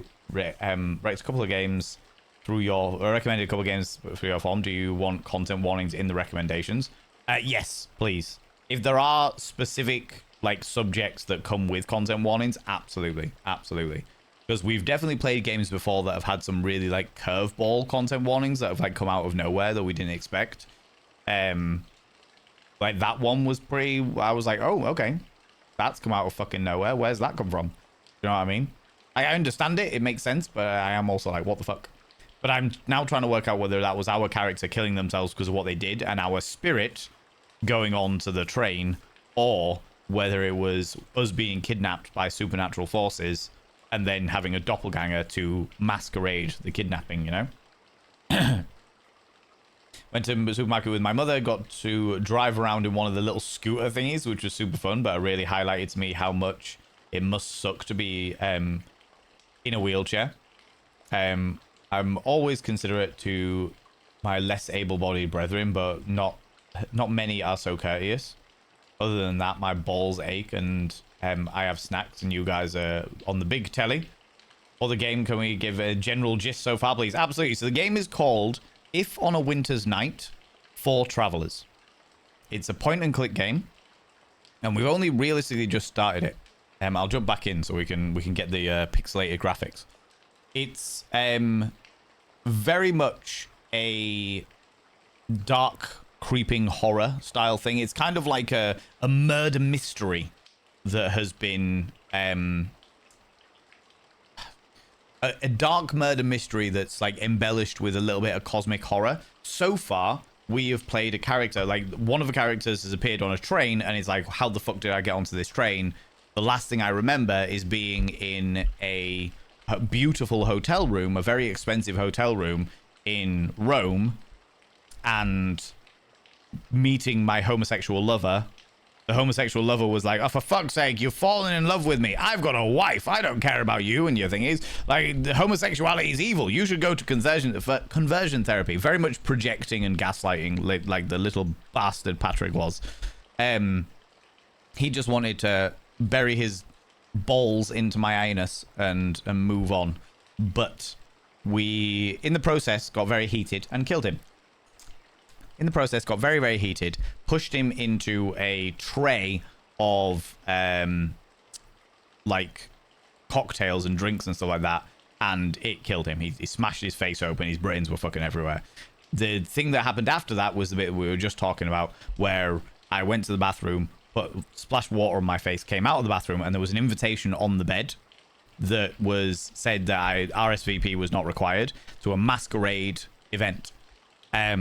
We took the invitation, and then suddenly we saw a cutscene, or it flashed over to our corpse hanging from the like the fan in the room, which means that the elements of suicide. We don't know whether we killed ourselves and that was our spirit going onto the train, or whether it was a case of our character was kidnapped and it was like a doppelganger that was used to masquerade the kidnap. Do you know what I mean? Please tell me Tim Curry is the butler. I can only hope so. I can only hope so. You know? Yeah, Frankie D, it's very Hammer horror for sure. And now we're a different character who had a cat face on when she was on the train, and she's looking for her husband. tie my hair up. Here I am.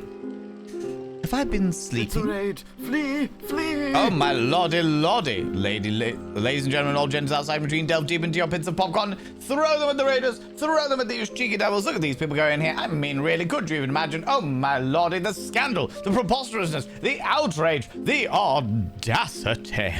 How you doing, Vithika? How's it going, you beautiful individual? Everybody stay cool. This is a raid. Feral feisty flamingos have entered the chat. Behold, our leader, Vithika 13. How's it going, Vithika? How you doing, you beautiful individual? What were you up to today? Tell me all about it. Tell me what was going on. Tell me what was happening. We've got music going on in the background because the game is still playing, but it's all good. It's all good. Roger Coleman vibes for sure. Yes, very, very much so. Very much so. Friends of my stream, go and check out Vithika. Vithika is... Are you doing some date everything today? Who were you dating? Who are you dating? Tell me about it. I fucking love that game. That game is absolutely excellent. It's a very, very, very well written game for sure. Eric Satie for the soundtrack, one of my favorite pianists. Oh, really? Oh, that's really cool. That's very, very cool. But yeah, people go check out Vithika. Vithika plays a large variety of different games. There's quite a lot of simulator style games at the moment, like dating sims and The Sims and stuff like that. They've got a lot of me and Chunk in their Sims universe, which is quite exciting. Friends, if you're new here, 2 things you need to know about this channel. 1, you're not allowed to apologize. Instead of saying sorry, try saying thank you. Instead of saying sorry, I'm late, say thanks for waiting. Instead of saying sorry, I'm such a burden, say thanks for being there for me. It'll make you a much more positive individual. 2, if you're under the age of 18, I have to ask you to leave. I've got to ask you to leave, and I am a colossal filth wizard, so don't be corrupting the ears of the young, you know? I checked your stream to hear balls deep in my anus or something. It was interesting. Yes. So the game that we are playing today, trigger warnings. It's set in the 1920s, so there is a fair amount of homophobia that we have discovered in discussions around conversion therapy, but it's like a dark murder mystery horror thing. So there's also themes around suicide and stuff like that. So if there's your heads up, raiders, if any of you are not sure about that or uncomfortable without that, then that's your point, your indication to maybe go make a cup of tea or find a different stream or what have you, you know? But we were definitely indulging in the first part of this, which was all about a guy feeling like he was in love with another man, and the other man was like, no, we were just having a bit of fun. You're the problem. You're a dirty homosexual. I'm not a homosexual because I've got a wife, even though we were fucking each other for a few months. You're the homosexual. You need conversion therapy. And then we accidentally killed him, and then may or may not have killed ourselves. We're not entirely sure about that yet. We're not entirely sure about that yet, but we're playing a different character now, you know? You won an achievement, best LGBTQI indie dev. Oh, it won and gaming fan favorite at the Gaming Awards. Oh, that's very good. I mean, it is great. That is great. Date Everything is a phenomenally inclusive game on so many different levels, and I love to see it. Love to fucking see it. Filth Wizard and Smut Peddler, you know it. You know it. Vithika and all of your beautiful raiders, if any of you need to disappear off, go grab a snaffly treat. Go grab some kind of delightful beverage. Please go do so. Please look after yourself. Please do what you need to do, you cheeky little devils. All right. As much as I love your attention, your life must always come first. It must always come before pandering to my ego. Do you know what I mean? You're trying to get all the love endings. Not easy. No, it's definitely not. I don't even know if it's possible because of the way that Reggie works. Because of the way that Reggie works, you need to have heartbreak in order to get Reggie in the first place. Also, I will say that there's a fair amount of those characters that don't deserve love. They don't fucking deserve love. Looking at you, Mac. Definitely recognize the tune, but I can't remember where I'm from. Used to be in a lot of YouTube videos, especially Minecraft Zomboid narrative challenges. Probably because it's so old and public domain. That's probably why, honestly. That is probably why. Right, let's jump back into it. If you get all loving endings, you are into... Oh, really? So if you literally get all love endings throughout the entire thing, then you are introduced to Reggie. Interesting. Doesn't everyone deserve love? Even people like Patrick? No. Patrick doesn't deserve love. He thinks too much for himself. These are for tomorrow. Is it tomorrow yet? If I close my eyes, I can almost hear... Oh, draped cloth. I think that's a baby thing. So, friends, I'm going to call it now. There may, I don't know this game, so there may or may not be themes around maybe a miscarriage or some description of abortion or something like that. We don't know. I'm just, the fact that this looks like some kind of cot, and the fact they've got cloth over the mirror is a bit weird.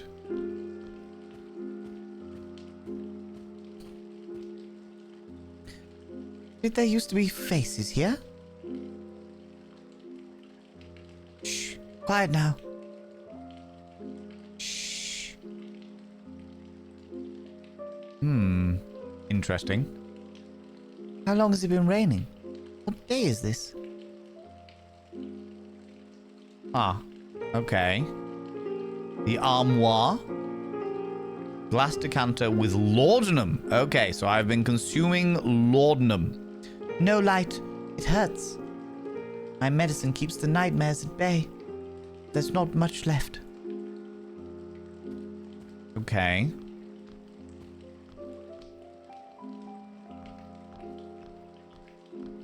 Oh, there's the door. Go to the hallway. Outside? But it is yesterday. I cannot go outside when it is yesterday.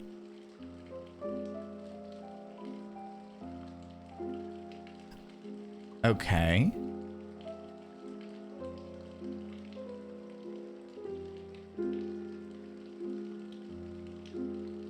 The mirror? No.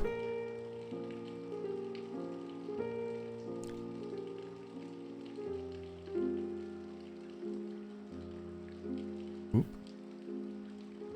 Bear with me 2 seconds, friends. I'm just approving a message.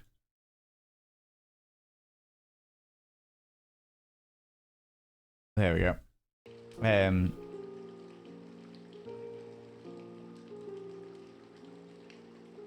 Haven't watched the stuff that I saw before, but it's widely used everywhere. Yeah, this piece of piano music is used a lot, for sure. Cloth over the mirror is very old funeral tradition. Yes, it is. Yeah.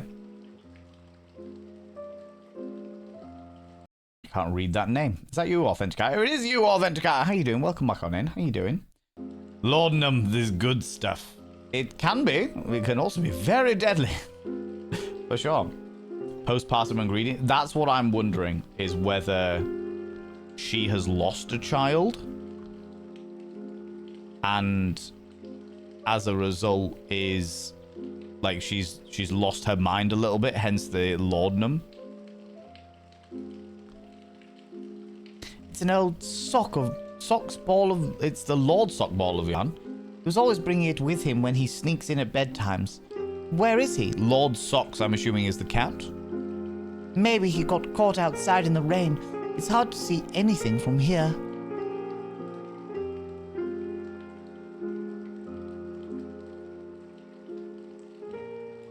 If he's outside, maybe I can see him from the windows. Come to the window. I can't see anything. Maybe the servants have seen him. It's probably chilly out in the hallway. I should cover up just in case. To the armoire. Not including nasty folks in that. Everyone, by the way, they can fuck off. Absolutely. What was I doing? I think I forgot. I'm just tired. I haven't slept well. Yes, I just need a bit more rest. Didn't they used to give laudanum to people who thought they were crazy? Who they thought were crazy? Yeah, I mean, they used to give those kind of opioid drugs to a lot of people. No worries, you take it easy, Vithika. Have a wonderful time at the gymnasium. I hope that gym makes you very sweaty.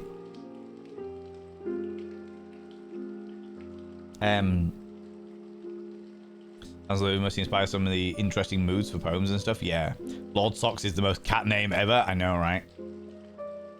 Right, so I can see. Where can I see it?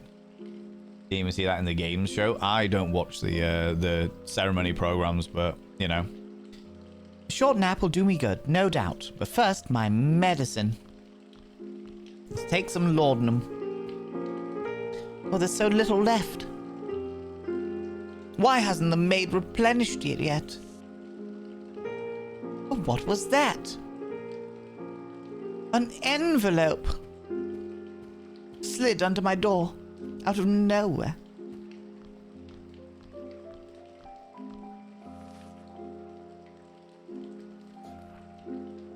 Letter from Lord Cavendish. What could he possibly want? Sorry for your loss? My most sincere condolences. What? Is this a joke? Has my husband seen this? I'm going to move my little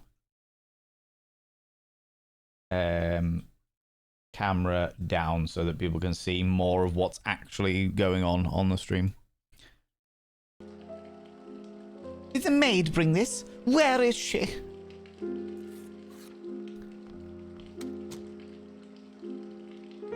Yeah, I think that we have lost a child.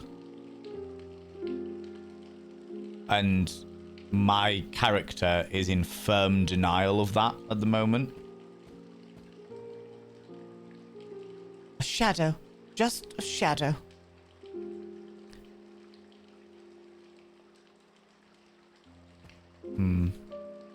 Feels like it's inside my head. Okay, there's stairs down this way. Let's have a look at the other way first then.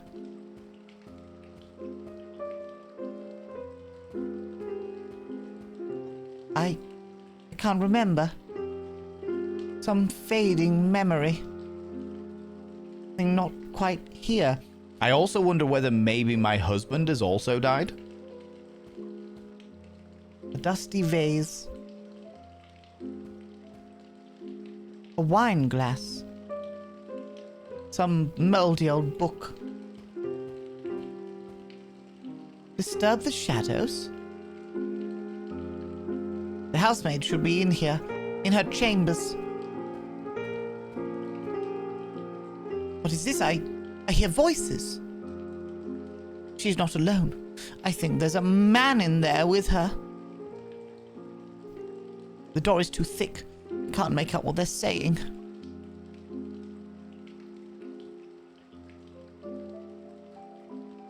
Take the glass.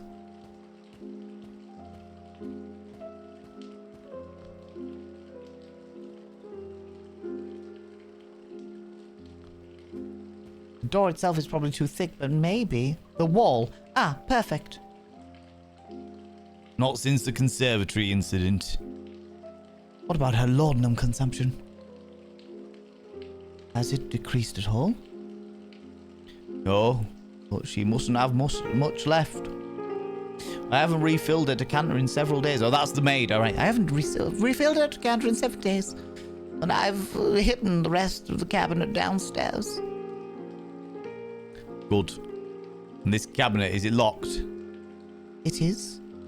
The glass is thick and the lock is strong. It's vital that she doesn't find the key. She needs to regain her composure and health. More letters are arriving. And rumours abound. The display cabinet in the parlor? How dare they keep the key from me, the lady of the house? I should burst into that room right now. But I will deal with that tomorrow. I think I will have my medicine now. Let's go have a look downstairs.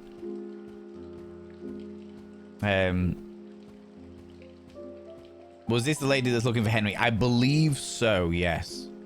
I'm curious if she lost the baby to miscarriage or did her husband have something to do with it. A good question. Okay, so I'll go take the medicine in my room. This is the same developer that did the other point-and-click game? I don't believe so, Kels, no. I do not believe so, I'm afraid. Definitely would have shipped off to an asylum back then, a woman with opinions. I know. The scandal. How dare she? Since she couldn't seem to find him on the train, I suspect he killed her. And she is unaware of it. Or he's dead somewhere. Oh. Oh. The laudanum has had its effect. Sleep is for the sick and feeble. My favorite bedside book, Proust's À la recherche du temps perdu. As soon as I read 2 pages, I start dozing off. What shall I do today? I could play my harp for a bit. And maybe afterwards tea in the conservatory with a good book. It's not dark yet. I don't need to turn on the lamp. It's so warm outside. I don't need anything else. There's cat hair all over the carpet as per usual. Henry protested at first about including Lord Socks in the portrait. But if I am a Winterborn, then so is he.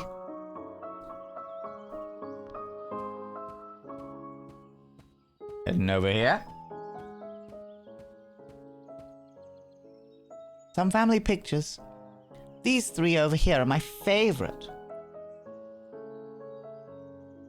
My man and I in Paris, my man and I in Vienna, April 1926. My man and I in New York, October 1925. I remember I found some great records for a gramophone on these trips. Listening to them always brings back the most delightful memories. Oh, I've just had a thought. Friends. Do we think that this is Patrick's wife?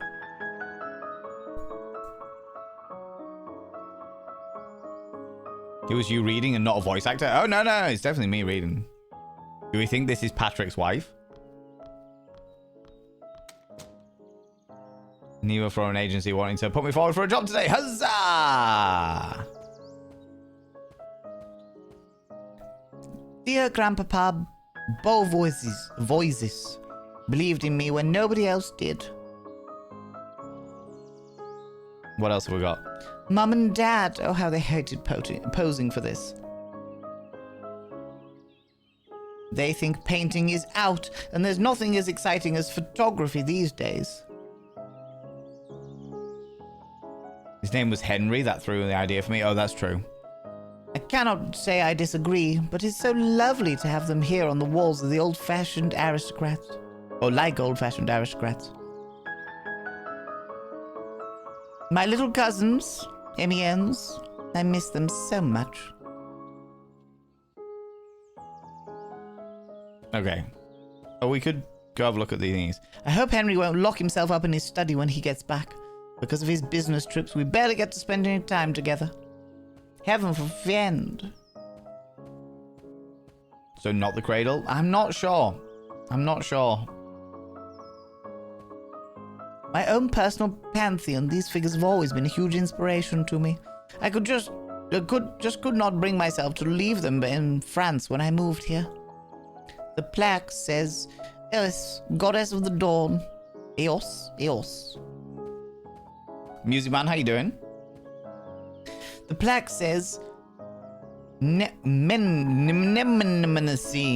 goddess of something else. Goddess of memories and words.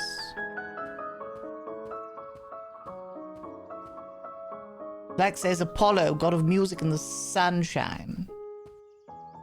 Grandma Winterborn, I knew her last years of her life, a remarkable woman. Grandpa Winterborn, I never met him. And for what I know, all the better. I reckon he was old-fashioned when it became to crossing class boundaries. I feel dizzy. Why was I going downstairs anyway? I'm not sure now. Oh, was I not going back to my room? Okay. Oh, where am I? Why was I going downstairs anyway? Can I? No, we keep doing the same thing. Smells of rain. Mr. Stats, I thought if there was a possibility of a fake name, possibly. Maybe Patrick's real name is Henry, and he used Patrick as an alias to help protect him from being discovered. Maybe. That is definitely a possibility. Definitely a possibility, for sure. Oh, I've got such an itchy nose today.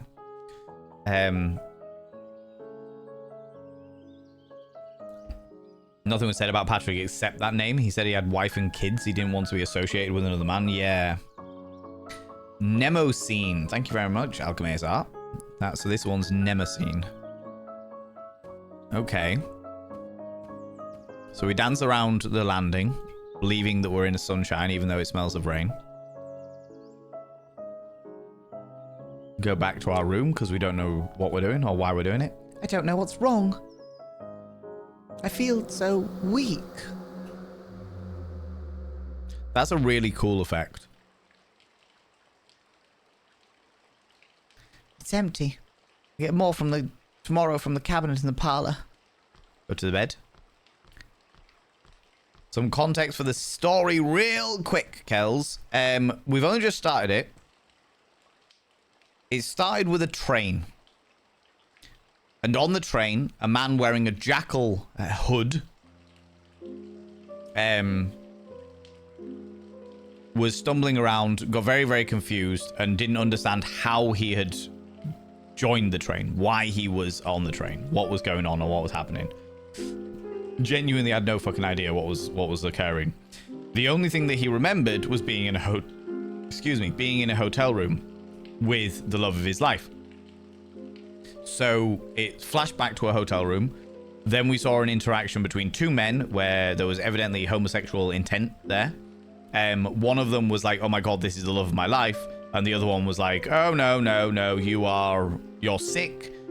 We've had dalliances, but I'm going to go to conversion therapy. You're homosexual and you are my problem. I'm not homosexual. I've got a wife. I've got kids. You're homosexual. You tempted me. You should go to conversion therapy, etc., etc. We then got in a fight, and there was an accident where the nasty man got their face smashed open on a cocktail bar. Our first character then stumbled through the wonders, the room, got an invitation to a masquerade event, and as they picked up the invitation and put the mask on, they disappeared, but there was a cutscene to a... Ooh.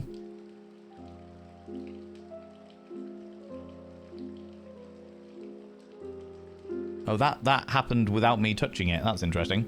There was a cutscene to see our character hanging from a lampshade, effectively. So we don't know whether they were kidnapped and a doppelganger was put in their place to cover up the kidnapping, or whether they'd actually killed themselves and this was their way of, like, this was what happens to their spirit after they've killed themselves, you know? So impressed with the detail in this pixel art. I know, right? You don't say sorry on Val's stream. This is true. This is very, very true. You say thanks for waiting. Exactly. That's depression, how depression hits sometimes. Absolutely. Okay, we'll go have a look at the envelope.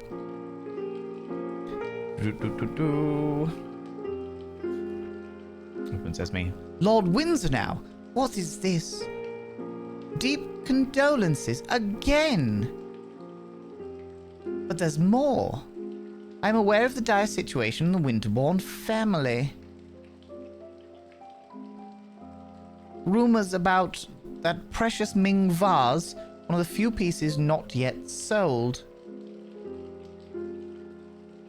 Surviving on your fortune alone. I believe that our union would be nothing but mutually beneficial. Oh, they're already propositioning me, so my husband is dead then. This is outrageous. What is this all about? I must find the housemaid and demand an explanation. Besides, she has the key to the cabinet. I need more medicine.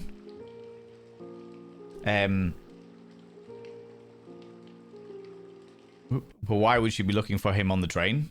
Because she's on Laudanum? Saracen Draco, how you doing? Welcome back on in. How are you finding the game so far? Interesting. Interesting is how I'm finding the game so far. It is an intriguing endeavor. Did Lord Socks do that? Crack the glass, smash the glass. Outrageous, I tell you. I'm going to slice my feet up on the glass. Nope, we're all right. I can't hear anything. Seems like the room is pretty empty. Or maybe they are hiding from me. Whispering in the dark, how dare they? Maybe they're having sex. Just really quietly. Instead of trying to guess the plot. That is entirely fair, Tinner Ginge, for sure. For sure. Thank you for not yelling at me for apologizing. I had a moment of weakness. That's all right. That's all right.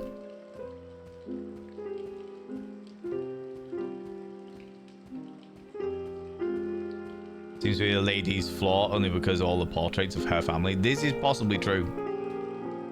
I can't stop thinking about that outrageous letter. The family's Ming vase? We'll see what I think about that Ming vase. I'm gonna go smash some Ming. Who was the maid talking with, if not the husband? One of the new sewers? I don't know. It seems unusual that I would get a message from a lord. Only to talking about, like, suitors. Was this the vase he was talking about?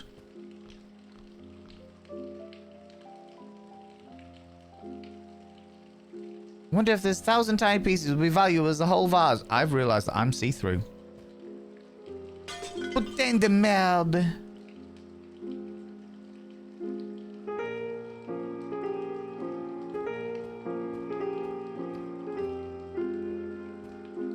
I'm slightly see-through.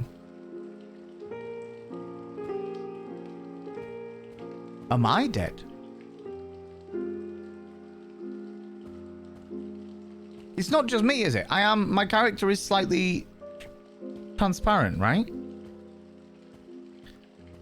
I first noticed it when I was over here. When I passed through the glass you can see on the other side of me.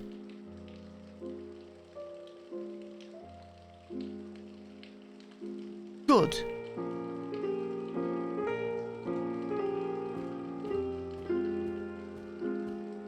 Maybe she did kill herself after the miscarriage / loss of the baby. Goes the ghost of first in the darkness. No, but then the maid and the other person did talk about her and her medication.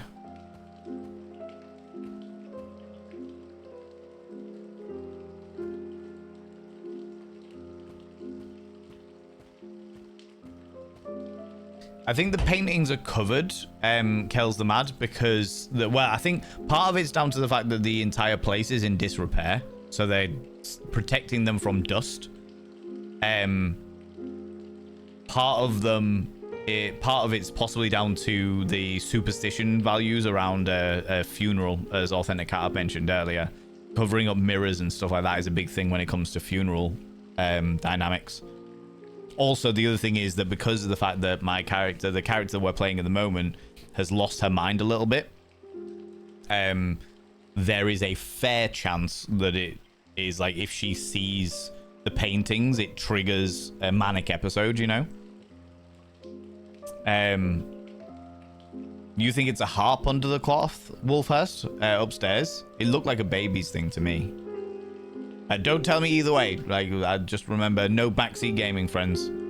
Like, if I have any questions, I will put up this very subtle sign. It's so subtle. But yeah, it looked like a baby's crib to me. There used to be flowers here. The fact that I wonder if I hallucinated the maid. There's a chance that I'm completely a ghost. The laudanum took her. The laudanum could have taken her, yeah. And that I'm actually completely a ghost and just reminiscing in what I recall, or hallucinating that the maid is plotting against me and stuff like that, you know? I think it was miscarriage since we saw the harp in the place where the blanket was draped. Oh, is that what it was? That's what Wolfhurst was saying. I see. I completely missed that. I didn't even pay attention to it. I was clued out. Absolutely clued out. Would be hiding the laudanum if she was already dead. Yeah. Unless, of course, it wasn't And it's all just her own delusions. My medicine should be in the cabinet. It's there, hidden at the back among the glasses. But I don't have the key. I have no idea where the maid is. Well, I'll smash the bloody thing open if I need to. My medicine. Books, books, and more books. Oh, here's one, and another. The Prophet's Paradise. Treaty on clocks without fear of wind and vertigo. Oh, God. That's ominous, given the state of mind we're in. The Prophet's Paradise. Poetry. What good has it ever done? It's a raid. Treaty on clocks. Flee! Oh, my lordy, lordy. Ladies and gentlemen, all gents outside between, delve deep into your pits of popcorn and throw them at the raiders, throw them at these cheeky devils. Look at these people going in here. I mean, really, could you even imagine? Who did they think they are? The absolute audacity, the scandal, the preposterousness, the outrage, I tell you. It's Abby Stabby Art coming in with your cheeky little devils, you beautiful, beautiful bean. How you doing, Abby Stabby? How's it going? Mother of our dear Monty up here. Dear Monty up here. How you doing, Abby Stabby? How's it going? What were you up to today? Tell me all about it. Tell me what was going on. Tell me what was happening. Friends, if you do not know Abby Stabby Art is the artist of a lot of our emotes, the vast majority of our emotes, and also the vast majority of our merchandise on the merch store, and also the mother of dear Monty up here. Doing some more art stuff. What kind of art stuff? You're doing a comic page. Also found an ancient relic that I'll get a chuckle out of. An ancient relic. Why am I immediately suspicious? Immediately suspicious. But Abby Stabby is a phenomenal artist, and if you are a streamer yourself and you're wondering whether you should invest in getting a professional artist to do artwork for your stream, to do emotes and what have you, then I would strongly recommend Abby Stabby Art. Wonderful, wonderful human being.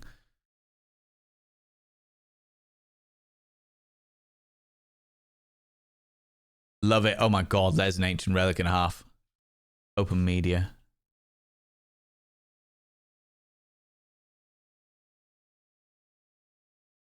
Fucking hell. A really old picture of me. One of the doodles. That was on a very specific event that we ran, and I can't remember what the event was. And it was like a night out in Position, if I remember correctly. A night out in Position. And then we've got this. Okay, so seeing as it's Pride Month, let's delve into the history of our resident bisexual disaster. So with that, allow me to list off some of the main historical contributing awakenings to said disaster. I genuinely hope the following slide was the film The Mummy. Naturally. Because why would it be anything else, right? It was the Zombie versus Survivors call. I thought I dressed for something different like that. Although, saying that, it could have been... Because we did a couple of... No, we did Zombies versus Survivors. That was the first one. I remember that. And then we did Zombies versus Vampires. Because didn't we do a... Pretty sure we did a foam party with that one, if I remember correctly. That was back in the day when I was first getting into events. First getting into event management. God damn it. Wild times. Wild times all around. One thing I'm curious about is if you picked the different reaction to the Telegraph at the start, you would get a different plot line. It sounded like the other reaction we wanted to break up. I think I would have done, to be honest with you. I think it would have been a different storyline, to be honestly. The Doodle of You is in 15 years old. Jesus Christ. Jeezy crazy. No worries. You take it easy, Susie. If it's not The Mummy, Dracula with Gary Oldman or Queen of the Damned, we riot. I think Dracula with Gary Oldman was definitely a big one for Abby Stabby. Dracula and Mask of Zorro before the Mummy, and before the Mummy for me. Wow. Mask of Zorro. That's bold. That's bold. No Interview with a Vampire. Mind-boggling. Tom Cruise and Brad Pitt are gross. I mean, they weren't in that movie. They are as human beings, but they weren't in that movie. They weren't in that movie. Good lord. And Antonio Banderas in Interview with the Vampire. Oh, yes, please. Yes, please. The person who plays Armand in Interview with the Vampire, the new one, I am waiting to be impressed by. A faint ticking.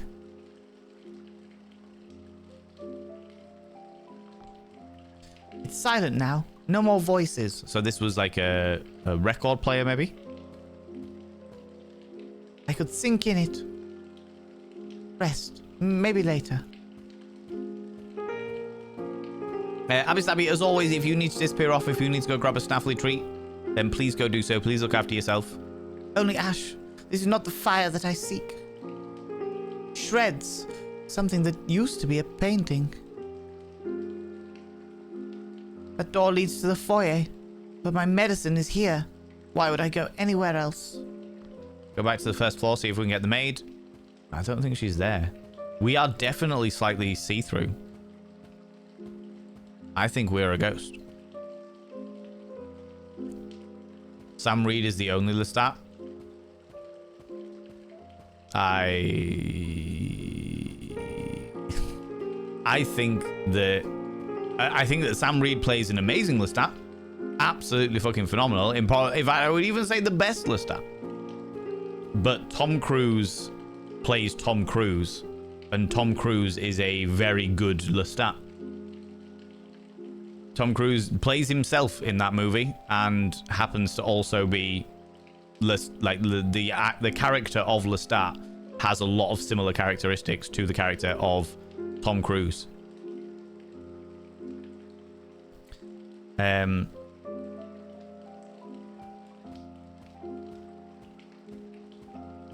So there's a key somewhere, but I can't get in there.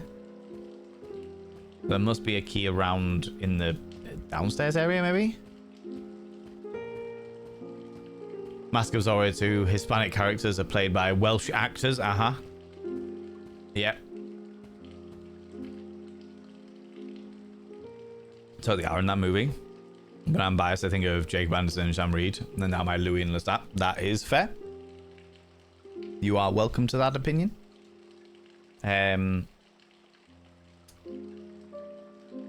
Is there anything that I can pick up? Because it says I was going to smash it. And pick up the vase with the dead flowers.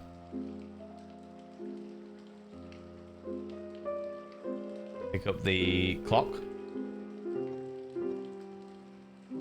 Pick up the book. Oh, there was another book in there, wasn't there? Without Fear of Wind and Vertigo. I don't recognize this title.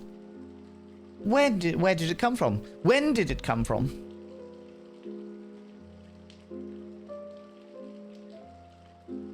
Okay.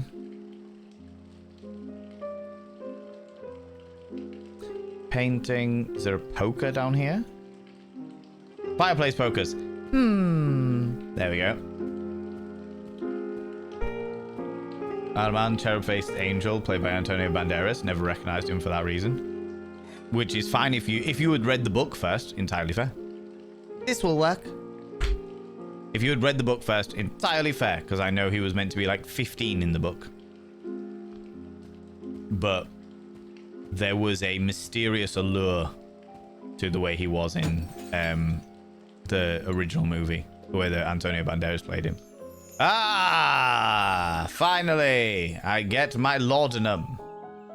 I wonder if the fact that I'm slightly see-through is showing how much I'm hollowing out as a person.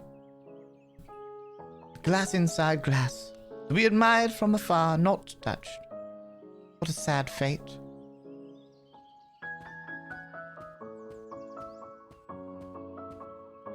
There are some interesting books here. The Prophet's Paradise. Afar afield, a woman cried, I have killed him I loved. And from a jar she poured blood upon the flowers, whose petals are whiter than snow and whose hearts are pure gold. What is this? What is this book doing here?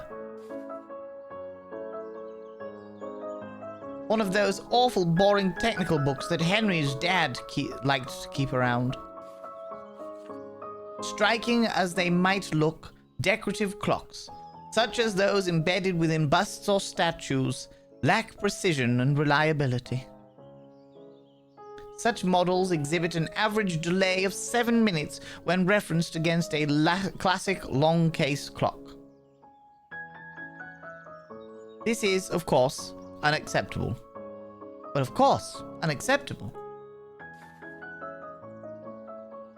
Are we on to the second season now? Yeah, so we've just finished the finale of the first season and started the second season. So we know who plays Armand in the... Like, we've just been introduced to the character in the TV series that plays Armand, and I am apprehensive as fuck. Apprehensive as fuck. But I will bide my time. I will bide my judgment.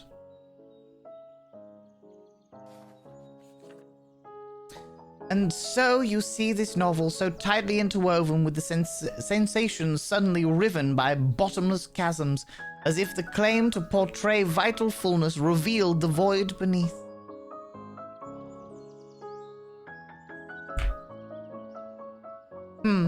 I'm not familiar with this author. Italian? Sounds very modern.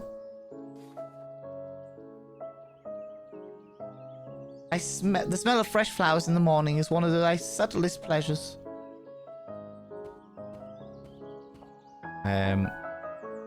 My gramophone. It's bloody freezing. I'm sitting over here on a blanket trying to stop the giblets from freezing off. I have so many memories attached to these records. Especially the ones that I brought back from my trip abroad with my man.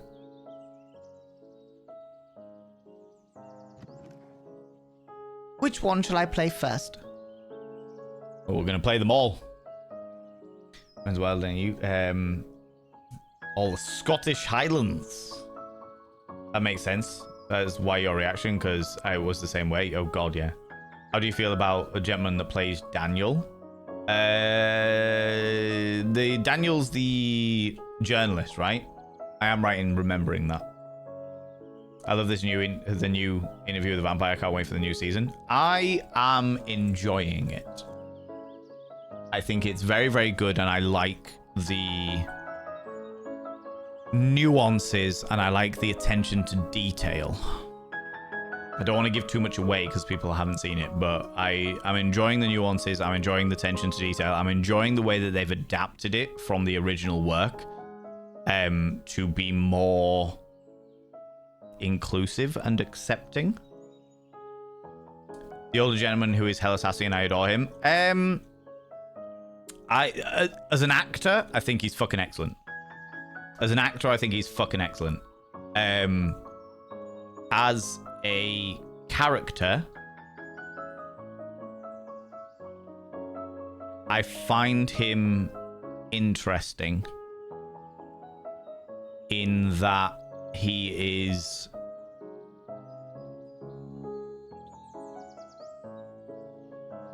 part of it.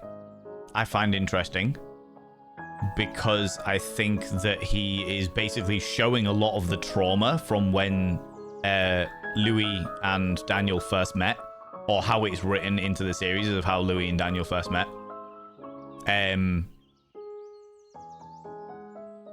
Part of it is him just being a little dickhead for the sake of it, and that annoys me. I understand why, but it annoys me. And Glasgow grew up in the West End, but don't live there now. No. Zabadian, hello, you beautiful being. How's it going? Never read the books. I only ever saw the movies. I am in the process of reading through the first book.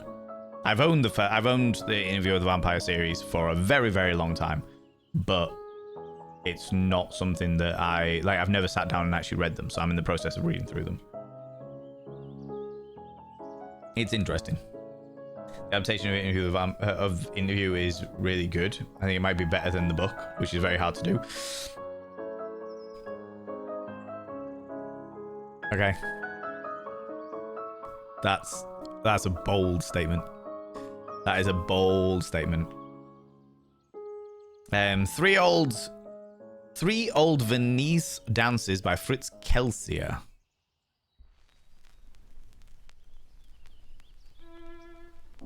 Such a delicate piece.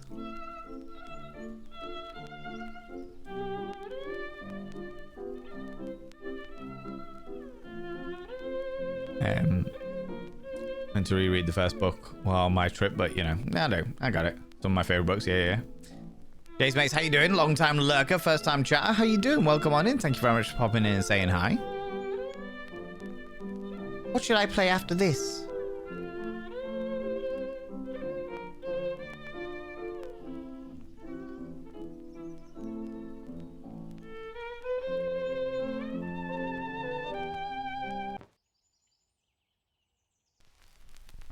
I'm sure you get an achievement for listening to them all the way through. Isn't it too dreamy?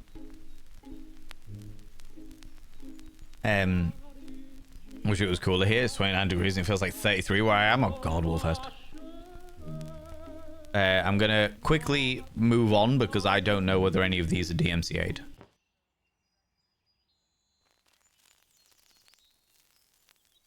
I don't know. I love her little dance. That's enough of that. But this is not the way it happened. My trips with my man, I need to remember. I've never been too fond of this painting. It's so solemn and joyless. Henry's tastes can be so old-fashioned sometimes.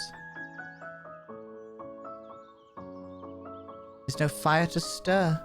A cat purring on your lap. Sound of logs cracking. No better way to spend those rainy English autumn afternoons. Henry's favourite spot, after his study, of course. Perfect spot to read a book by the fire.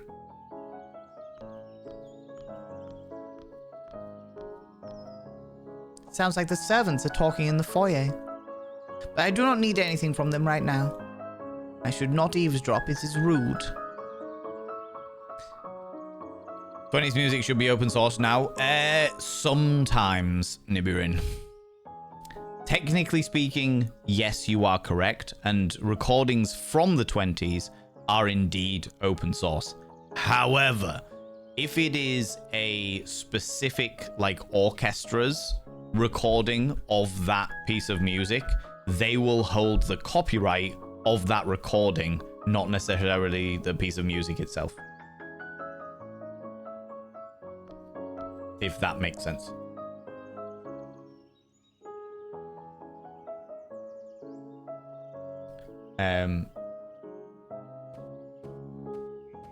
The dancing is adorable, I know. To the hallway. Eavesdropping is usually rude, but sometimes it's necessary, I agree.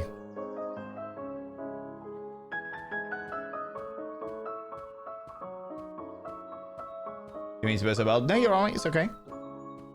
Just take some time, engage with some of the themes thoughtfully. I made Louis a bit more active. Not a knock on the book. No, you are entirely entitled to your opinion, Qualia. Absolutely. Absolutely. No, don't be changing your opinions just because I disagree with you. You are entirely welcome to them. I have not read the entirety of the book as of yet. And I've seen the first season, and I am enjoying the first season. I am absolutely enjoying the first season. It is a very interesting adaptation of the story itself. It's a very interesting adaptation of the story itself, for sure.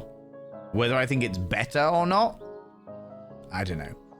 The book was revolutionary in so many ways, whereas the TV series is great, but I wouldn't call it revolutionary. Not yet, anyway. Not from what I've seen so far. It's weird. I keep having this feeling that Henry is in his study, but I haven't heard his car arrive. Must be a deja vu. Fuck my life. What? Who's fucking your life, Nibirin? If it's not me, it doesn't count. Mana Rain, welcome on in. Anne Rice was very inclusive at the time. A lot of same-sex relationships, and only real difference between the book and the series is the fact that because there's no heartbeat, certain body parts don't work.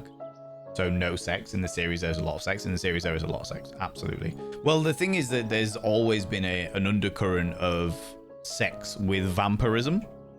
Like, one of the things that Dracula had, one of the defining features of Dracula was the fact that he had fur on his hands. He had hairy palms, which used to be a symbol of too much masturbation. Or that, I say used to be. That's what people said. It was like, oh, if you masturbate too much, you're going to get hairy palms.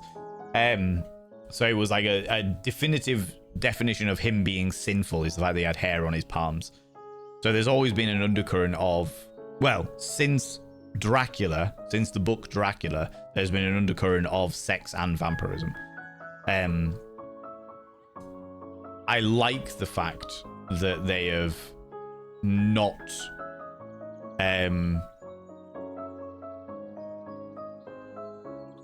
they've not shied away from the homoeroticism of it. I really like that. The other dynamic is the fact that you never actually see anybody get hard. And from what I understand is the idea of the feeding, the biting each other and the feeding itself is ecstatic. And as a result, they don't need to get hard because they just feed off each other. They just get really homoerotic and feed off each other. You know? So there is a lot of sex, but is it sex or is it just the feed? Who knows? Who knows? And especially there's a line that was recently said where it's like, we will not feed for a certain amount of time, XYZ. We will not feed for this length of time because then when we do feed, it'll be extra ecstatic. And I know that that is a direct reference to the way that some people abstain from sex for a certain amount of days in order to make the sex extra invigorating, as it were. Okay, so she wants to listen to her records. Okay, we'll go to the parlor. Seems like records is the thing. Oh, wait, we haven't looked at the clock yet. How can there be hair if you rub the surface that so much? Because it's unnatural. Table clock is in the shape of a bust, but it needs some winding and the key is missing. I think it's need to listen to more music, apparently. Vampires are very lustful creatures, though, right? They are hedonistic and indulge in all manners of pleasures, including sexy times. No. Generally speaking, not. Yeah, exactly like... Oop. There we go. Exactly like Mana Rain says, because they feed off of blood, they don't have blood pumping in their bodies, as it were. They have no heartbeat, so they have no blood pumping in their systems. So, like in the vampire roleplay games that you play and stuff, you have to spend blood in order to get, like, an erection, for example. But the idea, the first depiction of sex being linked to vampirism was Dracula. Was the book Dracula.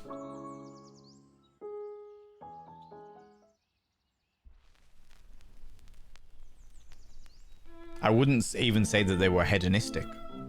The thing about vampires is the fact that, or the vampire lore at the very least, is the fact that everything is consumed by the feed. Everything. They don't need food. They don't need sleep. Well, they sleep during the day, but that, again, that's a new thing. That wasn't a thing before, like the film Nosferatu. They sleep during the day. They don't need to eat. They don't need to do anything. They feed. Everything's about the feed. But the feed in itself becomes quite sexual. That who the book's place in culture. But we wouldn't have gotten Vampire the Masquerade without... Oh, we definitely wouldn't have got Vampire the Masquerade without it at all. Just a personal taste thing. I don't do sex. So when something is focused on sex, I instantly put me off, meaning I am put off by almost all media. Understandable. Understandable. I'd be pretty pissed too if I got to be immortal and then couldn't do the rumpy pumpy. But I think the point is, Major Jiggle, is the fact that feeding for a vampire is as ecstatic as sex. In fact, even more so. Like the experience of drinking another person's blood is that level of ecstatic and pleasurable and what have you, you know? Something I never comprehended with modern representation of both vampires and werewolves. If they're both undead and sex-driven, then what's the difference? I mean, representation. Well, werewolves aren't undead. Vampires are driven by the feed. The reason why an awful lot of vampires are sexually charged, as it were, is because it's much easier to get somebody to get into a position where you can feed on somebody if you are getting intimate with them. You can bite random person down an alley somewhere in the street and they might cause a fuss, or you might get discovered, or what have you. Whereas if you lure somebody back to your boudoir, you can then feed on them in the boudoir and no one's going to disturb you. Do you know what I mean? Also, on the hairy palms thing, doesn't rubbing stimulate the hair follicles? Not quite, no. Blood flow stimulates the hair follicles, if we're talking about the science of it. Rubbing can stimulate the blood flow, but it really depends. The idea behind the whole hairy palms thing was that hair on the palms of your hands is unnatural. And the idea behind that was, if you indulge in unnatural things like masturbation, as they used to think about it, then you would manifest unnatural characteristics like hair on the palms. Or going blind for no reason, which was another thing they used to say about masturbation. I wouldn't miss that too much, hence why I wouldn't be turned into a vampire in the first place. That's fair. To find food that pleasurable, yes. Yeah, that's exactly it. Gotta do some work on a couple of vampire books, which was a career highlight. Yeah, good. Because they're hot. There's nothing wrong with that at all. I like the link between sexuality and vampirism. But it doesn't mean that it's an inherent link and it has to be that way, you know? I have a thing on my phone called Self-Care Vampire to remind me to take certain tasks during the day. I'm rather smitten with vampires on that. Also a werewolf on the game if you prefer. Oh, that's pretty cool. That's pretty cool. Wasn't sure about that. Thank you for explaining. You are very, very welcome. Always talk of vampires. All I can think is Asterion. Entirely fair. Entirely fair. Very, very good character that a lot of people very much enjoy, for sure. If I became a vampire and told I couldn't sleep for 50 years, I'd be upset. I don't think I'd miss the sex. Well, you wouldn't even think about the sex. This is the thing that a lot of people don't get, and it's really interesting because it was originally never part of Vampire the Masquerade, the role-playing game. Like, the sex element was never a part of Vampire the Masquerade because you didn't need sex.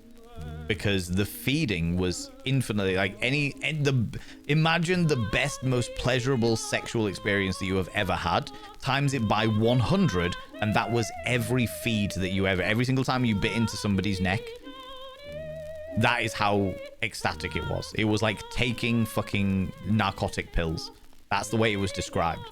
You don't crave sex because it just doesn't compare in any way, shape, or form. The best orgasm that you've ever had doesn't compare to how joyous and ecstatic the feed is.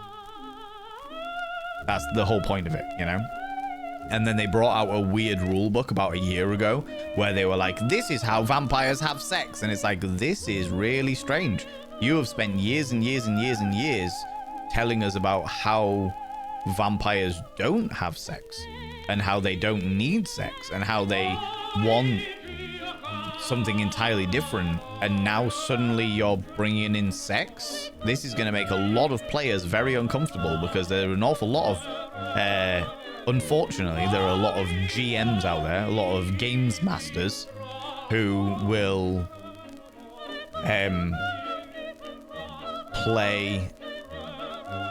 put very awkward situations specifically on female players. I have read the Reddit forums. It is a whole fucking thing. It's a whole fucking thing. Where it's like, this character really wants to fuck you. Let's go into detail. And I'm like, well, I'm uncomfortable doing that. It's like, no, it's alright. It's just your character. It's just roleplay. It's just roleplay. It's fine. Just roleplay. Fucking hell. You know? This real, not gonna lie. On the game, they're also adding a lady vampire and a non-binary person too. Oh, the Vampire the Masquerade. Vampire the Masquerade has always had things like that. Or are you talking about you said the game?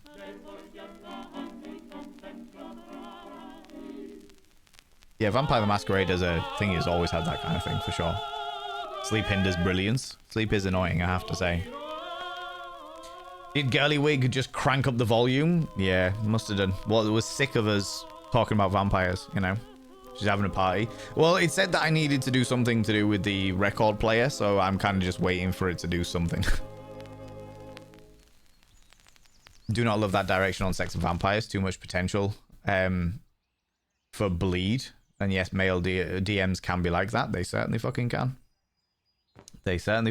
Not only male DMs, Qualia, I've definitely met at least one female DM in my time where she's made it particularly awkward because she wanted to fuck one of her players.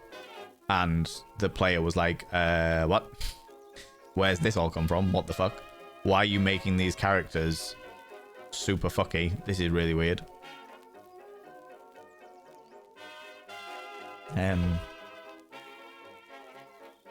As a forever GM, all sex is banned from my game because it always makes me super uncomfortable to too many negative moments at the table. Understandable. Understandable.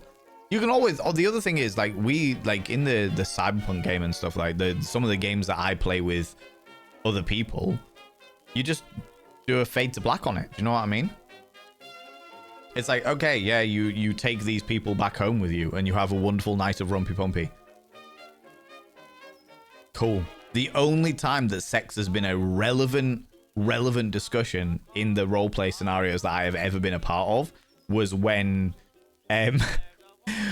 when I was playing Dungeons and Dragons and we'd got the deed to a castle and there was a vampire in the castle, and the only way to claim the castle was to either sleep there overnight in one of the beds as one of the owners, which was a fucking pain in the hoop, or to consummate a marriage over the threshold. So I am playing a male character, married another male character, and we crossed over the boundary. I carried him over the boundary of the doorway, and then we had homoerotic sex there on the doorway, guarded by my other teammates, so that we could then banish the vampire out of what was officially our home.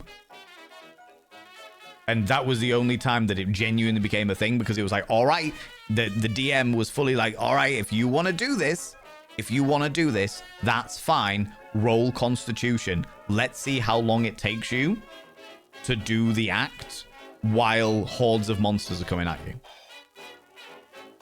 Let's see if you can maintain it. That was the only time it really became a thing. No worries, you take it easy, Alchemist. Have a wonderful, wonderful time.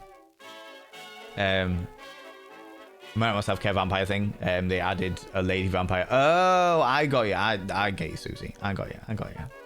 Been a couple of actual plays. It was on stream. We didn't have a way to call for a break.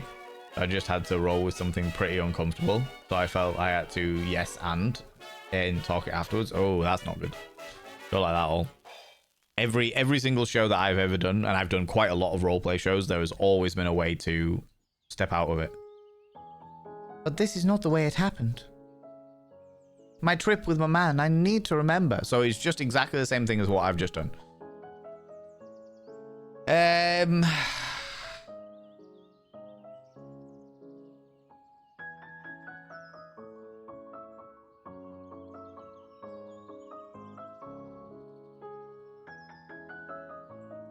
Is there anything else here?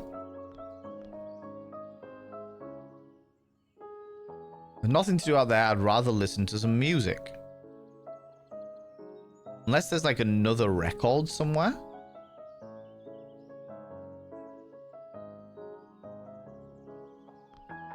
there a record hidden in the bookshelf?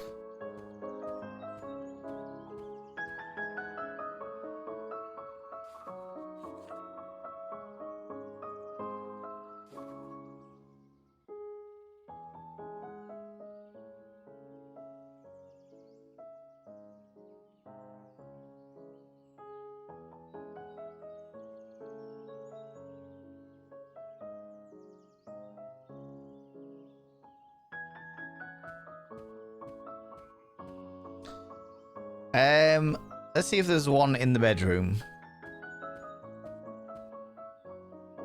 There's getting into D&D, but I have no clue where to start since I've never played it before. D&D is actually quite an easy game to get into, as it were.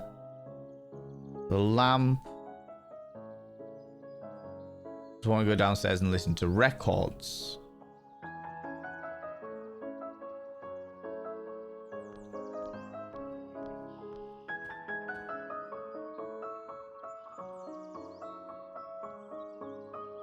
Oh, wait. Favorite photographs. Anna in Paris, 1923. Vienna, 1926. New York, 1925. Paris, New York, Vienna. Okay, to the parlor. So we need to do it in order, I think.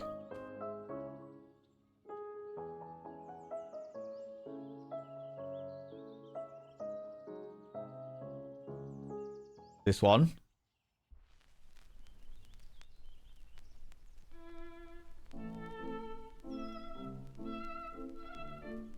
New York.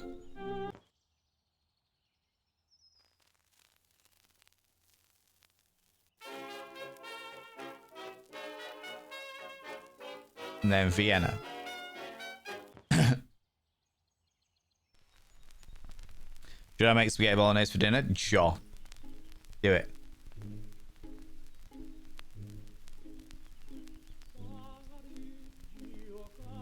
Do it.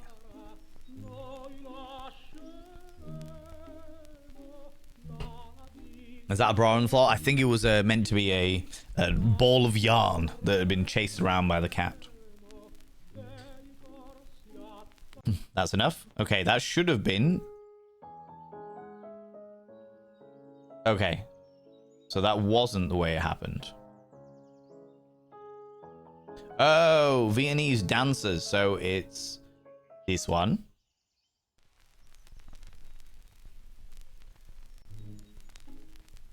France. No, I fucked it.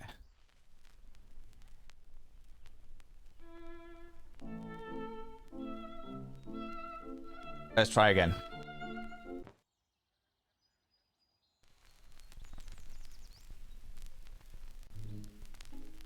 Dum-da-dum-da-dum-da-dum. Okay. Try again.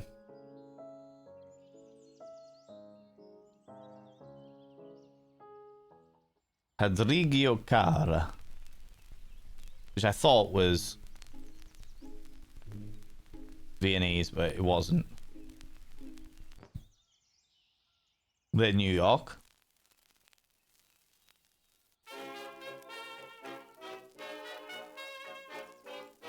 And then 3 old Viennese dancers.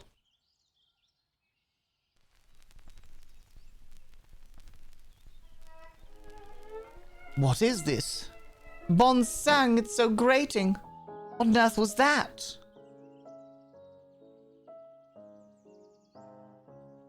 Okay. Go back to the bedroom.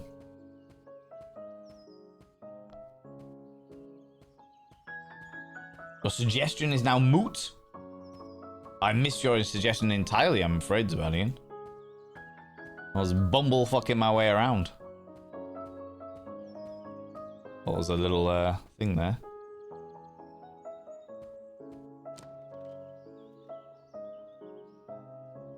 I'm in fact feeling a little indisposed. Something's not right here. Oh. My harp! Who did this?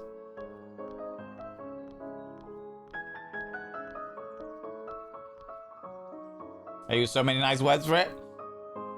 I'll go back in a second. It's wrong.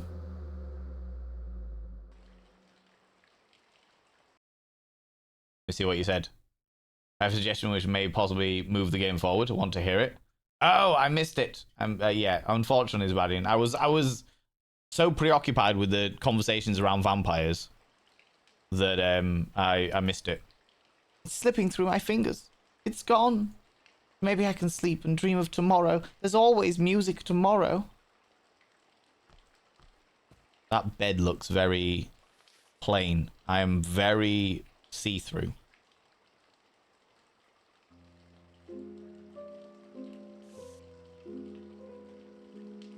Yeah, the character is see-through. I don't know whether that's meant to feel like like you say, the feelings of depression, like she's feeling hollow, or whether she's actually a ghost. Because she's definitely see-through, which is very cool. I know that you don't want people backseating, so I worded it that way. I appreciate it. I appreciate it. I need my medicine. I don't know. I missed what I said there. Empty. Quickly to the hallway. Hop aside for a smoke and it starts hailing. Oh, good lord. In the middle of June. The scandal. I really appreciate it, Zbadian. Yeah, I was caught up in the conversation. Caught up in the conversation of thingies. I know a couple of people that don't sleep without pillows. Or do sleep without pillows, should I say. Quickly to my medicine. Ah, it's still there.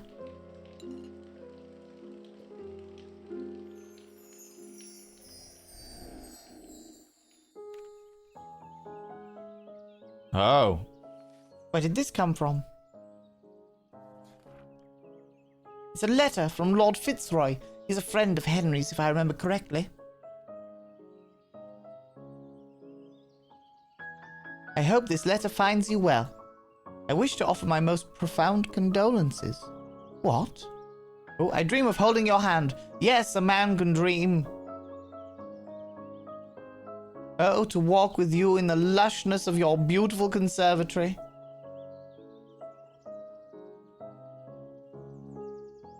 Is this a marriage proposal? Is this real, or did somebody put opium tincture in my morning tea? This has to be a prank. Nobody in their right mind would dare send something like this.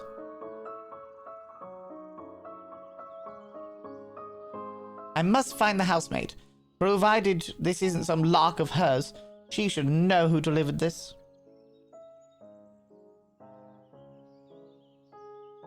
I recall I held her earlier in the foyer. To the foyer! I reached the best street count, but Twitch won't let me share it. What's your street count? It doesn't look like the maid's here. There's just... But I heard voices. It's just the ghost of myself.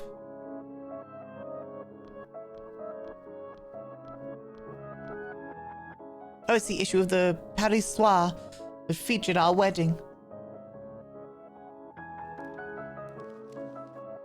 Everybody made such a thing out of it.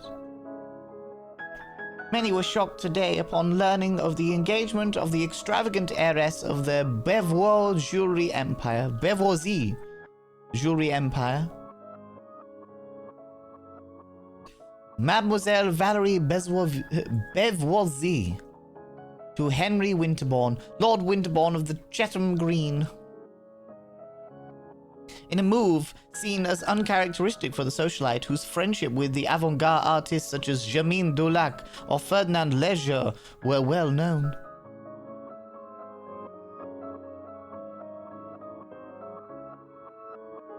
She declared her intention to move to the family manor in Wiltshire, England, leaving behind a life of glamour in Paris for Britain's green pastures. Despite the loud rumors regarding the ruinous financial situation of the Winterbourne family, the heiress insists that this is a marriage of love. and that moving to the calm of the countryside will be a welcome change for her after the frantic activity of the last few years. Oh, I do love it here so much. It seems to be stopped. My hands are stuck at 3 o'clock. Maybe I can use that key to wind it. What key?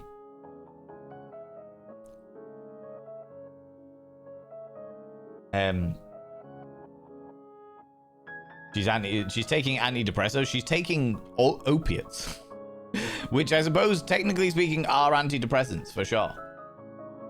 When I've been in worse depression, it felt like I didn't exist. My body was there, but what makes me had vanished.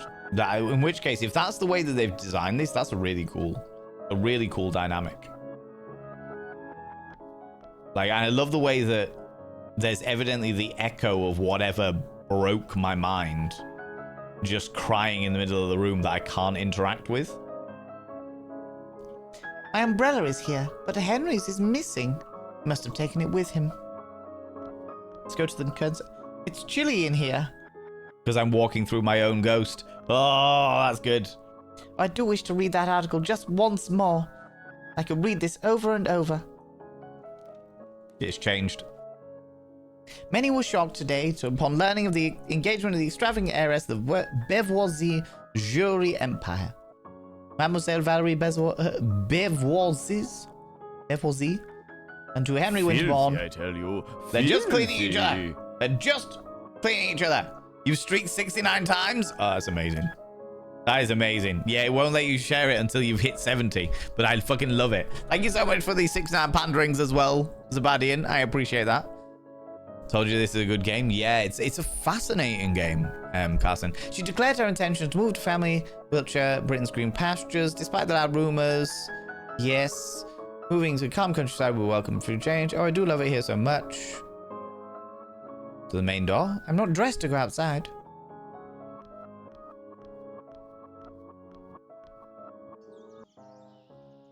Where am I going?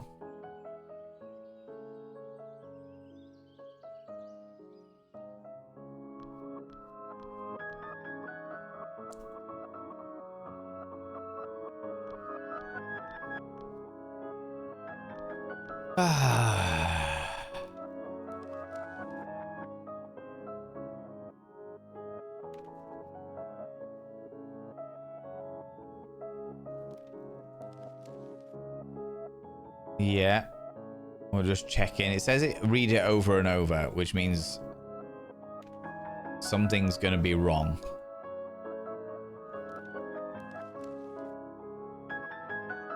Same again.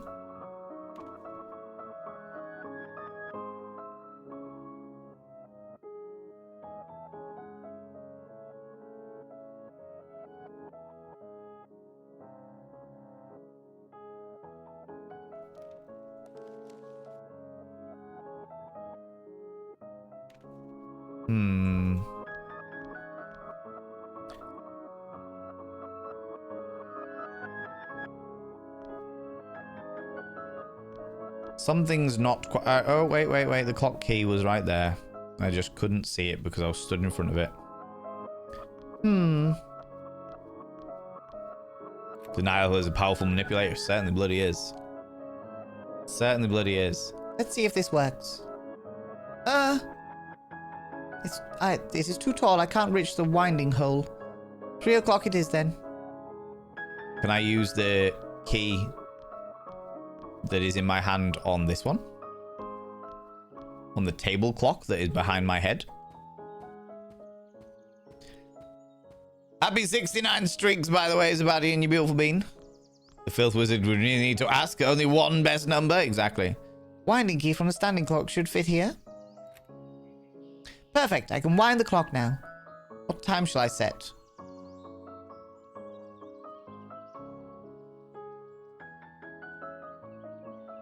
$3 o'clock. I don't know what I was expecting. However, the display cabinet is all smashed. What happened here? Nobody's taking care of this mess.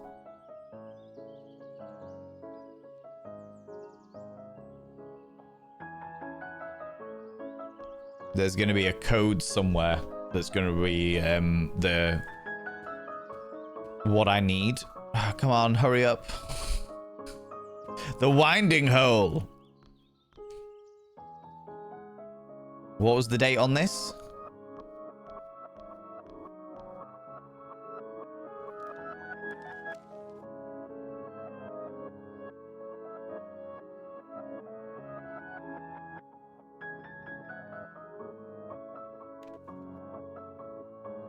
Nothing. Okay.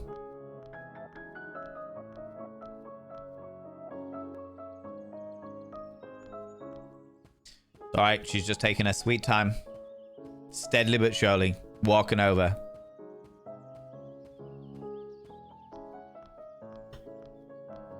The music in the foyer is oddly scrambled. Yeah, I noticed that. But if we can wind the clock, let's try 1500, 3 p.m. Don't know what I was expecting. I was abandoning you today. Make sure I'm not sure I can make it tomorrow. I will try at least to catch a glimpse of the dragon temps. No worries, you take it easy, neighbor, and thank you very much for stopping by. I appreciate you. I appreciate you, you beautiful bean. Thanks very much. What time shall I set? Let's try 1926.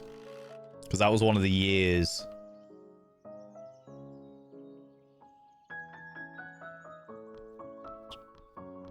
Yeah, bonus stream. Yes, tomorrow at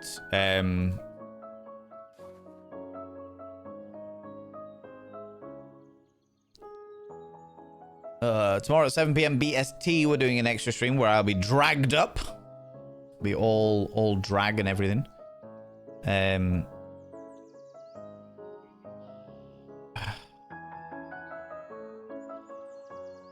What happens if I change this to like 4 o'clock?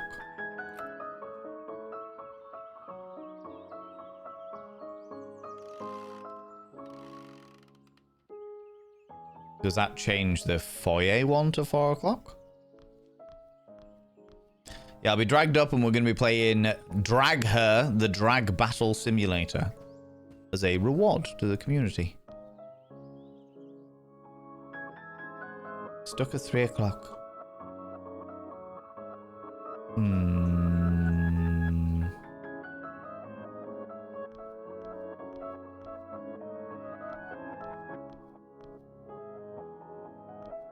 my god. Was there anything hidden in this? Engagement of heiress of the bourgeoisie. Jewelry Empire. Barry Hendrik Winterbaum, Total Green. Characteristic. Avant-garde artist Jermaine Dulac. Ferdinand Ledger are well known.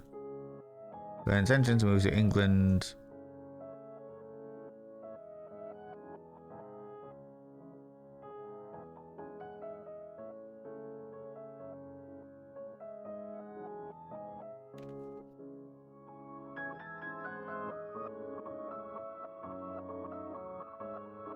There's something not quite right. I can't. I've literally got these 2 rooms to play in. No worries about it. You take it easy, beautiful being.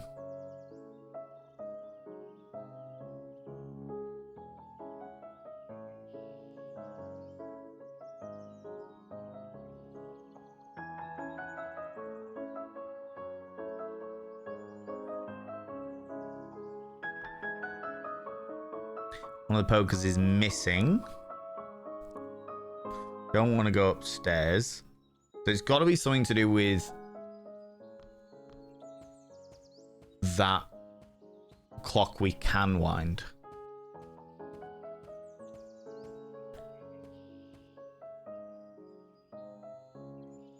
I haven't seen any Val's drag streams because I haven't done any. Not full drag anyway. Not proper drag. That's speaking of which, I better quickly order some glue for my eyebrows.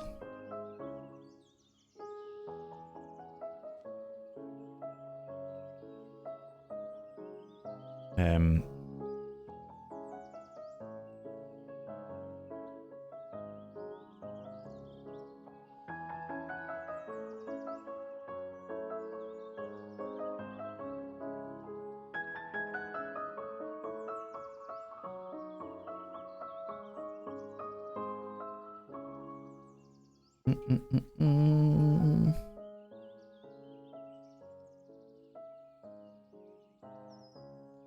I think it's that one.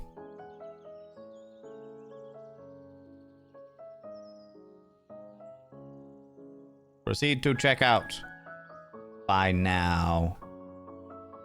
Give me glue so they can arrive tomorrow and I can glue my eyebrows down so I can actually do makeup all over them.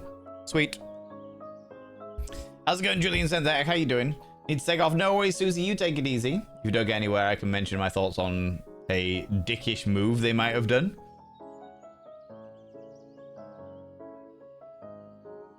Treaty on clocks.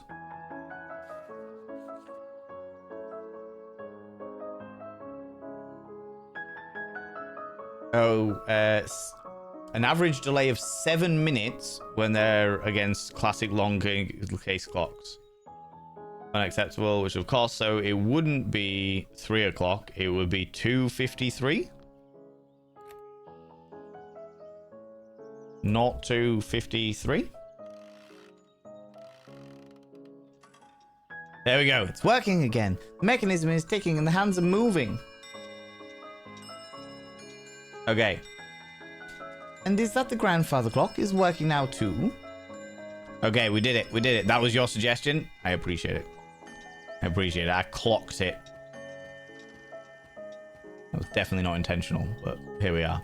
Julian, how you doing? How's it going? Doing pretty well. Just taking a small break from work. I'm glad to hear it. The clock is working again, just like... I'm not sure now. When was that? I was here browsing the afternoon paper. Lord Socks rushed in. The clock chimed. He ran into the conservatory. What had the little rascal done? I can't remember. Oh, no matter. It'll come back to me. Now about that Lord Fitzroy. There must be somebody in this house who can tell me what's going on.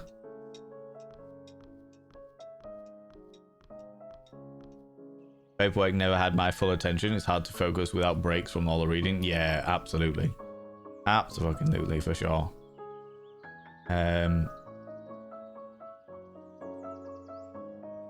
The plants? Oh.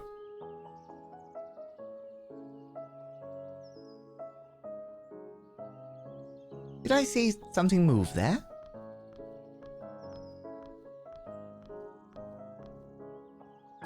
No, not quite, but there's a rustling of the leaves somewhere. Camellias are so delicate with their snow-white petals and tiny golden hearts. Must have been my imagination. So many times I've sat on this bench and just let my mind wander. Oh, there's me crying horrifically on the bench.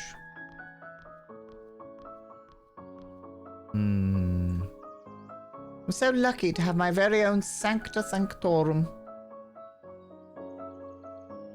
This baby ivy will soon start to climb the wall. Water looks so serene. There's me doing something in there, in the water. Did I drown something in there?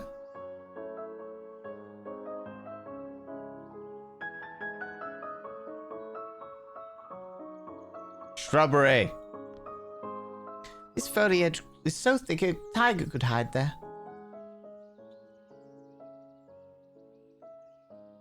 I ran from the shrubbery to the bushes. Ghost cook, oh my lordy. My goodness, so many bugs. This needs a trim.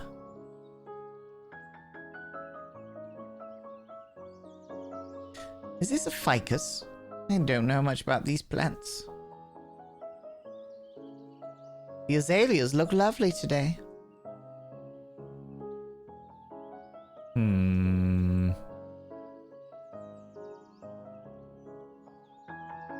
New ghost girl. I don't know whether they're a new ghost girl or just echoes of my memory. Possibly the best spot in the house.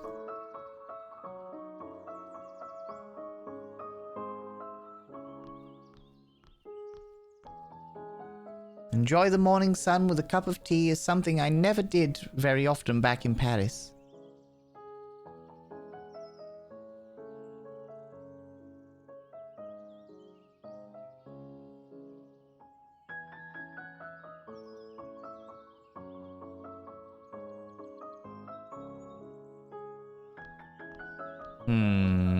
Trim your bush, if only I could.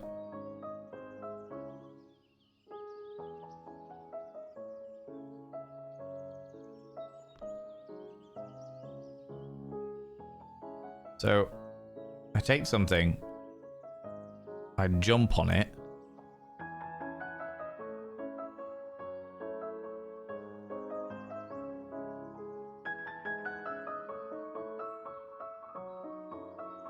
I run from... I'm looking in the shrubbery.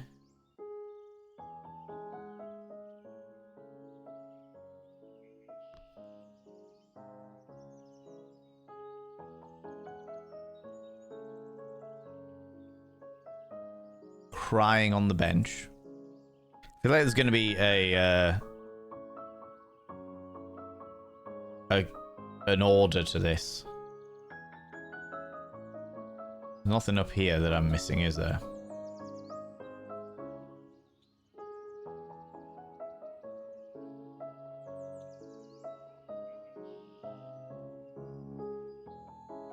So she goes from those bushes, from the shrubbery. What's this? Tea table and chairs. So shrubbery.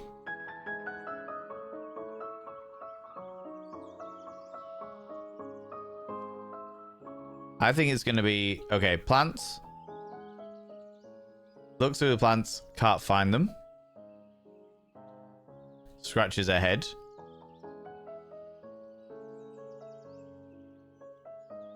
To the shrubbery to keep looking. Sees them. Oh my god, what are you doing over there? Over there.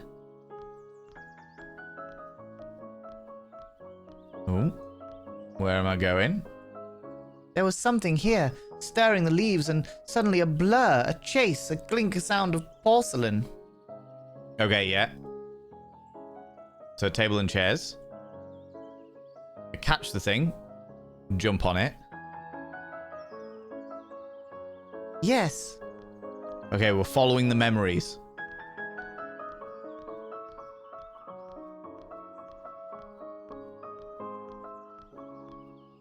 Here, a scream of pain, red streaks. Then knuckles white as snow, hands so cold, so cold. Then the pond. Because I drowned whatever it was I captured.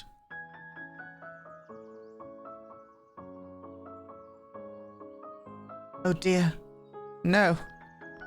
Oh, did I drown Lord Socks? The water is no longer screaming. That's where the sadness... Then where is this sadness coming from? Trigger warning, there may have been mania-induced pet murder here. I don't know, but I'm just getting you all aware of it. And then I cry because I don't know I've done something.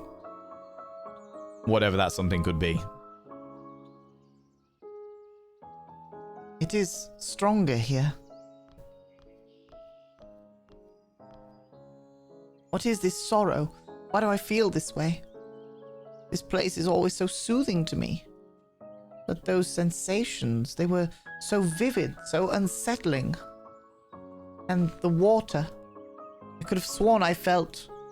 Wait, what is that? Prepare yourself, friends. There's something at the bottom of the pond. But I am not reaching into that filthy water with my bare hands. I need to find something that can help me drag it out.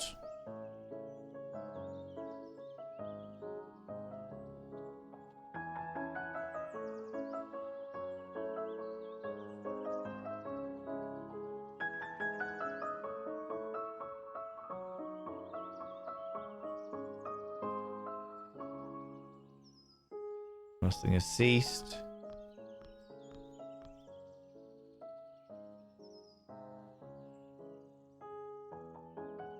tea can wait. It was more the chairs.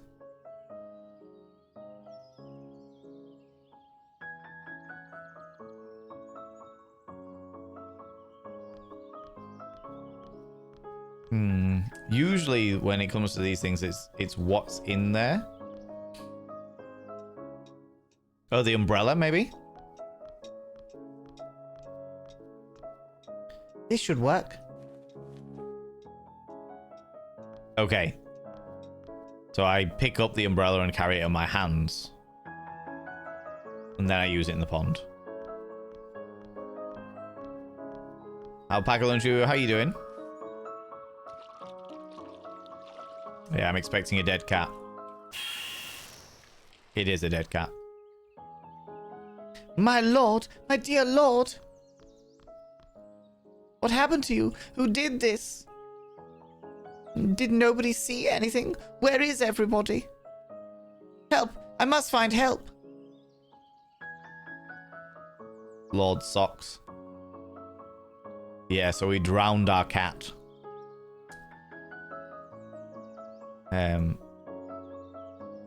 Oh, there was a book as well that talked about the blood pouring onto the white petals. There has to be someone here. There has to be. Oh, that's us finding out the news about our husband, presumably. Hello, can anyone hear me? No, there's something wrong. A newspaper's not where I left it. Who is there? Okay, we check the newspaper. I don't understand. I left this on the table. Am I going mad?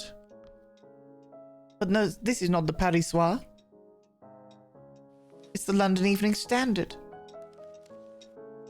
Many were shocked today upon learning of the passing of Henry Winterbourne, Lord Winterbourne of Chettenham Green, in a tragic automobile accident.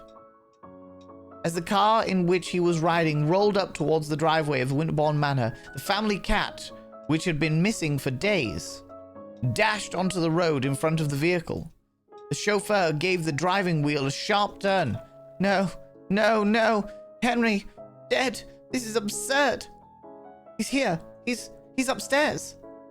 I was waiting for him to come home, but he never arrived because he was here the whole time.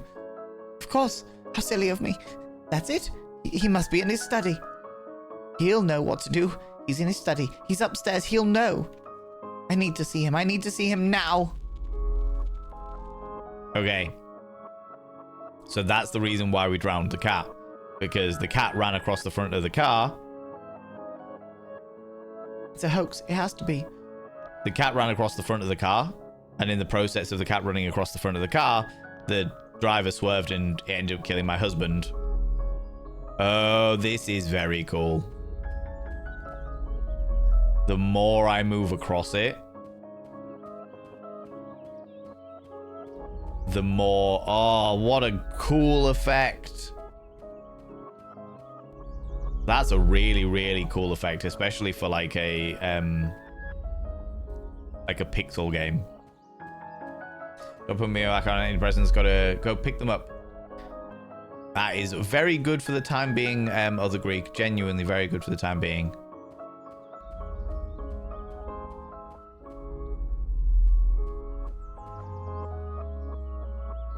Henry's study. Henry, are you there, Henry? No worries, Other Greek. You take it easy, you beautiful being. Henry? What have they done to you? The footsteps. Why did they hide you from me? I've missed you so much, my love. Been away for a while. But I'm here now. Henry, I did something terrible. It wasn't his fault. He didn't deserve it.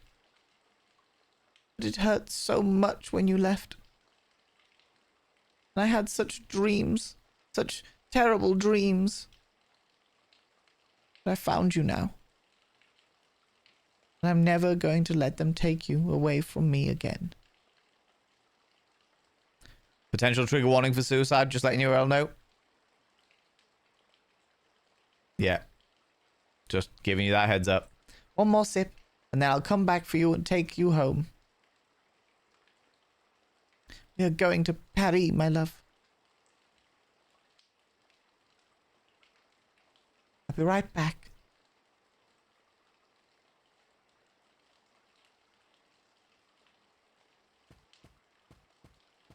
Yeah, and she's back to being extremely hollow and limping.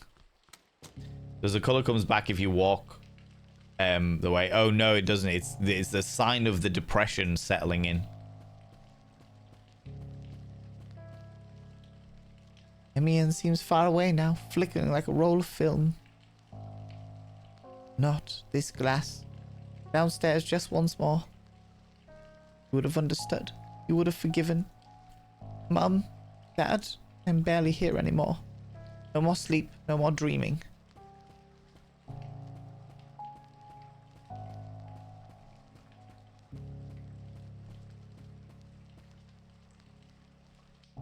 Cold, watery grave. A swirling, yawning void. A roaring, primal scream. I can make it stop now.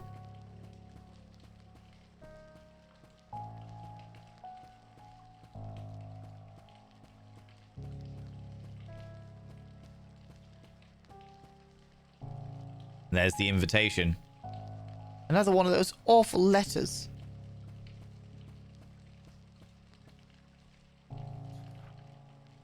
No, it's an invitation to a masked ball. How delightful. Did Henry send this? Will he be there? Oh, I hope so. What a surprise that would be. This must be my mask then. It's so beautiful. Trigger warning. Potential suicide. Yes.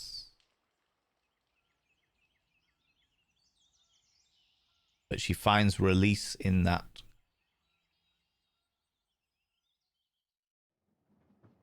And as I was expecting Henry to meet me here, yet I can't seem to find him.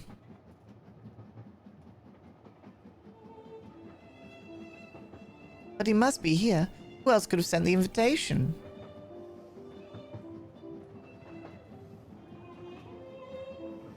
Interesting. I've been asking myself the same question. I'm sorry. And you are? Apologies, my name is Jordan Samuels. I'm a doctor. Your conversation caught my attention because I, too, cannot recall boarding this train or even waiting at any station. Given the weather outside, I reckon I must have surely brought a coat with me, yet there seems to be no cloakroom anywhere.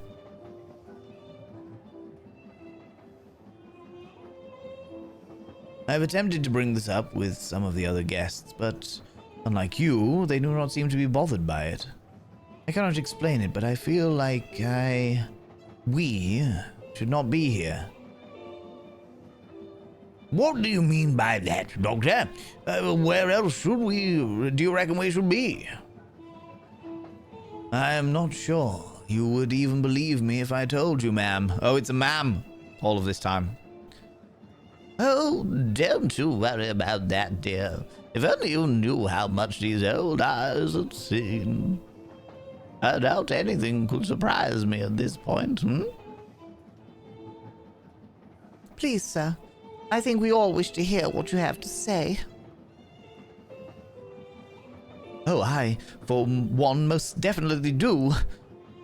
Very well. I guess I should start at the beginning then. I'd been working late into the night.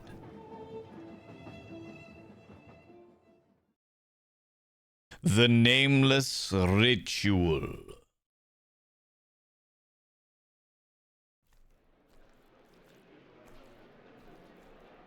And through these incision here, we can observe the pancreas showing signs of inflammation, which tells us the patient likely suffered from...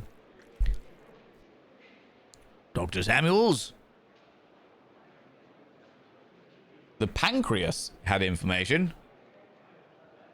Gallstones.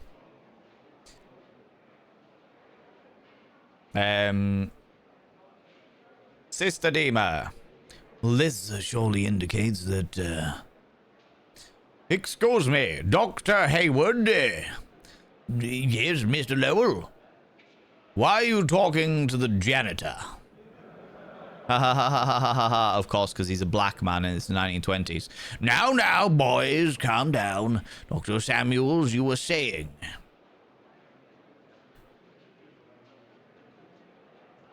Yes, from this first glance, we can infer that. He doesn't look like a doctor to me. More like a hoodlum. Keep an eye on the scalpels, Dr. Hayward. We don't want him to stick us up. Yeah, he could rob us blind and disappear into the shadows. Fucking hell.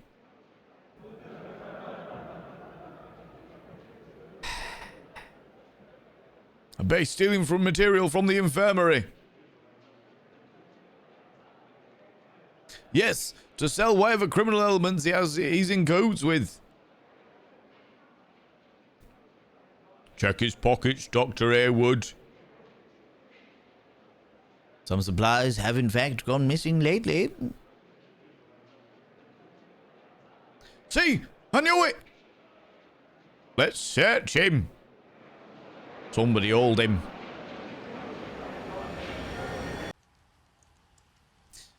The nightmares are getting worse. With every day of fasting, I have felt my will slip further and further. But today marks the 33rd day. Tonight I can complete the ritual. I must carry out the final preparations. There is no time to lose.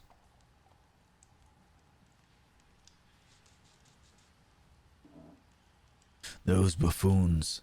Soon they will know what I am really capable of. And that, friends, is where I'm going to have to leave it. That is where I'm going to have to leave it, you cheeky little devils. Save progress, yes. What an interesting game. So far. So far. A very interesting game indeed. For sure. I'm intrigued as to where this is going to go. And if it's 4 travelers and we've done 2 chapters already, if this gets voted for next week, there's a good chance that we might finish it next week. There's a good chance we might finish it next week. But there's only one way to find out. And that is to vote for it next week. It's entirely up to you. Entirely up to you, you cheeky devils. But for now, we will go and raid somebody. Go throw some love at somebody. Have a night, have a love. Thank you so much for being here. Oh, Zabadian, I've just seen that you've done a whimsical fact. I think Zabadian's gone for a sleep, so I'll reject that whimsical fact and give them their points back. Do you know what I mean? Only just been here such a short time. I know. I know. Well, what can I say? That's what you get. You snooze, you lose. Alpaca Lunchu coming in with the 7th stream in a row. You've been streaking through here. I mean, it's just got cloudy and windy again. What are you doing? Streaking all over the place. Scandalous, I tell you. Absolutely bloody scandalous. Here's the next week. It's a very interesting one, I have to say. It's a very, very interesting one. And I'm intrigued as to where it's going to go. The story is a lot darker than I was expecting, but I mean, I was taking the piss a little bit at the beginning, just being like, because I'm known to do and what have you. But as the story's gone on, I'm like, oh, do you know what? This is dark. This is dark and intriguing. I'm intrigued as to what's going to happen next. You know what I mean? Glad you're enjoying it. Yeah. Absolutely. It's a fascinating one. I appreciate the recommendation, Cyrus and Draco. I really do. I really do. Right, let's have a quick look at who we can go throw some love at. And while I'm doing that, friends, could you do me a massive favor and throw out some mod loves in the channel? You can use any kind of mod loves from any kind of channel. You can use any kind of love hearts from any kind of channel. Say a massive thank you to those wonderful moderators. Mods! Thank you so much for being here. Thanks so much for all you do. Thanks so much for all you do in and out of stream. All the stuff you do for me behind the scenes and all the stuff you do for this wonderful, wonderful community. I really, really appreciate it. I literally couldn't do this shit without you. So I'm very grateful that you are here and you are partaking in enabling my inane levels of bullshit. My unreasonably inane levels of bullshittery, as I am known to do. Let me have a quick look at who we can go throw some love at. Friends, as always, if you could stick around for the raid, I would really appreciate it. Because I like to go throw some love at another delightful individual. I like to share the love around, spread it around like an STI pick and mix. I'm just going to have a look and see if there's anybody playing something that's of a similar nature. Something who's playing maybe like a point and click thing or something a little bit spooky. Ooh, what are you playing? What are you playing? Huh. I don't know that game. I don't know that game.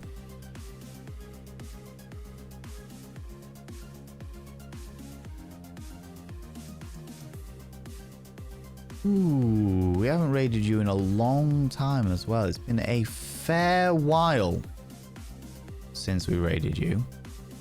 So we can definitely do that. Happy Pride, everyone, and happy Mental Health Awareness Month, friends. If you have got a man friend, whether it be trans man or cisgender man, and you know that they sometimes may struggle with mental health, or even if they don't struggle with mental health, but they've just been a little bit quiet recently or what have you, just check in with them. Just check in with them. The number one cause of death for men under 30 is suicide. And a lot of that comes down to the way that the patriarchy teaches us to block everybody out and just man up. So as much as I absolutely completely agree, happy Pride Month. I am glad that we have a month that is dedicated to celebrating people being able to be there in and of themselves, be their sexualities that they are, be the genders that they are, etc. And I will stand by that 200%. I also want to remind people that it is also Men's Mental Health Awareness Month. Because, yeah, that's a really important thing as well. That's a really, really important thing as well. I was looking at raiding this delightful individual, but it looks like they're on the burb, on the Be Right Backs. I don't know how long they've been on the Be Right Backs, so I don't know how long they're going to be thingy. Is there somebody else we can raid while they're on the Be Right Backs? Ooh, what are you playing? Like I said, friends, if you can stick around for the raid, even if it's on like 5-10 minutes, I would really, really appreciate it. Just to go throw some love at another wonderful individual.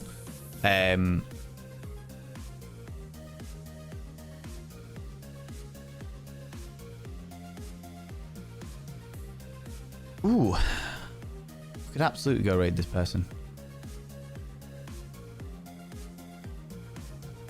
Okay. Okay. Okay. Okay.